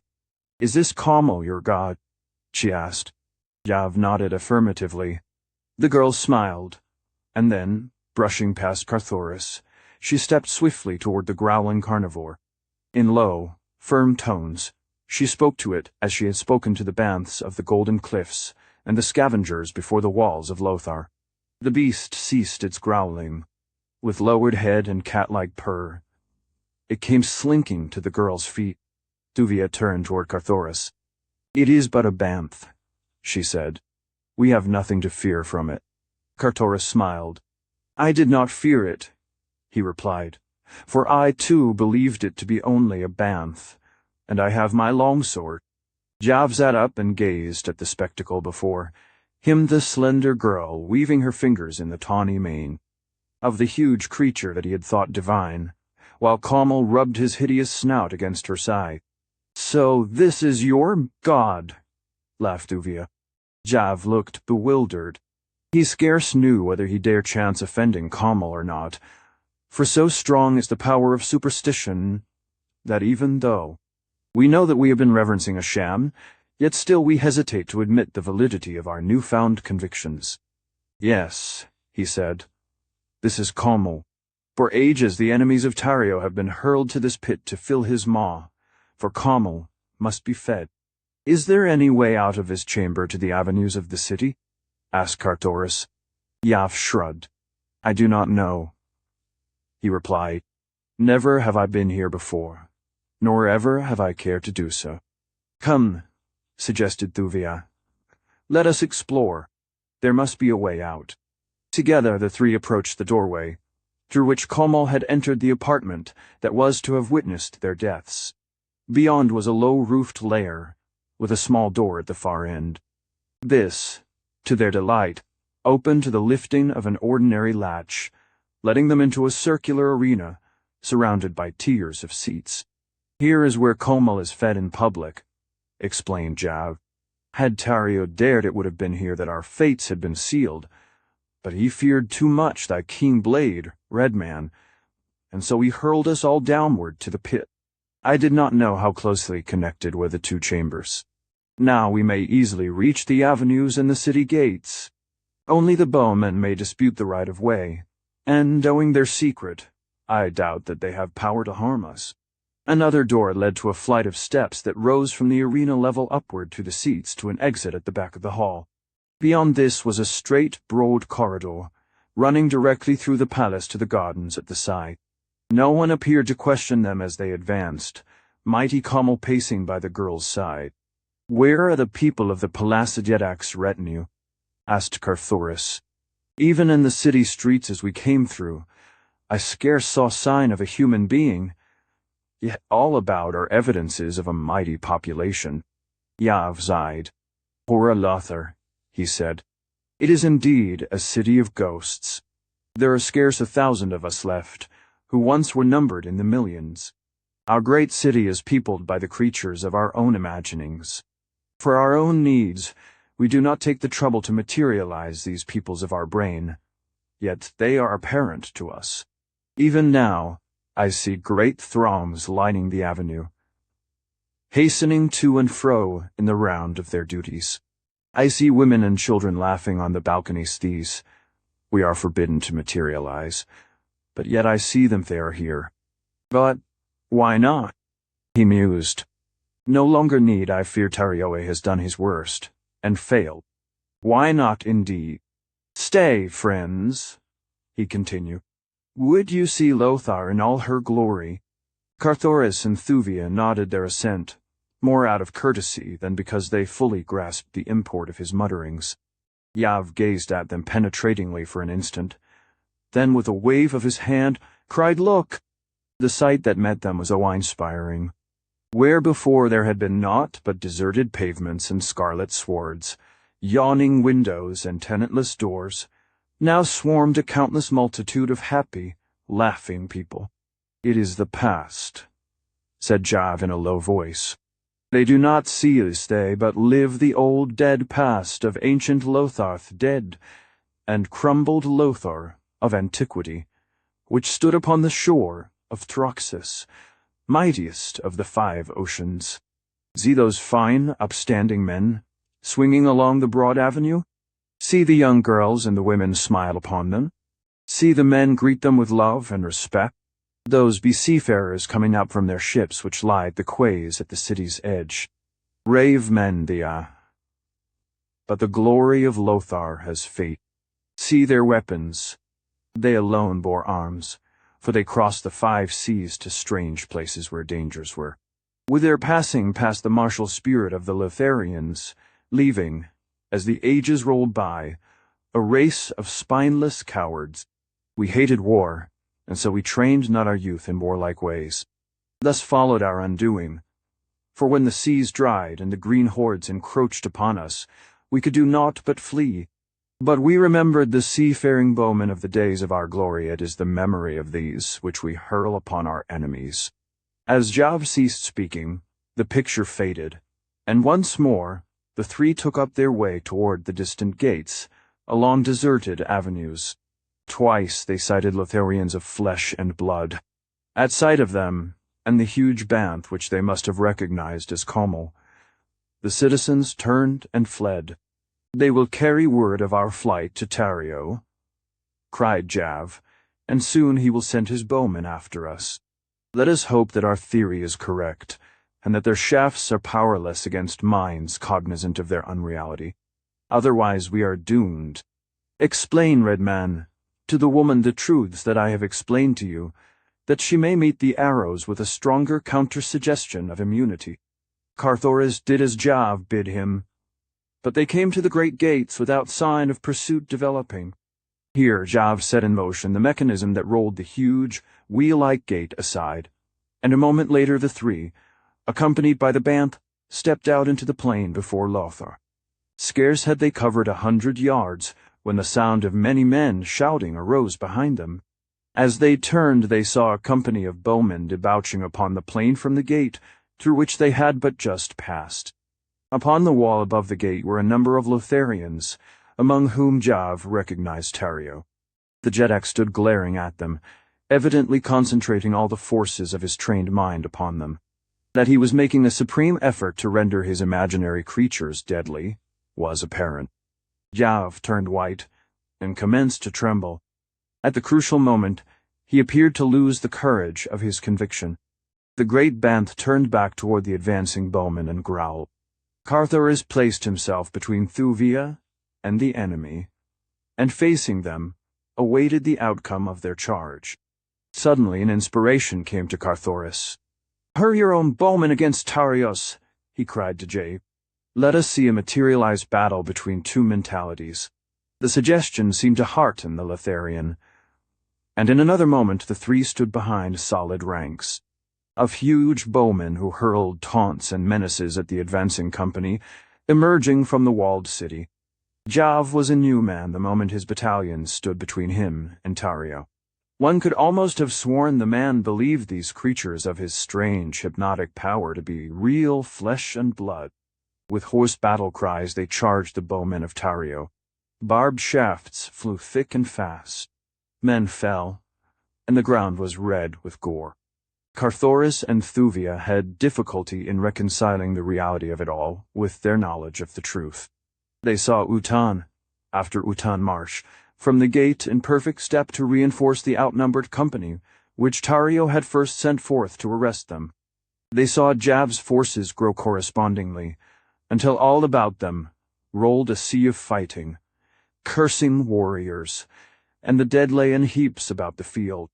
Dejah and Tario seemed to have forgotten all else beside the struggling bowmen that surged to and fro, filling the broad field between the forest and the city. The wood loomed close behind Thuvia and Carthoris. The latter cast a glance toward Dejah. "Tum," he whispered to the girl. "Let them fight out their empty battle. Neither, evidently, has power to harm the other. They are like two controversialists hurling words at one another. While they are engaged, we may as well be devoting our energies to an attempt to find the passage through the cliffs to the plain beyond." As he spoke, Dejah, turning from the battle for an instant, caught his words. He saw the girl move to accompany the Heliumite. A cunning look leaped to the Lotharian's eyes. The thing that lay beyond that look had been deep in his heart, since first he had laid eyes upon Thuvia of Par. He had not recognized it, however, until now that she seemed about to pass out of his existence. He centered his mind upon the Heliumite and the girl for an instant. Carthoris saw Thuvia of Parth step forward with outstretched hand. He was surprised at this sudden softening toward him, and it was with a full heart that he let his fingers close upon hers, as together they turned away from forgotten Lothar, into the woods, and bent their steps toward the distant mountains. As the Lotharian had turned toward them, Thuvia had been surprised to hear Carthoris suddenly voice a new plan. "Remain here with Dejah," she had heard him say, "while I go to search for the passage through the cliffs." She had dropped back in surprise and disappointment, for she knew that there was no reason why she should not have accompanied him. Certainly she should have been safer with him than left here alone with the Lotharian. And Dejah watched the two and smiled his cunning smile. When Carthoris had disappeared within the wood, Thuvia seated herself apathetically upon the scarlet sward to watch the seemingly interminable struggles of the bowmen. The long afternoon dragged its weary way toward darkness, and still the imaginary legions charged and retreated. The sun was about to set when Tario commenced to withdraw his troops slowly toward the city. His plan for cessation of hostilities through the night evidently met with Dejah's entire approval, for he caused his forces to form themselves in orderly U-turns and march just within the edge of the wood, where they were soon busily engaged in preparing their evening meal and spreading down their sleeping silks and furs for the night. Thuvia could scarce repress a smile as she noted the scrupulous care with which Dejah's imaginary men attended to each tiny detail of deportment, as truly as if they had been real flesh and blood. Sentries were posted between the camp and the city. Officers clanked hither and thither, issuing commands, and seeing to it that they were properly carried out. Thuvia turned toward Dejah. "Why is it," she asked, "that you observe such careful nicety in the regulation of your creatures, when Tario knows quite as well as you that they are but figments of your brain? Why not permit them simply to dissolve into thin air until you again require their feudal service?" "You do not understand them," replied Dejah. "While they exist, they are real. I do but call them into being now, and in a way direct their general actions. But thereafter, until I dissolve them, they are as actual as you or I. Their officers command them, under my guidance. I am the general, that is all, and the psychological effect upon the enemy is far greater than were I to treat them merely as substanceless vagaries. Then, too," continued the Lotharian, "there is always the hope, which with us is little short of belief, that some day these materializations will merge into the real, that they will remain, some of them, after we have dissolved their fellows, and that thus we shall have discovered a means for perpetuating our dying race. Some there are who claim already to have accomplished the thing. It is generally supposed that the etherealists have quite a few among their number, who are permanent materializations. It is even said that such is Tario, but that cannot be, for he existed before we had discovered the full possibilities of suggestion. There are others among us who insist that none of us is real, that we could not have existed all these ages without material food and water had we ourselves been material. Although I am a realist, I rather incline toward this belief myself. It seems well and sensibly based upon the belief that our ancient forebears developed, before their extinction, such wondrous mentalities. Some of the stronger minds among them lived after the death of their bodies, that we are but the deathless minds of individuals long dead. It would appear possible, and yet, insofar as I am concerned, I have all the attributes of corporeal existence. I eat," I sleep paused, casting a meaning look upon the girly love. Thuvia could not mistake the palpable meaning of his words and expression. She turned away with a little shrug of disgust that was not lost upon the Lotharian. He came close to her and seized her arm. "Why not Dejah?" he cried. "Who more honorable than the second of the world's most ancient race? Your Heliumite? He has gone. He has deserted you to your fate to save himself. Come, be Dejah's." Thuvia of Parth rose to her full height, her lifted shoulder turned toward the man, her haughty chin upraised, a scornful twist to her lips.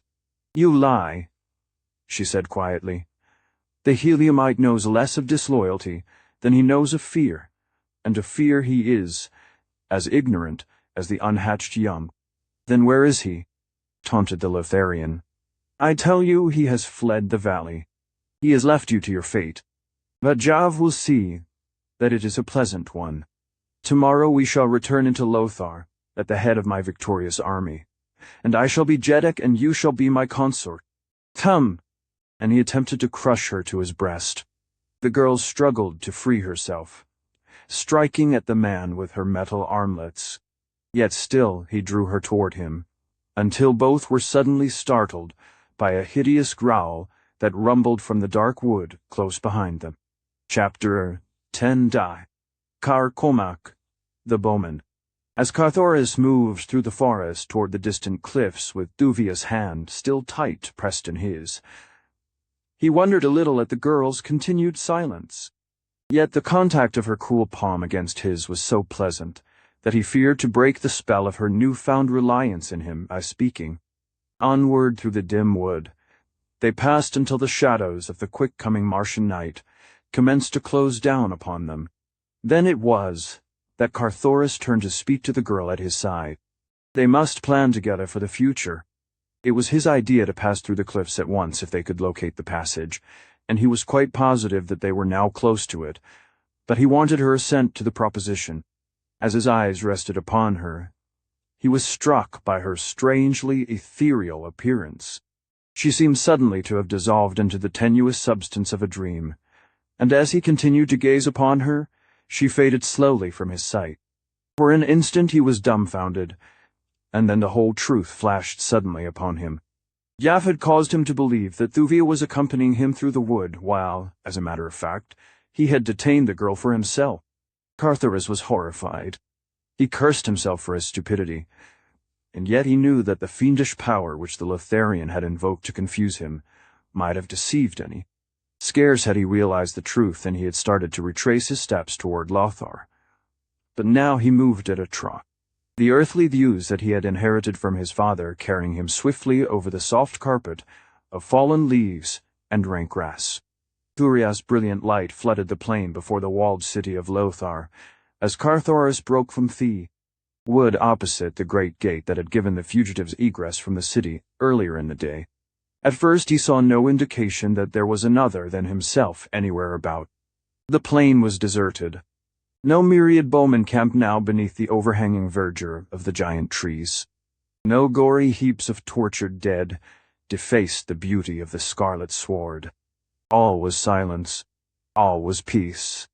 The Heliumite, scarce pausing at the forest's verge, pushed on across the plain toward the city, when presently he descried a huddled form in the grass at his feet. It was the body of a man, lying prone. Carthoris turned the figure over upon its back. It was Jav, but torn and mangled, almost beyond recognition. The prince bent low to note if any spark of life remained, and as he did so, the lid's raised and dull, suffering eyes looked up into his. "The Princess of Parth!" cried Carthoris. "Where is she? Answer me, man, or I complete the work that another has so well begun." "Kamal," muttered Jav. "He sprang upon me, and would have devoured me but for the girl." Then they went away together into the wood, the girl, and the great Banff, her fingers twined in his tawny mane. "Which way went they?" asked Carthoris. "There," replied Jav faintly, toward the passage through the cliffs. The Prince of Helium waited to hear no more, but springing to his feet, raced back again into the forest. It was dawn when he reached the mouth of the dark tunnel that would lead him to the other world beyond this valley of ghostly memories and strange hypnotic influences and menaces. Within the long dark passages he met with no accident or obstacle, coming at last into the light of day beyond the mountains, and no great distance from the southern verge of the domains of the Torquasians, not more than 150 hod at the most. From the boundary of Torquest to the city of Anthor is a distance of some 200 hads, so that the Heliumite had before him a journey of more than 150 earth miles between him and Anthor. He could at best but hazard a chance guess that toward Anthor Thuvia would take her flight. There lay the nearest water, and there might be expected some day a rescuing party from her father's empire. For Carthoris knew Thuvandine well enough to know that he would leave no stone unturned until he had tracked down the truth as to his daughter's abduction and learned all that there might be to learn of her whereabouts. He realized, of course, that the trick which had laid suspicion upon him would greatly delay the discovery of the truth. But little did he guess to what vast proportions had the results of the villainy of a stock of Dusar already grown. Even as he emerged from the mouth of the passage to look across the foothills in the direction of Aanthor, a Ptarth battle fleet was weenie, its majestic way slowly toward the twin cities of Helium, while from far distant Kael raced another mighty armada to join forces with its ally. He did not know that in the face of the circumstantial evidence against him, even his own people had commenced to entertain suspicions that he might have stolen the Parthian princess. He did not know of the lengths to which the Dusarians had gone to disrupt the friendship and alliance which existed between the three great powers of the Eastern Hemisphere, Helium, Parth, and Kael. How Dejah emissaries had found employment in important posts in the foreign offices of the three great nations, and how, through these men, messages from one Jeddak to another were altered and garbled until the patience and pride of the three rulers and former friends could no longer endure the humiliations and insults contained in these falsified papers. Not any of this he knew, nor did he know how even to the last John Carter, warlord of Mars, had refused to permit the Jeddak of Helium to declare war against either Parth or Kael, because of his implicit belief in his son, and that eventually all would be satisfactorily explained. And now two great fleets were moving upon Helium, while the Dejah spies at the court of Tardos Mors saw to it that the twin cities remained in ignorance of their danger. War had been declared by Thuvia, but the messenger who had been dispatched with the proclamation had been a Dejah who had seen to it that no word of warning reached the twin cities of the approach of a hostile fleet. For several days diplomatic relations had been severed between Helium and her two most powerful neighbors, and with the departure of the ministers had come a total cessation of wireless communication between the disputants, as is usual upon Barsoom. But of all this Carthoris was ignorant. All that interested him at present was the finding of Thuvia of Parth. Her trail beside that of the huge band had been well marked to the tunnel, and was once more visible leading southward into the foothill.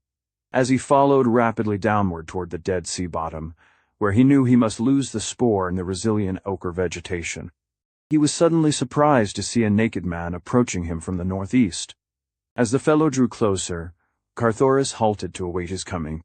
He knew that the man was unarmed, and that he was apparently a Lotharian, for his skin was white and his hair auburn. He approached the Heliumite without sign of fear, and when quite close, called out the cheery Barsoomian cower of greeting. "Who are you?" asked Carthoris. "I am Carcomac, Oddwar of the Bowmen," replied the other. "A strange thing has happened to me. For ages Tario has been bringing me into existence, as he needed the services of the army of his mind. Of all the bowmen it has been Carcomac who has been oftenest materialized. For a long time Tario has been concentrating his mind upon my permanent materialization. It has been an obsession with him that someday this thing could be accomplished, and the future of Lothar assured. He asserted that matter was non-existent, except in the imagination of Manat all was mental, and so he believed that by persisting in his suggestion, he could eventually make of me a permanent suggestion in the minds of all creatures. Yesterday he succeeded, but at such a time, it must have come all unknown to him, as it came to me without my knowledge, as with my horde of yelling bowmen. I pursued the fleeing Torquasians back to their ochre plains. As darkness settled, and the time came for us to fade once more into thin air, I suddenly found myself alone upon the edge of the great plain, which lies yonder at the foot of the low hills. My men were gone back to the nothingness from which they had sprung, but I remained naked and unarmed. At first I could not understand, but at last came a realization of what had occurred. Tario's long suggestions had at last prevailed, and Carcomac had become a reality in the world of men but my harness, and my weapons had faded away with my fellows, leaving me naked and unarmed in a hostile country far from Lothar. "You wish to return to Lothar?" asked Carthoris. "No," replied Carcomac quickly. "I have no love for Tario. Being a creature of his mind, I know him too well. He's cruel, and tyrannical a master I have no desire to serve. Now that he has succeeded in accomplishing my permanent materialization, he will be unbearable, and he will go on until he has filled Lothar with his creatures. I wonder if he has succeeded as well with the Maid of Lothar." "I thought there were no women there," said Carthoris. "In a hidden apartment in the palace of Tario," replied Carcomac, "the Jeddak has maintained the suggestion of a beautiful girl, hoping that someday she would become permanent. I've seen her there. She is wonderful, but for her sake I hope that Tario succeeds not so well with her as he has with me. Now, Red Man, I have told you of myself. What of you?" Carthoris liked the face and manner of the bowman. There had been no sign of doubt or fear in his expression as he had approached the heavily armed Heliumite, and he had spoken directly and to the point. So the Prince of Helium told the bowman of Lothar who he was and what adventure had brought him to this far country. "Good, Nut," exclaimed the other when he had done. "Car Cormac will accompany you. Together we shall find the Princess of Parth, and with you Car Cormac will return to the world of men, such a world as he knew in the Longan past, when the ships of mighty Lothar ploughed angry Throxus, and the roaring surf beat against the barrier of these parched and dreary hills." "What mean you?" asked Carthoris. "Had you really a former actual existence?" "Most assuredly," replied Car Cormac. "In my day, I commanded the fleets of Lothar, mightiest of all the fleets that sailed the 5 salt seas. Wherever men lived upon Barsoom, there was the name of Car Cormac known and respected. Peaceful were the land races in those distant days. The seafarers were warriors. But now has the glory of the past faded, nor did I think until I met you that there remained upon Barsoom a single person of our own mold, who lived and loved and fought as did the ancient seafarers of my time. Ah, but it will seem good to see men once again, real men. Never had I much respect for the landsmen of my day. They remained in their walled cities, wasting their time in play, depending for their protection entirely upon the sea race. And the poor creatures who remain, the Tarios and Javs of Lothar, are even worse than their ancient forebears." Carthoris was a trifle skeptical as to the wisdom of permitting the stranger to attach himself to him.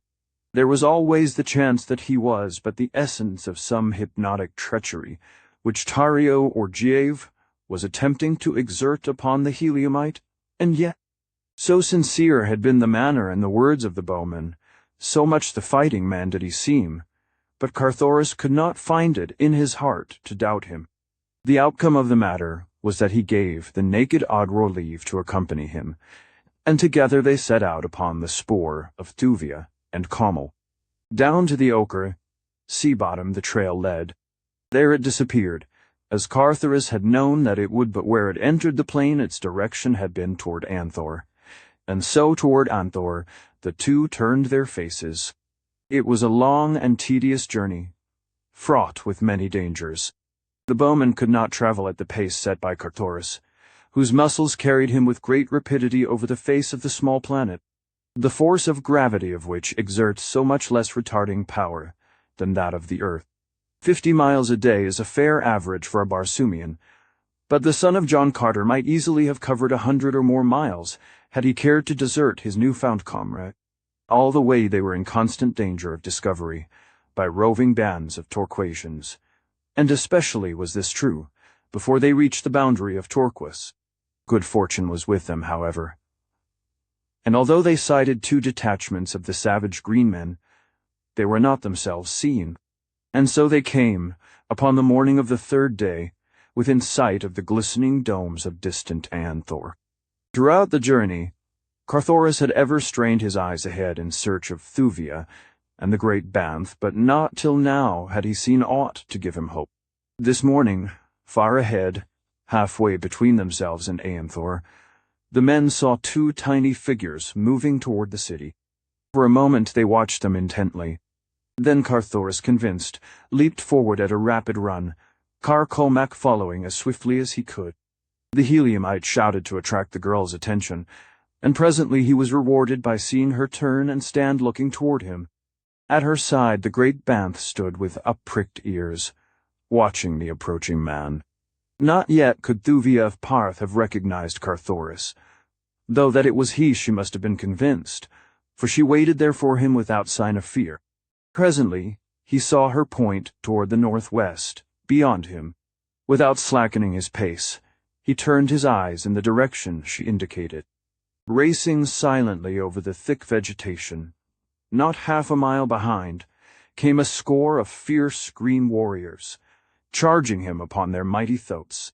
To their right was Car Cormac, naked and unarmed, yet running valiantly toward Carthoris, and shouting warning as though he, too, had but just discovered the silent, menacing company that moved so swiftly forward with couched spears and ready longswords. Carthoris shouted to the Lotharian, warning him back, for he knew that he could but uselessly sacrifice his life by placing himself all unarmed in the path of the cruel and relentless savages. But Car Comac never hesitated.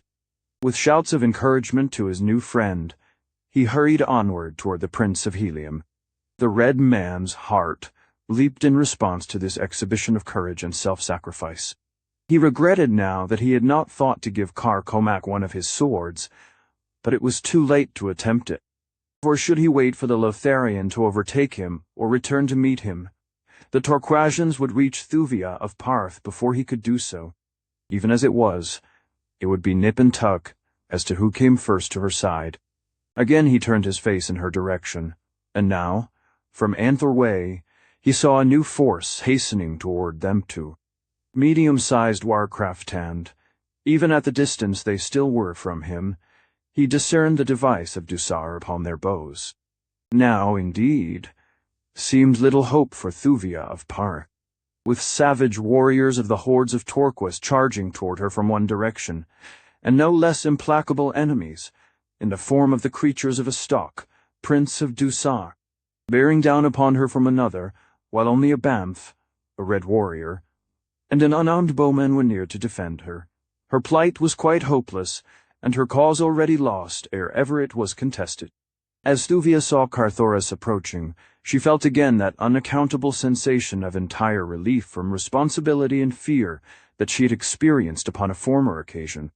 Nor could she account for it while her mind still tried to convince her heart that the Prince of Helium had been instrumental in her abduction from her father's court. She only knew that she was glad when he was by her side, and that with him, there all things seemed possible, even such impossible things as escape from her present predicament. Now had he stopped, panting before her. A brave smile of encouragement lit his face. "Courage, my princess," he whispered. To the girl's memory flashed the occasion upon which he had used those same words in the throne room of Tario of Lothar, as they had commenced to slip down the sinking marble floor toward an unknown fate. Then she had not chidden him for the use of that familiar salutation, nor did she chide him now, though she was promised to another. She wondered at herself, flushing at her own turpitude, for upon Barsoom, it is a shameful thing for a woman to listen to those two words from another than her husband or her betrothed. Carthoris saw her flush of mortification, and in an instant regretted his words. There was but a moment before the green warriors would be upon them. "Forgive me," said the man in a low voice.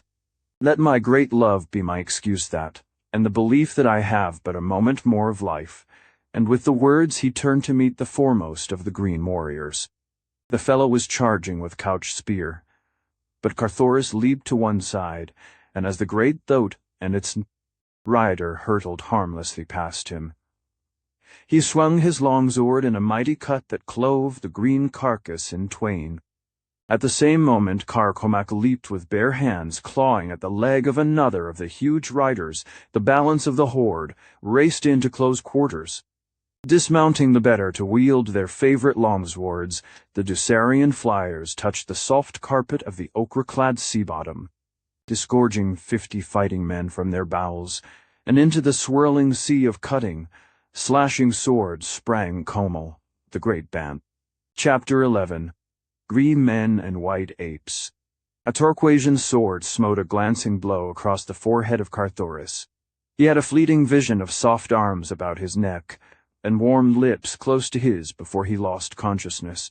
How long he lay there senseless he could not guess, but when he opened his eyes again he was alone, except for the bodies of the dead green men and Dusarians, and the carcass of a great band that lay half across his own. Thuvia was gone, nor was the body of Car Comac among the dead. Weak from loss of blood, Carthoris made his way slowly toward Anther, reaching its outskirts at dark.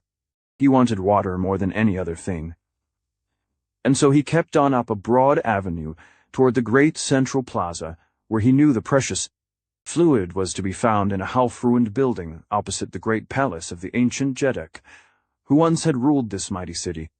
Disheartened and discouraged by the strange sequence of events that seemed foreordained to thwart his every attempt to serve the Princess of Parth, he paid little or no attention to his surroundings, moving through the deserted city as though no great white apes lurked in the black shadows of the mystery-haunted piles that flanked the broad avenues and the great plaza.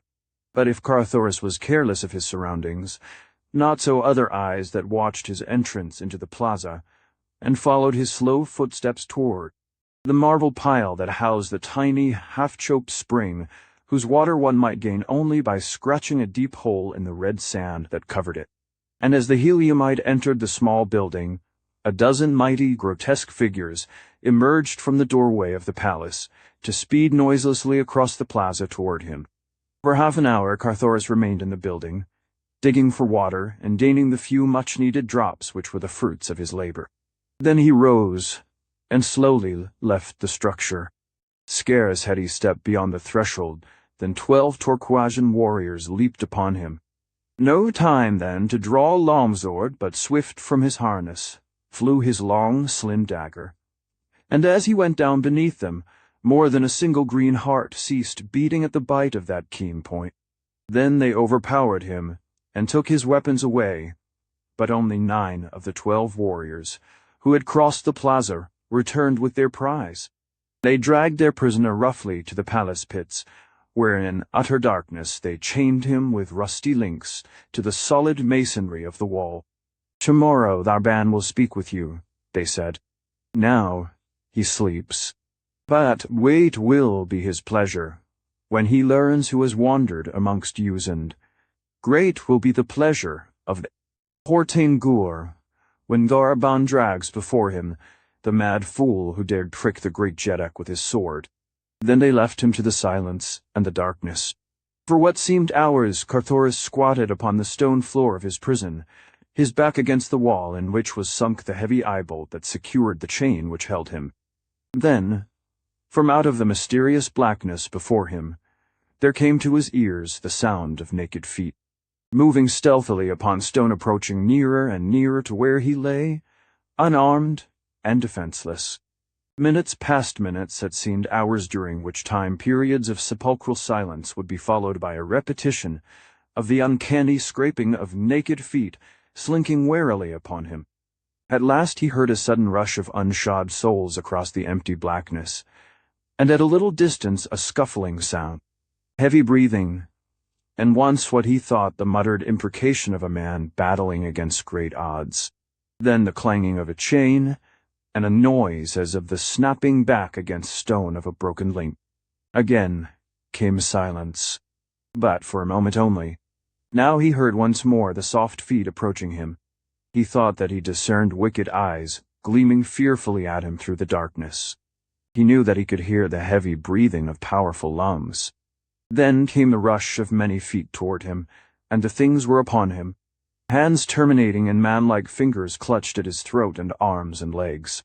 Hairy bodies strained and struggled against his own smooth hide, as he battled in grim silence against these horrid foemen, in the darkness of the pits of ancient Alanthor. Viewed like some giant god was Carthoris of Helium, yet in the clutches of these unseen creatures of the pit's Stygian night, he was helpless as a frail woman. Yet he battled on, striking futile blows against great, hispid breasts he could not see, feeling thick, squat throats beneath his fingers, the drool of saliva upon his cheek, and hot, foul breath in his nostrils. Fangs, too, mighty fangs, he knew were close, and why they did not sink into his flesh he could not guess.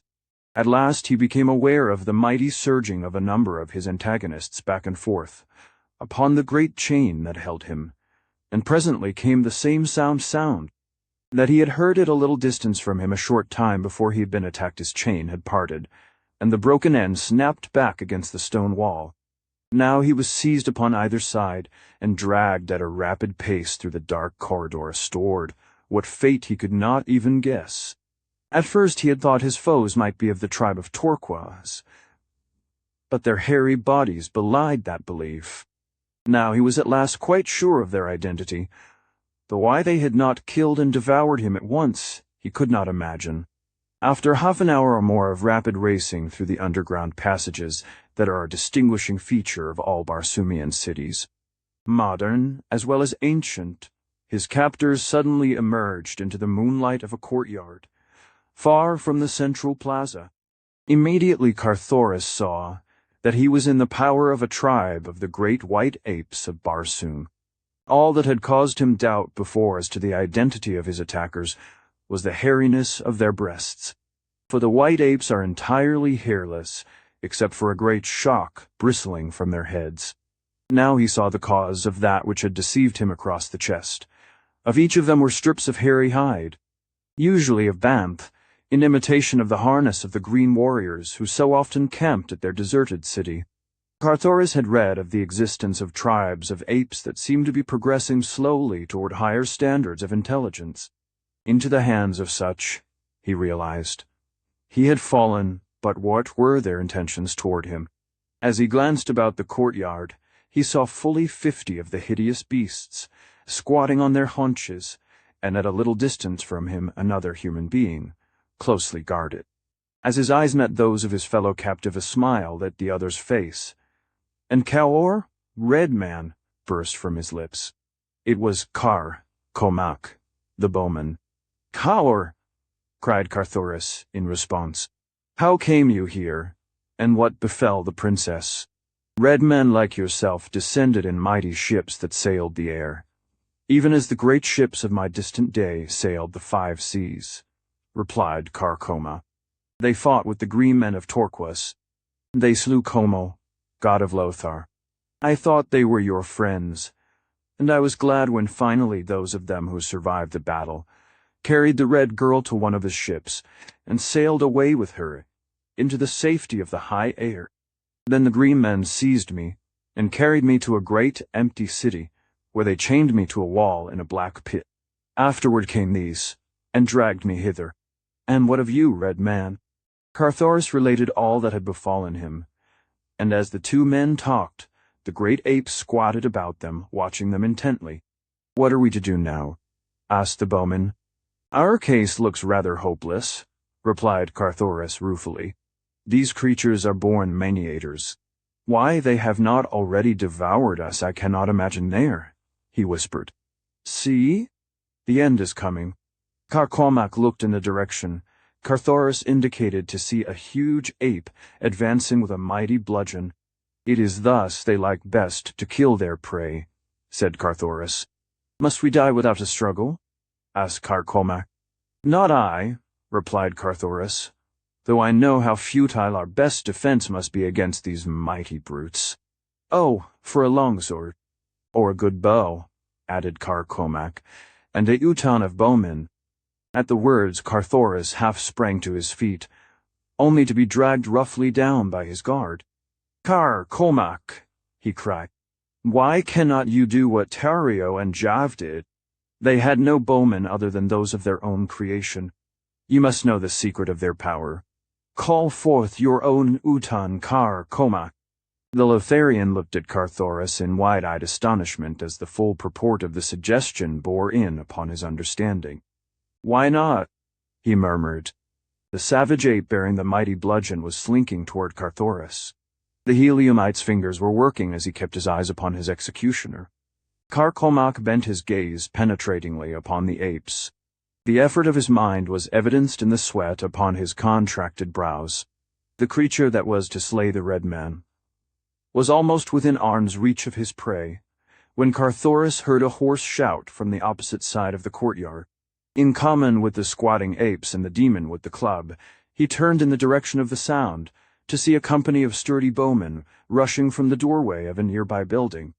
With screams of rage, the apes leaped to their feet to meet the charge. A volley of arrows met them halfway, sending a dozen rolling lifeless to the ground. Then the apes closed with their adversaries. All their attention was occupied by the attackers 7. The guard had deserted the prisoners to join in the battle.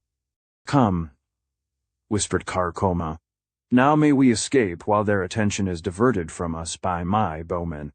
And leave those brave fellows leaderless? Cried Carthoris, whose loyal nature revolted at the merest suggestion of such a thing. Carcomac laughed. "You forget," he said, "that they are but thin air figments of my brain.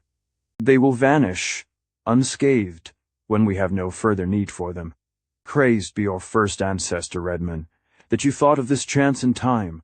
It would never have occurred to me to imagine that I might wield the same power that brought me into existence." "You are right," said Carthoris. "Still, I hate to leave them, though there is naught else to do." And so the two turned from the courtyard, and making their way into one of the broad avenues, crept stealthily in the shadows of the building toward the great central plaza, upon which were the buildings occupied by the Green Warriors when they visited the deserted city. When they had come to the plaza's edge, Carthoris halted. "Wait here," he whispered. "I go to fetch Thotes, since on foot we may never hope to escape the clutches of these green fiend." To reach the courtyard where the Thotes were kept, it was necessary for Carthoris to pass through one of the buildings which surrounded the square, which were occupied and which not he could not even guess, so he was compelled to take considerable chances. To gain the enclosure in which he could hear the restless beasts squealing and quarreling among themselves, chance carried him through a dark doorway into a large chamber, in which lay a score or more green warriors wrapped in their sleeping silks and furs. Scarce had Carthoris passed through the short hallway that connected the door of the building and the great room beyond than he became aware of the presence of something or someone in the hallway through which he had but just passed. He heard a man yawn, and then behind him he saw the figure of a sentry rise from where the fellow had been dozing, and stretching himself resume his wakeful watchfulness. Carthoris realized that he must have passed within a foot of the warrior, doubtless rousing him from his slumber. To retreat now would be impossible, yet to cross through that roomful of sleeping warriors seemed almost equally beyond the pale of possibility. Carthoris shrugged his broad shoulders and chose the lesser evil. Warily he entered the room. At his right, against the wall, leaned several swords and rifles and spear-sextra weapons which the warriors had stacked here ready to their hands should there be a night alarm calling them suddenly from slumber. Beside each sleeper lay his weapon thieves were never far from their owners from childhood to death. The sight of the swords made the young man's palm itch. He stepped quickly to them, selecting 2 short swords for Carcomac, the other for himself, also some trappings for his naked comrade. Then he started directly across the center of the apartment, among the sleeping Torquatians. Not a man of them moved until Carthoris had completed more than half of the short, though dangerous journey. Then, a fellow directly in his path turned restlessly upon his sleeping silks and furs. The Heliumite paused above him, one of the short swords in readiness should the warrior awaken. For what seemed an eternity to the young prince, the green man continued to move uneasily upon his couch. Then, as though actuated by springs, he leaped to his feet and faced the red man. Instantly Carthoris struck, but not before a savage grunt escaped the other's lips. In an instant, the room was in turmoil. Warriors leaped to their feet, grasping their weapons as they rose, and shouting to one another for an explanation of the disturbance. To Carthoris, all within the room was plainly visible in the dim light reflected from without, for the further moon stood directly at zenith, but to the eyes of the newly awakened green men, objects as yet had not taken on familiar forms but saw vaguely the figures of warriors moving about their apartment. Now one stumbled against the corpse of him whom Carthoris had slain. The fellow stooped, and his hand came in contact with the cleft skull. He saw about him the giant figures of other green men, and so he jumped to the only conclusion that was open to him. "The thirds!" he cried. "The thirds are upon us. Rise, warriors of Torquas, and drive home your swords within the hearts of Torquas, ancient enemies." Instantly, the green men began to fall upon one another with naked swords. Their savage lust of battle was aroused. To fight, to kill, to die with cold steel buried in their vitals. That, to them, was nirvana. Carthoris was quick to guess their error and take advantage of it. He knew that in the pleasure of killing they might fight on long after they had discovered their mistake, unless their attention was distracted by sight of the real cause of the altercation. And so he lost no time in continuing across the room to the doorway upon the opposite side, which opened into the inner court, where the savage thoats were squealing and fighting among themselves. Once here, he had no easy task before him. To catch and mount one of these habitually rageful and intractable beasts was no child's play under the best of conditions, but now, when silence and time were such important considerations, it might well have seemed quite hopeless to a less resourceful and optimistic man than the son of the great warlock. From his father he had learned much concerning the traits of these mighty beasts, and from Tarkus also, when he had visited that great green jeddak among his horde at Thark. So now he centered upon the work in hand all that he had ever learned about them from others and from his own experience, for he, too, had ridden and handled them many times. The temper of the thoats of Torquas appeared even shorter than their vicious cousins among the Tharks and Warhoons, and for a time it seemed unlikely that he should escape. A savage charge on the part of a couple of old bulls that circled, squealing, about him, but at last he managed to get close enough to one of them to touch the beast. With the feel of his hand upon the sleek hide, the creature quieted, and in answer to the telepathic command of the red man sank to its knees. In a moment, Carthoris was upon its back, guiding it toward the great gate that leads from the courtyard through a large building at one end into an avenue beyond. The other bull, still squealing and enraged, followed after his fellow. There was no bridle upon either, for these strange creatures are controlled entirely by suggestion when they are controlled at all. Even in the hands of the giant Green, men bridle reins would be hopelessly futile against the mad savagery and mastodonic strength of the thoat, and so they are guided by that strange telepathic power with which the men of Mars have learned to communicate in a crude way with the lower orders of their planet. With difficulty Carthoris urged the two beasts to the gate, where, leaning down, he raised the latch. Then the thoat that he was riding placed his great shoulder to the skeel wood planking, pushed through, and a moment later, the man and the two beasts were swinging silently down the avenue to the edge of the plaza, where Comac hid. Here Carthoris found considerable difficulty in subduing the second thoat, and as Comac had never before ridden one of the beasts, it seemed a most hopeless job.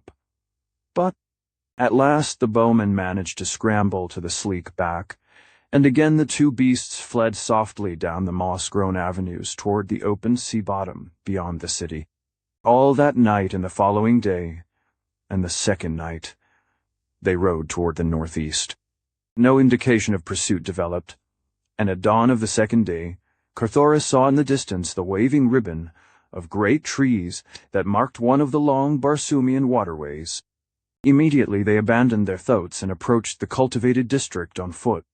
Carthoris also discarded the metal from his harness, or such of it as might serve to identify him as a Heliumite, or of royal blood, for he did not know to what nation belonged this waterway, and upon Mars it is always well to assume every man and nation your enemy until you have learned the contrary. It was mid-forenoon when the two at last entered one of the roads that cut through the cultivated districts at regular intervals, joining the arid wastes on either side with the great white central highway that follows through the center from end to end of the far-reaching, thread-like farmlands.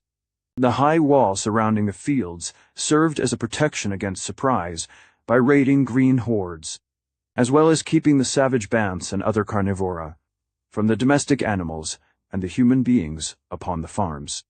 Carthoris stopped before the first gate he came to, pounding for admission.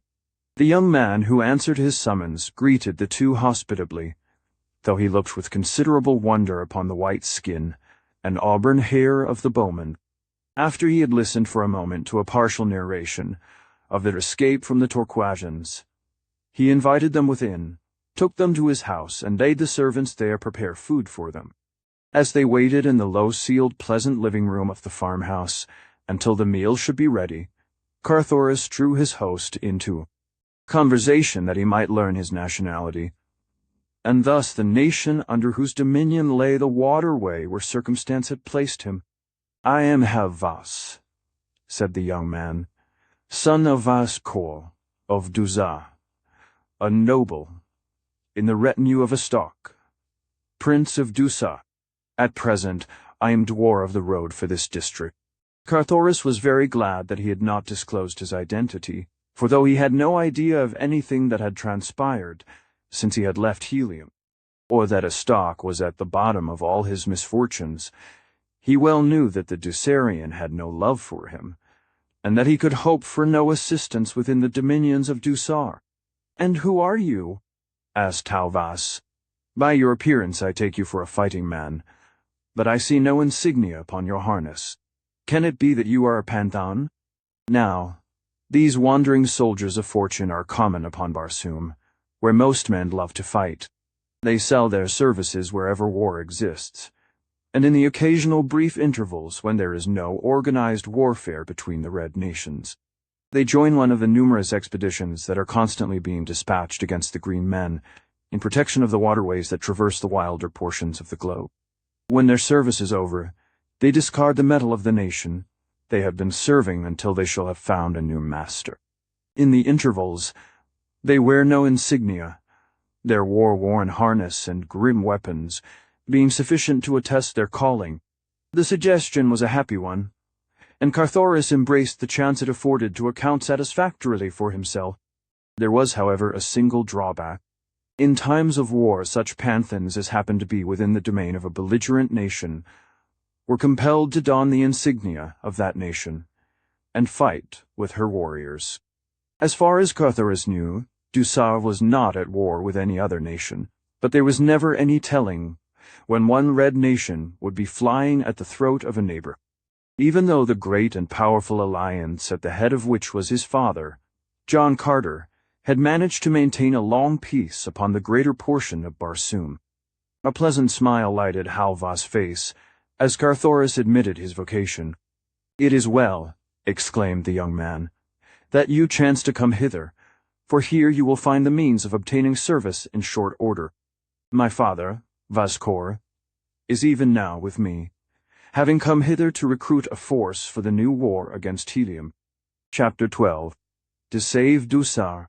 Thuvia of Parth, battling for more than life against the lust of Jav, cast a quick glance over her shoulder toward the forest from which had rumbled the fierce growl. Jav looked, too. What they saw filled each with apprehension. It was Kalmal the Bant god rushing wide-jawed upon them. Which had he chosen for his prey? Or was it to be both? They had not long to wait, for though the Lotharian attempted to hold the girl between himself and the terrible fangs, the great beast found him at last. Then, shrieking, he attempted to fly toward Lothar, after pushing Thuvia bodily into the face of the man-eater. But his flight was of short duration.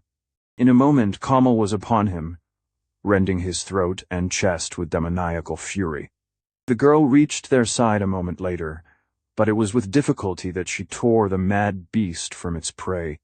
Still growling and casting hungry glances back upon Jav, the Banth at last permitted itself to be led away into the wood. With her giant protector by her side, Thuvia set forth to find the passage through the cliffs, that she might attempt the seemingly impossible feat of reaching far-distant Tarth across the more than 17,000 hads of savage Barsoom. She could not believe that Carthoris had deliberately deserted her, and so she kept a constant watch for him, but as she bore too far to the north in her search for the tunnel, she passed the Heliumite, as he was returning to Lothar in search of her. Thuvia of Parth was having difficulty in determining the exact status of the Prince of Helium in her heart. She could not admit even to herself that she loved him, and yet she had permitted him to apply to her that term of endearment and possession to which a Barsoomian maid should turn deaf ears when voiced by other lips than those of her husband or fiancée princess. Kulan Teeth, Jedak of Kaul, to whom she was affianced, commanded her respect and admiration. Had it been that she had surrendered to her father's wishes because of pique, that the handsome Heliumite had not taken advantage of his visits to her father's court to push the suit for her hand, that she had been quite sure he had contemplated since that distant day the two had sat together upon the carved seat, within the gorgeous garden of the Jedaks that graced the inner courtyard of the palace of Silensis Ol at Kadabra. Did she love Kolantith? Bravely she tried to believe that she did, but all the while her eyes wandered through the coming darkness for the figure of a cleanland fighting man, black-haired and grey-eyed. Black was the hair of Kulantif, but his eyes were brown. It was almost dark when she found the entrance to the tunnel. Safely she passed through to the hills beyond, and here, under the bright light of Mars' 2 moons, she halted to plan her future action. Should she wait here in the hope that Carthoris would return in search of her? Or should she continue her way northeast toward Tara? Where, first, would Carthoris have gone after leaving the valley of Lothar? Her parched throat and dry tongue gave her the answer toward Anther and water. Well, she too would go first to Aenthor, where she might find more than the water she needed. With Como by her side she felt little fear, for he would protect her from all other savage beasts. Even the great white apes would flee the mighty Banth in terror. Men only need she fear, but she must take this and many other chances before she could hope to reach her father's court again. When at last Carthoris found her, only to be struck down by the longsword of a green man, Thuvia prayed that the same fate might overtake her.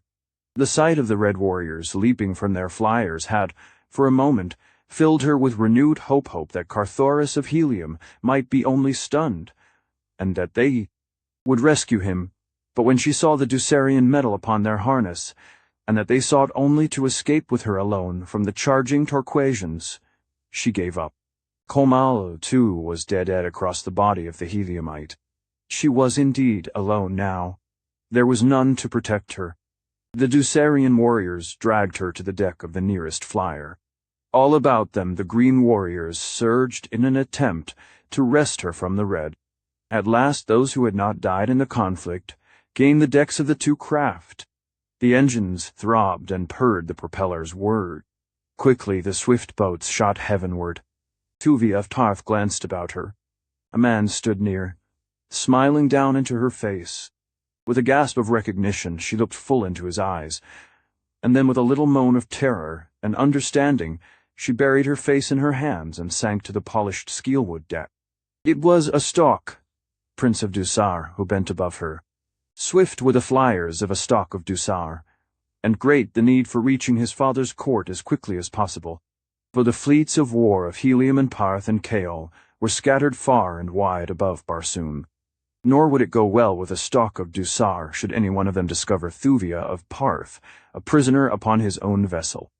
Aenthor lies in 50 south latitude and 40 east of Hordes, the deserted seat of ancient Barsoomian culture and learning, while Dusar lies 15 degrees north of the equator and 20 degrees east from Hordstaden.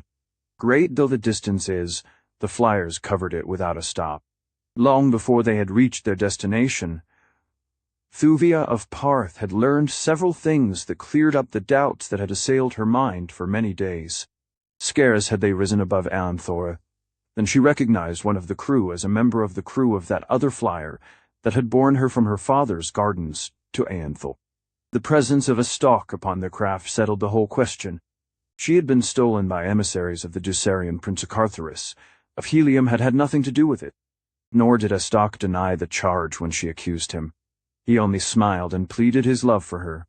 "I would sooner mate with a white ape," she cried when he would have urged his suit. Astok glowered sullenly upon her. "You shall mate with me, Thuvia of Parth," he growled, "or by your first ancestor, you shall have your preference and mate with a white ape." The girl made no reply, nor could he draw her into conversation during the balance of the journey. As a matter of fact, Astok was a trifle awed by the proportions of the conflict which his abduction of the Parthian princess had induced. Nor was he over-comfortable with the weight of responsibility which the possession of such a prisoner entailed. His one thought was to get her to Dusar, and there let his father assume the responsibility. In the meantime, he would be as careful as possible to do nothing to affront her, lest they all might be captured. And he have to account for his treatment of the girl to one of the great Jedaks, whose interest centered in her. And so at last they came to Dusar, where Astok hid his prisoner in a secret room high in the east tower of his own palace. He had sworn his men to silence in the matter of the identity of the girl, for until he had seen his father, Nutus Jeddak of Dusar, he dared not let anyone know whom he had brought with him from the south. But when he appeared in the great audience chamber before the cruel-lipped man who was his sire, he found his courage oozing, and he dared not speak of the princess hid within his palace. It occurred to him to test his father's sentiments upon the subject, and so he told a tale of capturing one who claimed to know the whereabouts of Thuvia of Tar. "And if you command it, sire," he said, "I will go and capture her, fetching her here to Dusar." Nutus frowned and shook his head. "You have done enough already to set Parth and Kael and Helium, all three upon us at once should they learn your part in the theft of the Parth princess. That you succeeded in shifting the guilt upon the Prince of Helium was fortunate, and a masterly move of strategy, but were the girl to know the truth and ever return to her father's court, all Dusar would have to pay the penalty, and to have her here a prisoner amongst us would be an admission of guilt from the consequences of which naught could save us. It would cost me my throne, Astok, and that I have no mind to lose. If we had her here," the elder man suddenly commenced to muse, repeating the phrase again and again. "If we had her here, Astok," he exclaimed fiercely. "Ah, if we but had her here, and none knew that she was here. Can you not guess, man? The guilt of Dusar might be forever buried with her bones," he concluded in a low, savage whisper. Astok, Prince of Dusar, shuddered. Weak he was, yes, and wicked, too. But the suggestion that his father's words implied turned him cold with horror.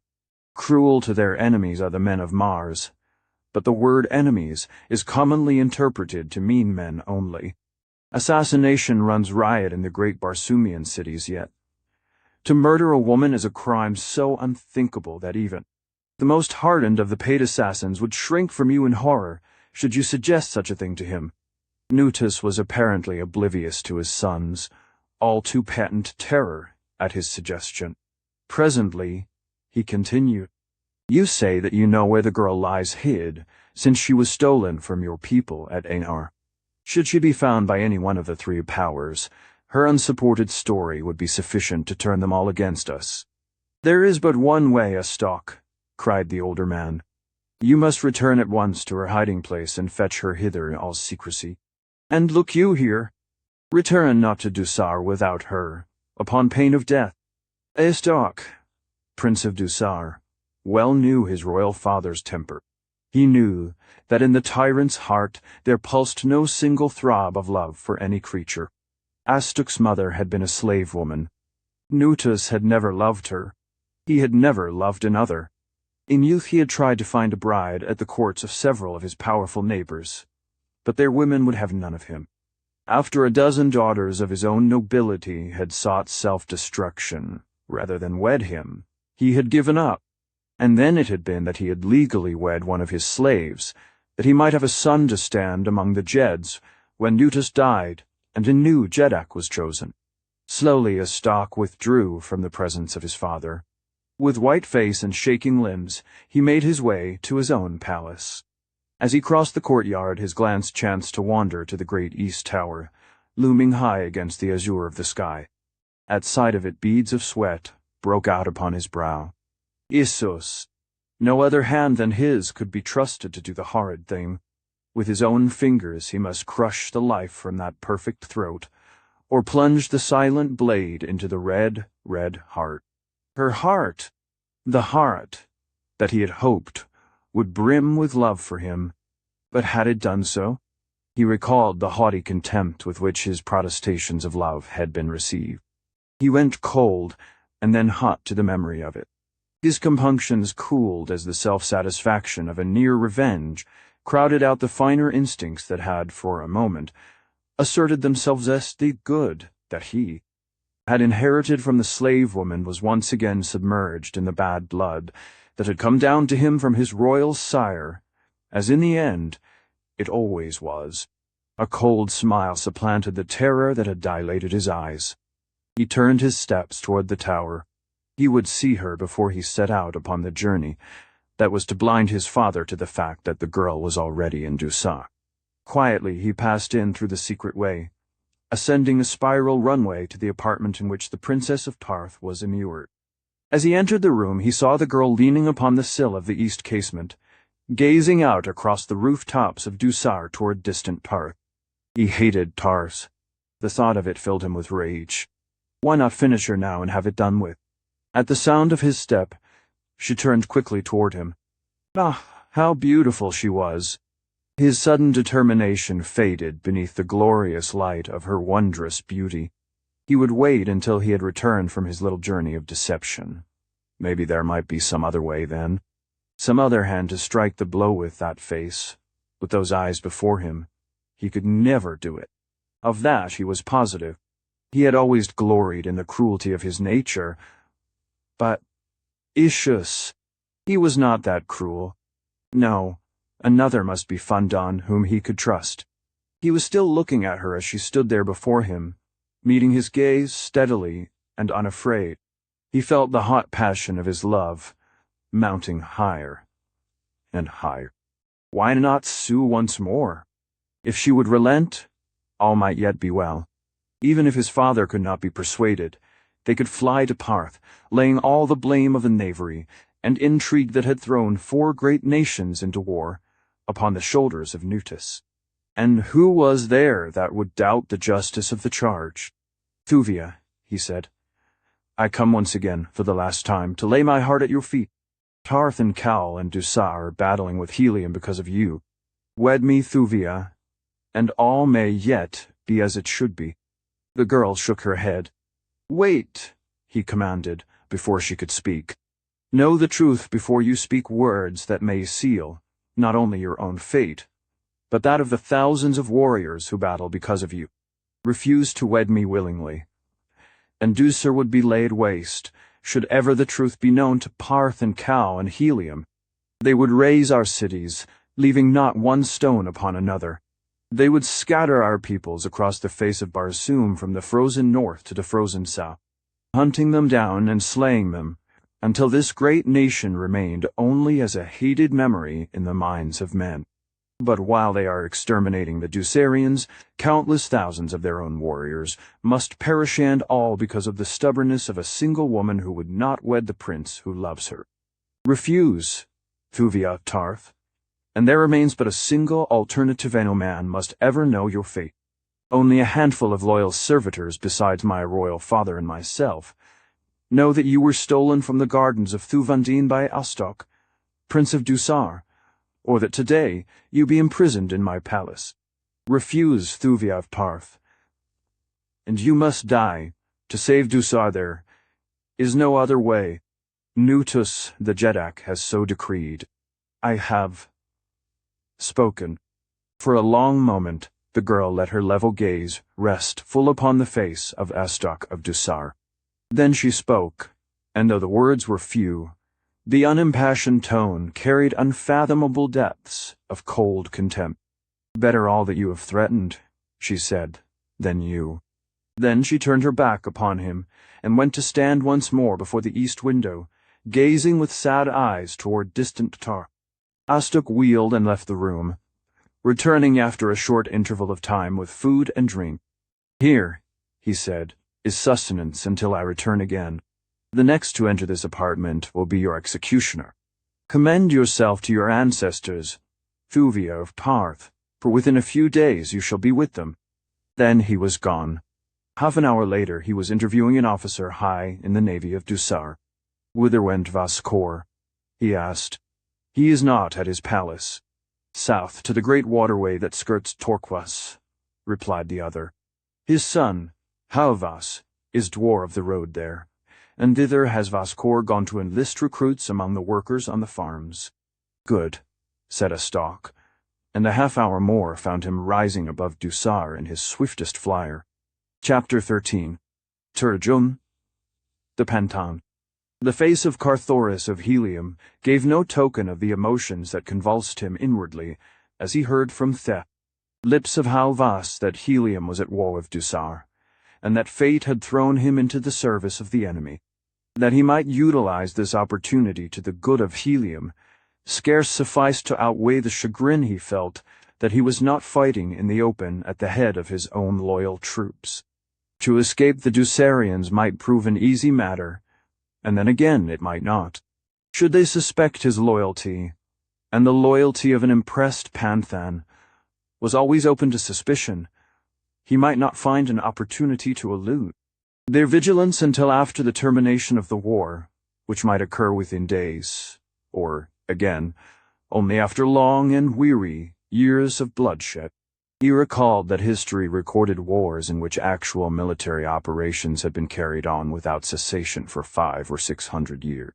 And even now there were nations upon Barsoom with which Helium had made no peace within the history of man. The outlook was not cheering. He could not guess that within a few hours he would be blessing the fate that had thrown him into the service of Dusar. "Ah!" exclaimed Hauvas. "Here is my father now. Kao, Vas, Kor, Gorizin, Den down. Here is one you will be glad to, Mita Doti Pantan." He hesitated. "Turgeon," interjected Carthoris, seizing upon the first appellation that occurred to him. As he spoke, his eyes crossed quickly to the tall warrior who was entering the room. Where before had he seen that giant figure, that taciturn countenance, and the livid sword cut from temple to mouth? "Vas-Kor," repeated Carthoris mentally. "Vas-Kor." Where had he seen the man before?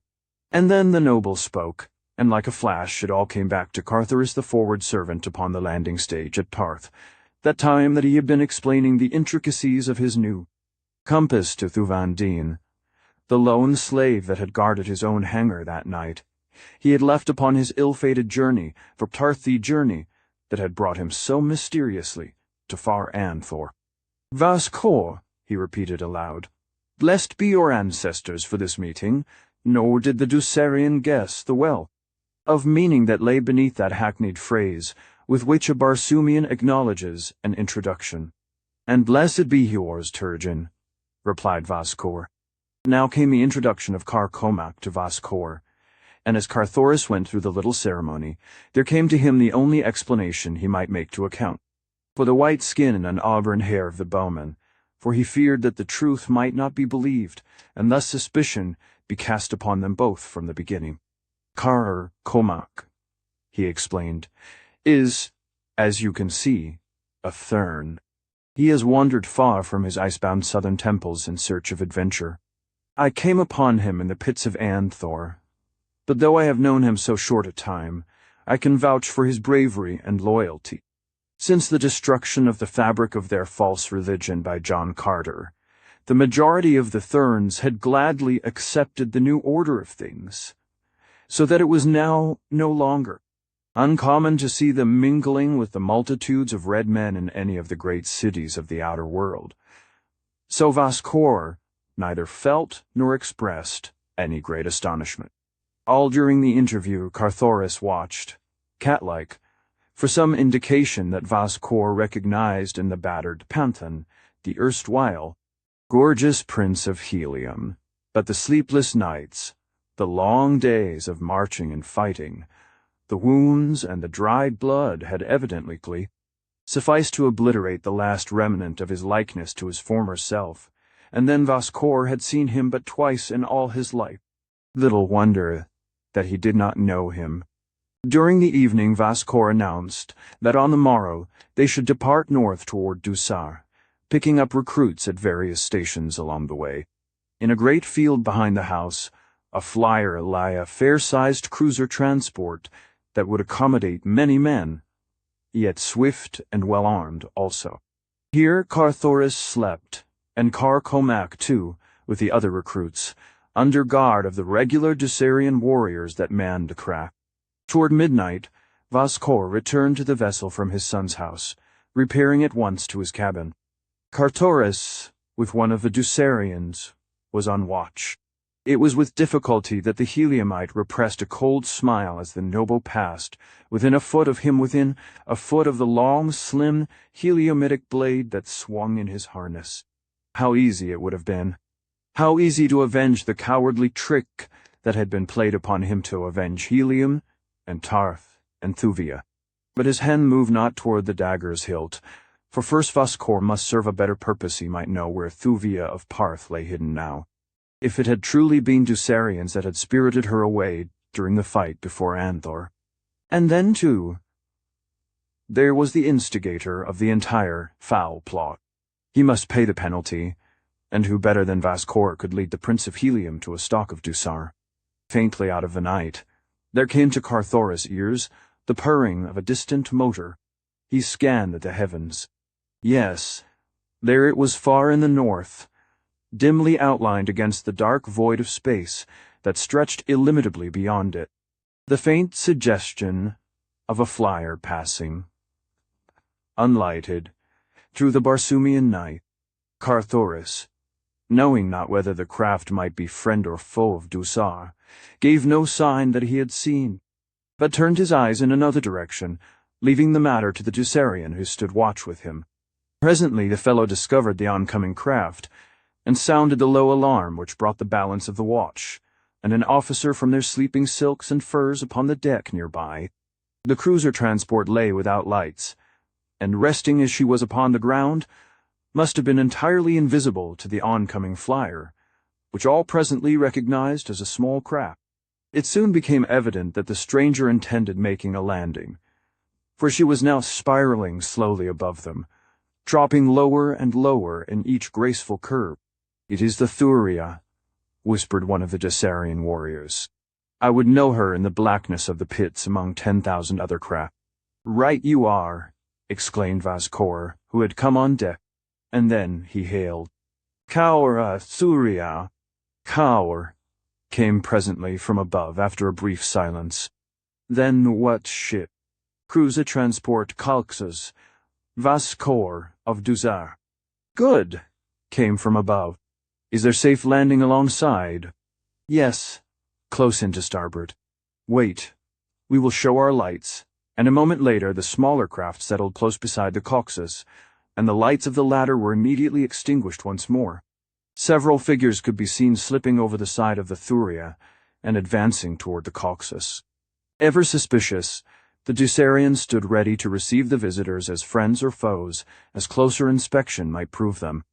Carthoris stood quite near the rail, ready to take sides with the newcomers should chance have it that they were Heliumites playing a bold stroke of strategy upon this lone Dusarian ship. He had led like parties himself, and knew that such a contingency was quite possible. But the face of the first man to cross the rail undeceived him with a shock that was not at all unpleasurable. Was the face of Astok, Prince of Dusar. Scarce noticing the others upon the deck of the Kalxus, Astok strode forward to accept Vaskor's greeting. Then he summoned the noble below. The warriors and officers returned to their sleeping silks and furs, and once more the deck was deserted except for the Dusarian warrior and Turgeon, the Pantheon, who stood guard. The latter walked quietly to and fro. The former leaned across the rail, wishing for the hour that would bring him relief. He did not see his companion approach the lights of the cabin of Vaskor. He did not see him stoop with ear close pressed to a tiny ventilator. "May the white apes take us all," cried Astok ruefully, "if we are not in as ugly a snarl as you have ever seen. Nujas thinks that we have her in hiding far away from Dusar. He has bidden me bring her here." He paused. No man should have heard from his lips the thing he was trying to tell. It should have been forever the secret of Nujas and Astok, for upon it rested the safety of a throne. With that knowledge any man could wrest from the Jeddak of Dusar, whatever he listed. But Astok was afraid, and he wanted from this older man the suggestion of an alternative. He went on. "I am to kill her," he whispered, looking fearfully around. "Nujas merely wishes to see the body, that he may know his commands have been executed. I am now supposed to be gone to the spot where we have her hidden, that I may fetch her in secrecy to Dusar. None is to know that she has ever been in the keeping of a Dusarian. I do not need to tell you what would befall Dusar should Parth and Helium and Kel ever learn the truth." The jaws of the listener at the ventilator clicked together with a vicious snap. Before he had but guessed at the identity of the subject of this conversation. Now he knew, and they were to kill her. His muscular fingers clenched until the nails bit into the palms. "And you wish me to go with you while you fetch her to Dusar?" Vascour was saying. "Where is she?" Astok bent close and whispered into the other's ear. The suggestion of a smile crossed the cruel features of Vascour. He realized the power that lay within his grasp. He should be a Jed at least. "And how may I help you, my prince?" asked the older man suavely. "I cannot kill her," said Astok. "Issus, I cannot do it. When she turns those eyes upon me, my heart becomes water." Vascour's eyes narrowed. "And you wish," he paused, the interrogation unfinished, yet complete. Astok nodded. "You do not love her," he said. "But I love my life, though. I am only a lesser noble," he concluded meaningly. "You shall be a greater noblea noble of the first rank," exclaimed Astok. "I would be a Jed," said Vascour bluntly. Astok hesitated. "A Jed must die before there can be another Jed," he pleaded. "Yids have died before," snapped Vascour. "It would doubtless be not difficult for you to find a Jed you do not love. Astok, there are many who do not love you." Already Vascour was commencing to presume upon his power over the young prince. Astok was quick to note and appreciate the subtle change in his lieutenant.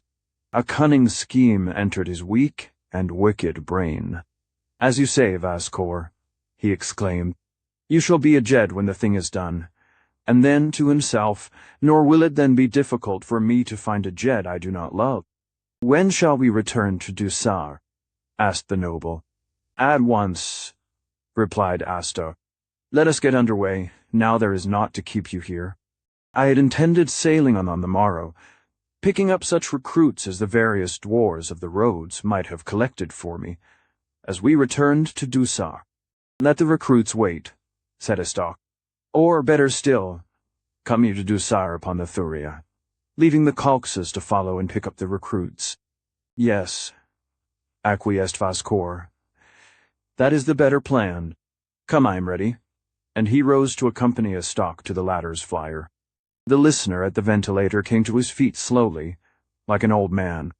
His face was drawn and pinched, and very white beneath the light copper of his skin. She was to die, and he helpless to avert the tragedy. He did not even know where she was imprisoned. The two men were ascending from the cabin to the deck. Turgeon, the panthan, crept close to the companionway, his sinuous fingers closing tightly upon the hilt of his dagger. Could he dispatch them both before he was overpowered? He smiled.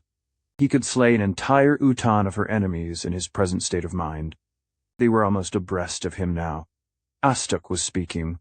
"Bring a couple of your men along, Vascour," he said. "We are short-handed upon the Thuvia, so quickly did we depart." The panthan's fingers dropped from the dagger's hilt. His quick mind had grasped here a chance for succoring Thuvia of Par. He might be chosen as one to accompany the assassins, and once he had learned where the captive lay, he could dispatch Astok and Vascour, as well as now. To kill them before he knew where Thuvia was hid was simply to leave her to death at the hands of others for. Sooner or later Nutus would learn her whereabouts, and Nutus, Jedak of Dusar, could not afford to let her live. Turgeon put himself in the path of Vascour, that he might not be overlooked. The noble aroused the men sleeping upon the deck. But always before him, the strange panthan whom he had recruited that same day found means for keeping himself to the fore. Vascour turned to his lieutenant, giving instruction for the bringing of the Calxes to Dusar, and the gathering up of the recruits. Then he signed to two warriors who stood close behind the padwar. "You two accompany us to the Thuvia," he said, "and put yourselves at the disposal of her dwar." It was dark upon the deck of the Calxes, so Vascour had not a good look at the faces of the two he chose, but that was of no moment, for they were but common warriors to assist with the ordinary duties upon a flyer, and to fight if need be. One of the two was Comac, the bowman. The other was not Carthoris. The Heliumite was mad with disappointment. He snatched his dagger from his harness, but already Astok had left the deck of the Calxes, and he knew that before he could overtake him, Should he dispatch Vascour, he would be killed by the Dusarian warriors, who now were thick upon the deck. With either one of the two alive, Thuvia was in as great danger as though both lived it must be both. As Vascour descended to the ground, Carthoris boldly followed him, nor did any attempt to halt him, thinking doubtless that he was one of the party. After him came Carcomac and the Dusarian warrior, who had been detailed to duty upon the Thuvia. Carthoris walked close to the left side of the ladder. Now they came to the dense shadow under the side of the Thuvia. It was very dark there, so that they had to grope for the ladder. Carcomac preceded the Dusarian. The latter reached upward for the swinging rounds, and as he did so, steel fingers closed upon his windpipe, and a steel blade pierced the very center of his heart. Turgeon, the Panthan, was the last to clamber over the rail of the Thuvia, drawing the rope ladder in after him. A moment later the flyer was rising rapidly, headed for the north. At the rail Carcomac turned to speak to the warrior who had been detailed to accompany him. His eyes went wide as they rested upon the face of the young man whom he had met beside the granite cliffs that guard mysterious Lothar. How had he come in place of the Dusarian? A quick sign, and Carcomac turned once more to find the Thuvia's dwar that he might report himself for duty. Behind him followed the Panthan. Carthoris blessed the chance that had caused Vascour to choose the bowman of all others, for had it been another Dusarian, there would have been questions to answer as to the whereabouts of the warrior who lay so quietly in the field beyond the residence of Halvas, dwar of the southern road. Carthoris had no answer to that question other than his sword point, which alone was scarce adequate to convince the entire crew of the Thuvia. The journey to Dusar seemed interminable to the impatient Carthoris, though as a matter of fact it was quickly accomplished. Some time before they reached their destination, they met and spoke with another Dusarian warflyer. From it they learned that a great battle was soon to be fought southeast of Dusar. The combined navies of Dusar, Tarth, and Kale had been intercepted in their advance toward Helium by the mighty Heliomitic navith, most formidable upon Barsoom, not alone in numbers and armament, but in the training and courage of its officers and warriors, and the zitidaric proportions of many of its monster battleships. Not for many a day had there been the promise of such a battle. 4 Jedaks were in direct command of their own Fleechcolan Tithe of Kale, Thuvandine of Parth, and Nutus of Dusar upon one side, while upon the other was Tardos Mors, Jedak of Helium. With the latter was John Carter, warlord of Mars. From the far north, another force was moving south, across the barrier cliffs, the new navy of Talu, Jedak of Okar, coming in response to the call from the warlord. Upon the decks of the sullen ships of war, black-bearded yellow men looked over eagerly toward the south. Gorgeous were they in their splendid cloaks of Arluk and Apt, fierce, formidable fighters from the hothouse cities of the frozen north, and from the distant south, from the Sea of Omine and the Cliffs of Gold, from the temples of the Therns and the Garden of Ishus. Other thousands sailed into the north at the call of the great man they all had learned to respect, and, respecting, love. Pacing the flagship of this mighty fleet, second only to the navy of Helium, was the Ebon Exodar, Jedak of the Firstborn, his heart beating strong in anticipation of the coming moment when he should hurl his savage crews and the weight of his mighty ships upon the enemies of the warlord. But would these allies reach the theater of war in time to be of avail to Helium? Or would Helium need them? Carthoris, with the other members of the crew of the Thuvia, heard the gossip and the rumors. None knew of the 2 fleets, the one from the south and the other from the north, that were coming to support the ships of Helium, and all of Dusar were convinced that nothing now could save the ancient power of Helium from being wiped forever from the upper air of Barsoom. Carthoris, too, loyal son of Helium that he was, felt that even his beloved navy might not be able to cope successfully with the combined forces of 3 great powers. Now the Thuvia touched the landing stage above the palace of Astok. Hurriedly the prince and Vascour disembarked and entered the drop that would carry them to the lower levels of the palace. Close beside it was another drop that was utilized by common warriors. Carthoris touched Carcomac upon the arm. "Come," he whispered. "You are my only friend among a nation of enemies. Will you stand by me?" "To the death," replied Carcomac. The two approached the drop. A slave operated it. "Where are your passes?" he asked. Carthoris fumbled in his pocket pouch as though in search of them, at the same time entering the cage. Carcomac followed him, closing the door. The slave did not start the cage downward. Every second counted. They must reach the lower level as soon as possible after Astok and Vascour, if they would know whither the two went. Carthoris turned suddenly upon the slave, hurling him to the opposite side of the cage. "Bind and gag him, Carcomac," he cried. Then he grasped the control lever, and as the cage shot downward at sickening speed, the bowman grappled with the slave. Carthoris could not leave the control to assist his companion, for should they touch the lowest level at the speed at which they were going, all would be dashed to instant death. Below him he could now see the top of Astok's cage in the parallel shaft, and he reduced the speed of his to that of the other. The slave commenced to scream. "Silence him!" cried Carthoris. A moment later a limp form crumpled to the floor of the cage. "He is silenced," said Carcomac. Carthoris brought the cage to a sudden stop at one of the higher levels of the palace. Opening the door, he grasped the still form of the slave and pushed it out upon the floor. Then he banged the gate and resumed the downward drop. Once more he sighted the top of the cage that held Astok and Vascour. An instant later it had stopped, and as he brought his car to a halt, he saw the two men disappear through one of the exits of the corridor beyond. Chapter 14. Kulantith's Sacrifice. The morning of the second day of her incarceration in the east tower of the palace of Astok, Prince of Dusar, found Thuvia of Parth waiting in dull apathy the coming of the assassin. She had exhausted every possibility of escape, going over and over again the door and the windows, the floor and the walls.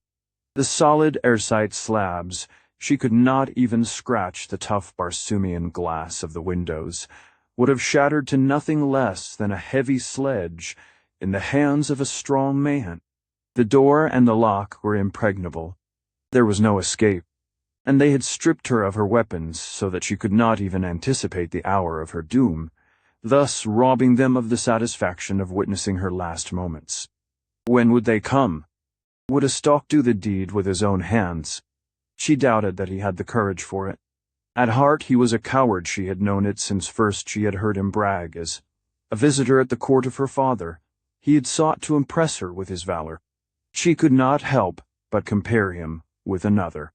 And with whom would an affianced bride compare an unsuccessful suitor? With her betrothed. And did Thuvia of Parth now measure Astok of Dusar by the standards of Kulantith, Jedek of Kal?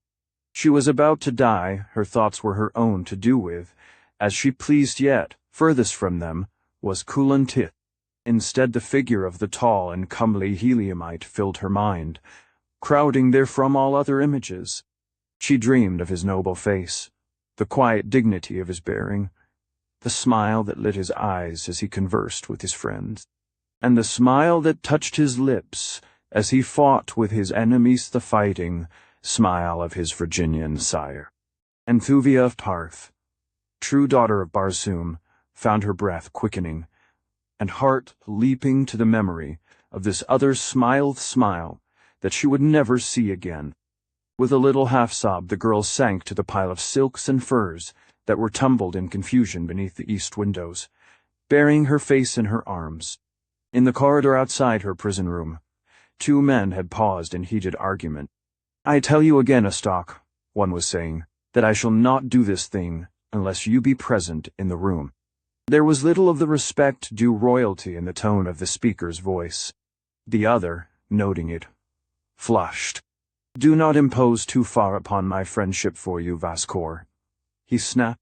"There is a limit to my patience. There is no question of royal prerogative here. returned Vaskor. "You ask me to become an assassin in your stead, and against your Jedak's strict injunctions. You are in no position, Astok, to dictate to me, but rather should you be glad to accede to my reasonable request that you be present, thus sharing the guilt with me. Why should I bear it all?" The younger man scowled, but he advanced toward the locked door, and as it swung in upon its hinges, he entered the room beyond at the side of Vaskor. Across the chamber the girl, hearing them enter, rose to her feet and faced them. Under the soft copper of her skin she blanched just a trifle, but her eyes were brave and level, and the haughty tilt of her firm little chin was eloquent of loathing and contempt. "You still prefer death?" asked Astok. "To you, yes," replied the girl coldly. The Prince of Dusar turned to Vaskor and nodded. The noble drew a short sword, crossed the room toward Thuvia. "Kneel," he commanded. "I prefer to die standing," she replied. "As you will," said Vaskor, feeling the point of his blade with his left thumb. "In the name of Nutus, Jedak of Dusar," he cried, and ran quickly toward her. "In the name of Carthoris, Prince of Helium," came in low tones from the doorway. Vaskor turned to see the panthan he had recruited at his son's house leaping across the floor toward him. The fellow brushed past Astok with an after him. "Ukalok." Vaskor wheeled to meet the charging man. "What means this treason?" he cried. Astok, with bared sword, leaped to Vaskor's assistance. The panthan's sword clashed against that of the noble, and in the first encounter Vaskor knew that he faced a master swordsman. Before he half realized a stranger's purpose, he found the man between himself and Thuvia of Parth, at bay facing the two swords of the Dusarians. But he fought not like a man at bay. Ever was he, the aggressor. And though always he kept his flashing blade between the girl and her enemies, yet he managed to force them hither and thither about the room, calling to the girl to follow close behind him. Until it was too late, neither Vaskor nor Astok dreamed of that which lay in the panthan's mind, but at last as the fellow stood with his back toward the door, both understood they were penned in their own prison, and now the intruder could slay them at his will. For Thuvia of Parth was bolting the door at the man's direction, first taking the key from the opposite side, where Astok had left it when they had entered. Astok, as was his way, finding that the enemy did not fall immediately before their swords, was leading the brunt of the fighting to Vaskor. And now, as his eyes appraised the panthan carefully, they presently went wider and wider, for slowly he had come to recognize the features of the Prince of Helium. The Heliumite was pressing close upon Vaskor. The noble was bleeding from a dozen wounds. Astok saw that he could not for long withstand the cunning craft of that terrible sword hand. "Courage, Vaskor," he whispered in the other's ear. "I have a plan. Hold him but a moment longer, and all will be well." But the balance of the sentence, with Astok, Prince of Dusar, he did not voice aloud. Vaskor, dreaming no treachery, nodded his head, and for a moment succeeded in holding Carthoris at bay. Then the Heliumite and the girl saw the Dusarian prince run swiftly to the opposite side of the chamber, touch something in the wall that sent a great panel swinging inward, and disappear into the black vault beyond. It was done so quickly that by no possibility could they have intercepted him. Carthoris, fearful lest Vaskor might similarly elude him, or Astok return immediately with reinforcements, sprang viciously in upon his antagonist, and a moment later the headless body of the Dusarian noble rolled upon the airside floor. "Come," cried Carthoris. "There is no time to be lost. Astok will be back in a moment with enough warriors to overpower me." But Astok had no such plan in mind, for such a move would have meant the spreading of the fact among the palace gossips that the Parthian princess was a prisoner in the East Tower. Quickly would the word have come to his father, and no amount of falsifying could have explained away the facts that the Jedak's investigation would have brought to light. Instead, Astok was racing madly through a long corridor to reach the door of the tower room, before Carthoris and Thuvia left the apartment. He had seen the girl remove the key and place it in her pocket pouch, and he knew that a dagger point driven into the keyhole from the opposite side would imprison them in the secret chamber till 8 dead worlds circled a cold, dead sun. As fast as he could run, a stalk entered the main corridor that led to the tower chamber. Would he reach the door in time? What if the heliumite should have already emerged, and he should run upon him in the passageway? Astok felt a cold chill run up his spine. He had no stomach to face that uncanny blade. He was almost at the door. Around the next turn of the corridor it stood. No, they had not left the apartment. Evidently Vaskor was still holding the heliumite. Astok could scarce repress a grin at the clever manner in which he had outwitted the noble and disposed of him at the same time, and then he rounded the turn and came face to face with an auburn-haired white giant. The fellow did not wait to ask the reason for his coming.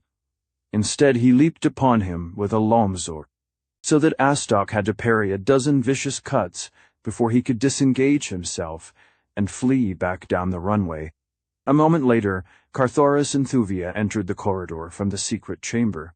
"Well, Carcoma?" asked the heliumite. "It is fortunate that you left me here, Red Man," said the bowman. "I but just now intercepted one who seemed over-anxious to reach this door. It was he whom they call Astok, Prince of Dusar." Carthoris smiled. "Where is he now?" he asked.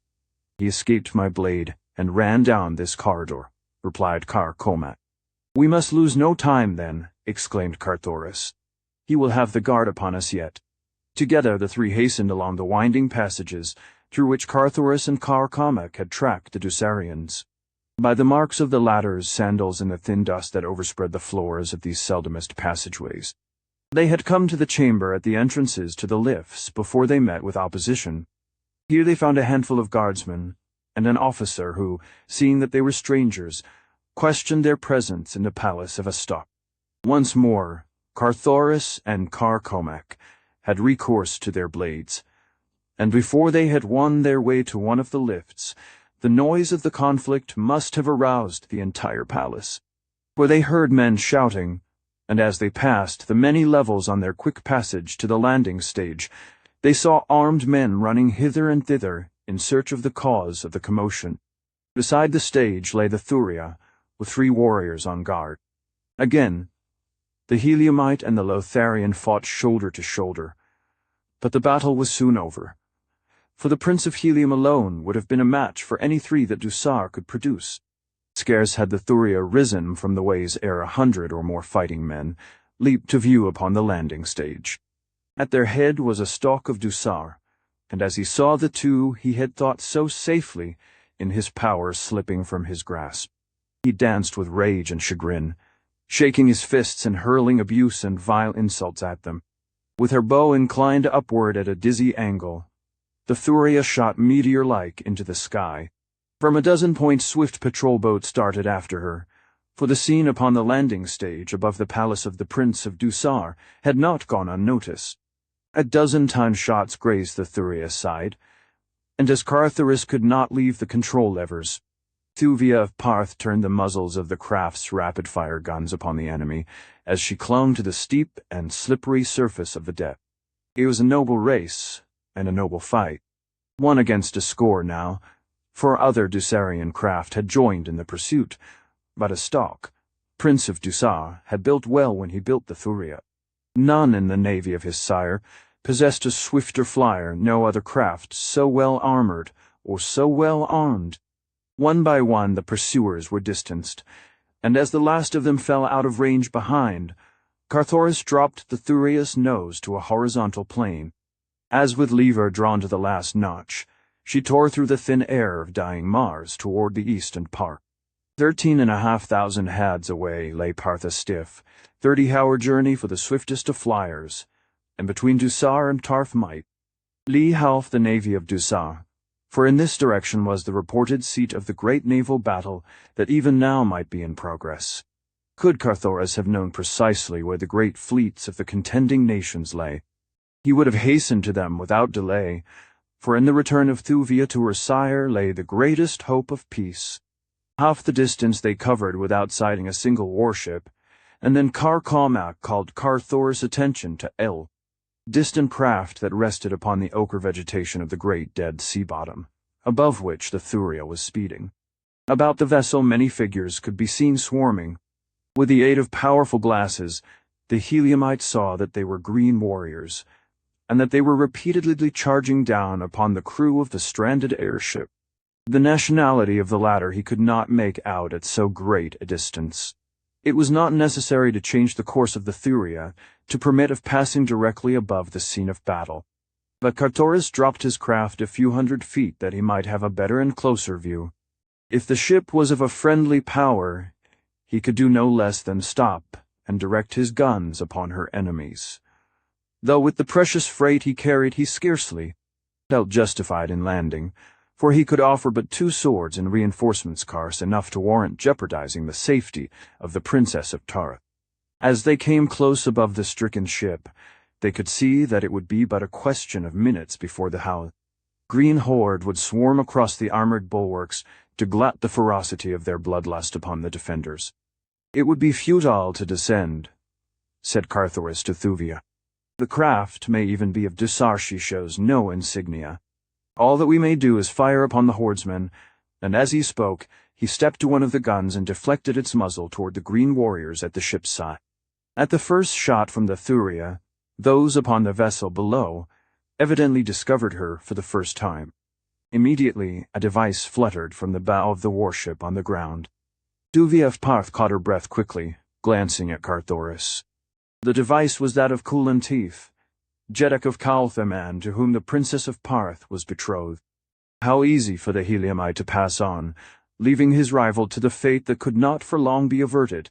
No man could accuse him of cowardice or treachery, for Kulantif was in arms against Helium, and, further, upon the Thuvia were not enough swords to delay even temporarily the outcome that already was a foregone conclusion in the minds of the watchers. What would Carthoris, Prince of Helium, do? Scarce had the device broken to the faint breeze, ere the bow of the Thuvia dropped at a sharp angle toward the ground. "Can you navigate her?" asked Carthoris of Thuvia. The girl nodded. "I am going to try to take the survivors aboard," he continued. "It will need both Carcomac and myself to man the guns, while the Coalians take to the boarding tackle. Keep her bow depressed against the rifle fire. She can bear it better in her forward armor, and at the same time the propellers will be protected." He hurried to the cabin as Thuvia took the control. A moment later, the boarding tackle dropped from the keel of the Thuvia, and from a dozen points along either side stout, knotted leathern lines trailed downward. At the same time, a signal broke from her bow. "Prepare to board us." A shout arose from the deck of the Coalian warship. Carthoris, who by this time had returned from the cabin, smiled sadly. He was about to snatch from the jaws of death the man who stood between himself and the woman he loved. "Take the port bow gun, Carcomac," he called to the bowman, and himself stepped to the gun upon the starboard bow. They could now feel the sharp shock of the explosions of the green warriors' projectiles against the armored sides of the staunch Thuvia.